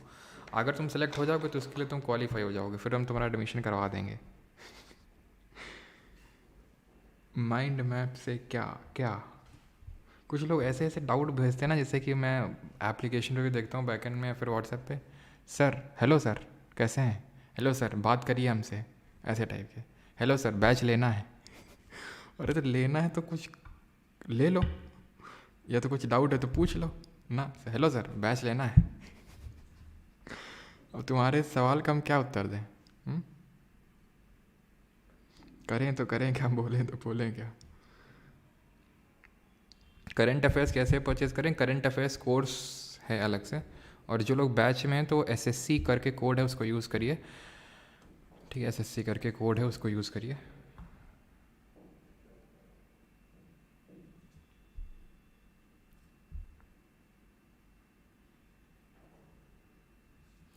इलास्टिसिटी पे क्वेश्चन नहीं था, हल्का सा रिवाइज करवा दीजिए। हाँ बात तो सही है। इलास्टिसिटी क्या होती है कि कितना डिमांड चेंज होने, कितना प्राइस चेंज होने पे कितना डिमांड चेंज हो रहा है। जैसे कि इसको बोलते हैं, जैसे मान लो थोड़ा सा प्राइस चेंज किया बहुत डिमांड चेंज हुई तो रिलेटिवली इलास्टिक बोलते हैं। ये है, यहाँ पे प्राइस है, यहाँ पे डिमांड है। मान लो अपने प्राइस बहुत चेंज किया, प्राइस बहुत चेंज किया, कितना सडन डिक्रीज़ किया, बट जो डिमांड में है वो थोड़ा सा चेंज आया तो इसको बोलते हैं रिलेटिवली इन इलास्टिक, ठीक है, रिलेटिवली इन इलास्टिक। और एक होता है परफेक्टली इलास्टिक और एक होता है परफेक्टली इन इलास्टिक, ठीक है। ये आपका प्राइस है, ये डिमांड है, डिमांड वहीं खड़ी हुई है, that is perfectly in elastic, कोई चेंज ही नहीं हो रहा है। ये क्या परफेक्टली इलास्टिक है, जहाँ थोड़ा सा प्राइस चेंज करने में डिमांड भाग गई, it is perfectly elastic, it is perfectly in elastic, it is relatively in elastic and it is relatively elastic, ठीक है। हाँ इंडस्ट्रियल पॉलिसी पे कमल कांति, यस वो मैं सोच भी रहा था, मेरे दिमाग में चल रहा था इंडस्ट्रियल पॉलिसी पे क्वेश्चन, यस यस ट्रू। उसको ये तो इंपॉर्टेंट है, इलास्टिसिटी वाला तो उतना उतना ज़्यादा इंपॉर्टेंट नहीं, इंपॉर्टेंट तो है जितना क्या। अरे चलो यार, चल ही नहीं रहे, मार देंगे, चलिए चलेगा, ठीक है। तो इसमें इंडस्ट्रियल पॉलिसी में क्या पढ़ना होता है हमें? बस 2-3 चीज़ें पढ़नी होती हैं। तो ज़रा बताइए पहली इंडस्ट्रियल पॉलिसी कौन थी, कौन कब किस ईयर में आई थी? जो सेकंड वाली आईपीआर थी, सेकंड इंडस्ट्रियल पॉलिसी जो रेजोल्यूशन था, उसमें इंडस्ट्रीज़ को कितने सेगमेंट्स में बांटा गया था। तो पहली वाली आई थी हमारी 1948 में, और यहाँ पे सेगमेंट्स 3 सेगमेंट्स में बांटा गया था। एक तो schedule A, schedule B and schedule C. इसमें कितनी इंडस्ट्रीज थी, इसमें कितनी थी और इसमें कितनी थी, ये बताइए। और ये पता होना चाहिए कि इट एक तरह से मतलब ये किसके साथ सर डेली 2 फुल मार्क देने हैं सीपीयू के लिए? 1 स्टेप, यस 2 डेली, एक तो देना ही देना है, अगर आप 2 दे सकते हैं तो और बेटर है, ठीक है। तो सेकंड मैं पूछ रहा हूँ कि जो आईपीआर है वो किसके साथ, मतलब किस 5 ईयर प्लान के साथ, मुझे टर्म याद नहीं, टर्म दिमाग में एकदम से नहीं आ रहा है, किस 5 ईयर प्लान के साथ ये जो है ये मतलब ओवरलैप करी थी। तो शेड्यूल ए में हमारी 17 इंडस्ट्रीज़ थी, 12 इसमें थी और रिमेनिंग इसमें थी। इसमें गवर्नमेंट वाली थी जैसे एटॉमिक एनर्जी, एयरक्राफ्ट, ठीक है, डिफेंस, सारी चीज़ें जो इंपॉर्टेंट वाली थी वो ए में थी। इसमें गवर्नमेंट के हाथों में सारी इंडस्ट्रीज़ इसमें भी थी, लेकिन प्राइवेट की इसमें हेल्प ले सकती थी, और ये सारी प्राइवेट वाली थी। और सेकंड जो आईपीआर था, इसको हम इकोनॉमिक कॉन्स्टिट्यूशन ऑफ इंडिया के नाम से जानते हैं, इकोनॉमिक कॉन्स्टिट्यूशन ऑफ इंडिया। और ये जो हमारा सेकंड 5 ईयर प्लान है उसके साथ कोइंसाइड किया था। और यहाँ पे क्या स्टार्ट हुआ था, लाइसेंस राज स्टार्ट हुआ था 1948 में, जो एकदम पीक में पहुँचा था 1956 में आई थी सेकेंड इंडस्ट्रियल पॉलिसी, इसमें पीक में पहुँचा था लाइसेंस राज। और ज़रा एक आंसर दे दीजिएगा एक क्वेश्चन का कि ये आईपीआर ख़त्म कब हुआ था, सॉरी ये लाइसेंस राज ख़त्म कब हुआ था? आज करंट अफेयर्स भी आएंगे क्या टेस्ट में? जी हाँ, योर इंडियन करंट अफेयर्स भी आएंगे टेस्ट में, ठीक है। तो सेकंड जो जो आपका ये लाइसेंस राज ख़त्म हुआ था, एलआर जो ख़त्म हुआ था वो ख़त्म हुआ था इन द ईयर लाइसेंस राज खत्म हुआ था इन द ईयर 1991, जब हमने या फिर हमारे मनमोहन सिंह जी ने कॉन्सेप्ट रखा था एलपीजी रिफॉर्म्स का, लिबरलाइजेशन, प्राइवेटाइजेशन, ग्लोबलाइजेशन। लिबरलाइजेशन का मतलब इकोनॉमी को खोल देना सो दैट फॉरेन इन्वेस्टमेंट आ सके, ठीक है, उदारीकरण बोलते हैं। प्राइवेटाइजेशन मतलब निजीकरण, मतलब प्राइवेट प्लेयर्स खेल सकें। ग्लोबलाइजेशन का मतलब होता है वैश्वीकरण, यानी कि आप बाकी कंट्रीज़ के साथ भी ट्रेड करो, ठीक है, बिकॉज हमें आईएमएफ ने बेल आउट किया था और उसने सर्टेन कंडीशंस पे बेल आउट किया था हमें, राइट। चलिए भाई, तो आई होप सारी चीज़ें अभी ख़त्म हो चुकी हैं। CPI WPI, यस, ये भी कॉन्सेप्ट छूटा हुआ है। तो ज़रा बताइए CPI WPI में किसको RBI यूज़ करता है अपनी मॉनेटरी पॉलिसी, या फिर CPI में सबसे ज़्यादा वेटेज किसका होता है, और WPI में that is whole sale price index, और ये कंज्यूमर प्राइस इंडेक्स। यहाँ पे कंज्यूमर के साइड से इन्फ्लेशन देखते हैं और यहाँ पे होल सेल के साइड से इन्फ्लेशन देखते हैं। ये इन्फ्लेशन को मेजर करने के लिए हमारे तरीके होते हैं। CPI को मेजर करता है आपका जो NSO होता है, नेशनल स्टैटिस्टिकल ऑफिस, जो कि मॉस्पी के अंडर में आता है, ministry of statistics and programme implementation. ये जो होता है आपका, ये कौन मेजर करता है, ये आपका जो मिनिस्ट्री ऑफ कंज्यूमर अफेयर्स है, मिनिस्ट्री ऑफ जो कॉमर्स एंड इंडस्ट्री है, वो इसको मेजर करता है। CPI में अगर बात करें तो जो फूड आइटम्स होते हैं उसका सबसे ज़्यादा वेटेज होता है। यहाँ पे मैन्युफैक्चर्ड जो गुड्स होते हैं, जो चीज़ों की मैन्युफैक्चरिंग होती है, जो मैन्युफैक्चर्ड गुड्स होते हैं, उसका सबसे ज़्यादा वेटेज होता है। यहाँ पे सर्विसेज नहीं काउंट की जाती हैं, मतलब कैलकुलेट करते वक्त, ठीक है। तो ये हो गया मॉस्पी, और ये हो गया आपका ऑफिस ऑफ इकोनॉमिक एडवाइज़र, जो कि ministry of commerce and industry के तहत आता है। तो CPI में फूड आइटम्स का सबसे ज़्यादा वेटेज है, सर्विसेज इंक्लूडेड हैं इसमें। WPI में सर्विसेज इंक्लूडेड नहीं है, मैन्युफैक्चर्ड गुड का सबसे ज़्यादा वेटेज होता है इसमें, ठीक। अब और तो कुछ नहीं बच रहा है।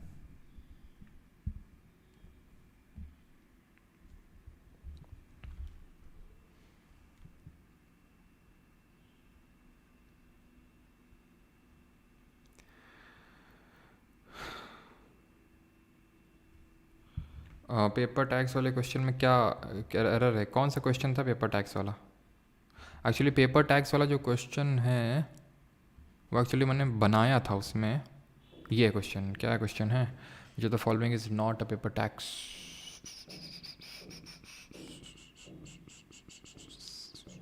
क्या दिक्कत है? वेल्थ टैक्स, इनकम टैक्स, ये सब पेपर टैक्स होते हैं। तो सही तो है, एक्साइज टैक्स होगा आपका। Excise tax not a type of paper tax, ये पेपर टैक्स के तहत नहीं आता है। क्या दिक्कत है इसमें? सही तो है, ठीक है, कोई एरर नहीं उसमें। एक्साइज ड्यूटी आपका प्रोडक्शन, लाइसेंसिंग, इन सब में लगाया था, सेल वगैरह में, तो वो आपका पेपर टैक्स नहीं होता है। चलिए, थैंक यू सभी को, धन्यवाद। अब टेस्ट दीजिए जाके परमार अकेडमी एप्लीकेशन पे, एंड या फिर वेबसाइट पे भी जाके आप दे सकते हैं, लिंक दिया हुआ है, डिस्क्रिप्शन में दिया हुआ है। 1 बजे खुलेगा वो टेस्ट, और उसको आप अटेम्प्ट कर सकते हो, ठीक है। बाकी मिलते हैं कल सुबह नाश्ते में, है ना, और करंट अफेयर्स की वीडियो भी मैं अपलोड कर दूंगा, है ना। थैंक यू, धन्यवाद। खाना पीना खा लीजिए सर, बिल्कुल, क्यों नहीं यार, सुन ही नहीं रहे यार, तुम सुना ही नहीं रहे आर्यन, क्या सुनाना चाह रहे हो यार तुम? चलो बाद में सुना देना कमेंट में ना। सब हो गया सर, लंच कर लेना टाइम से, देख रहा हो, आदेश हो गया। और अभी किसने बोला था, ये होते हैं स्टूडेंट्स, ये सुन, भरत, आदेश, सीखो कुछ इनसे, हैं, कि सर खाना खा लेना। रोना आ रहा है मुझे, आंखों में आंसू आ गए मेरे, और एक तुम लोग हैं पानी पिए जा रहे हैं।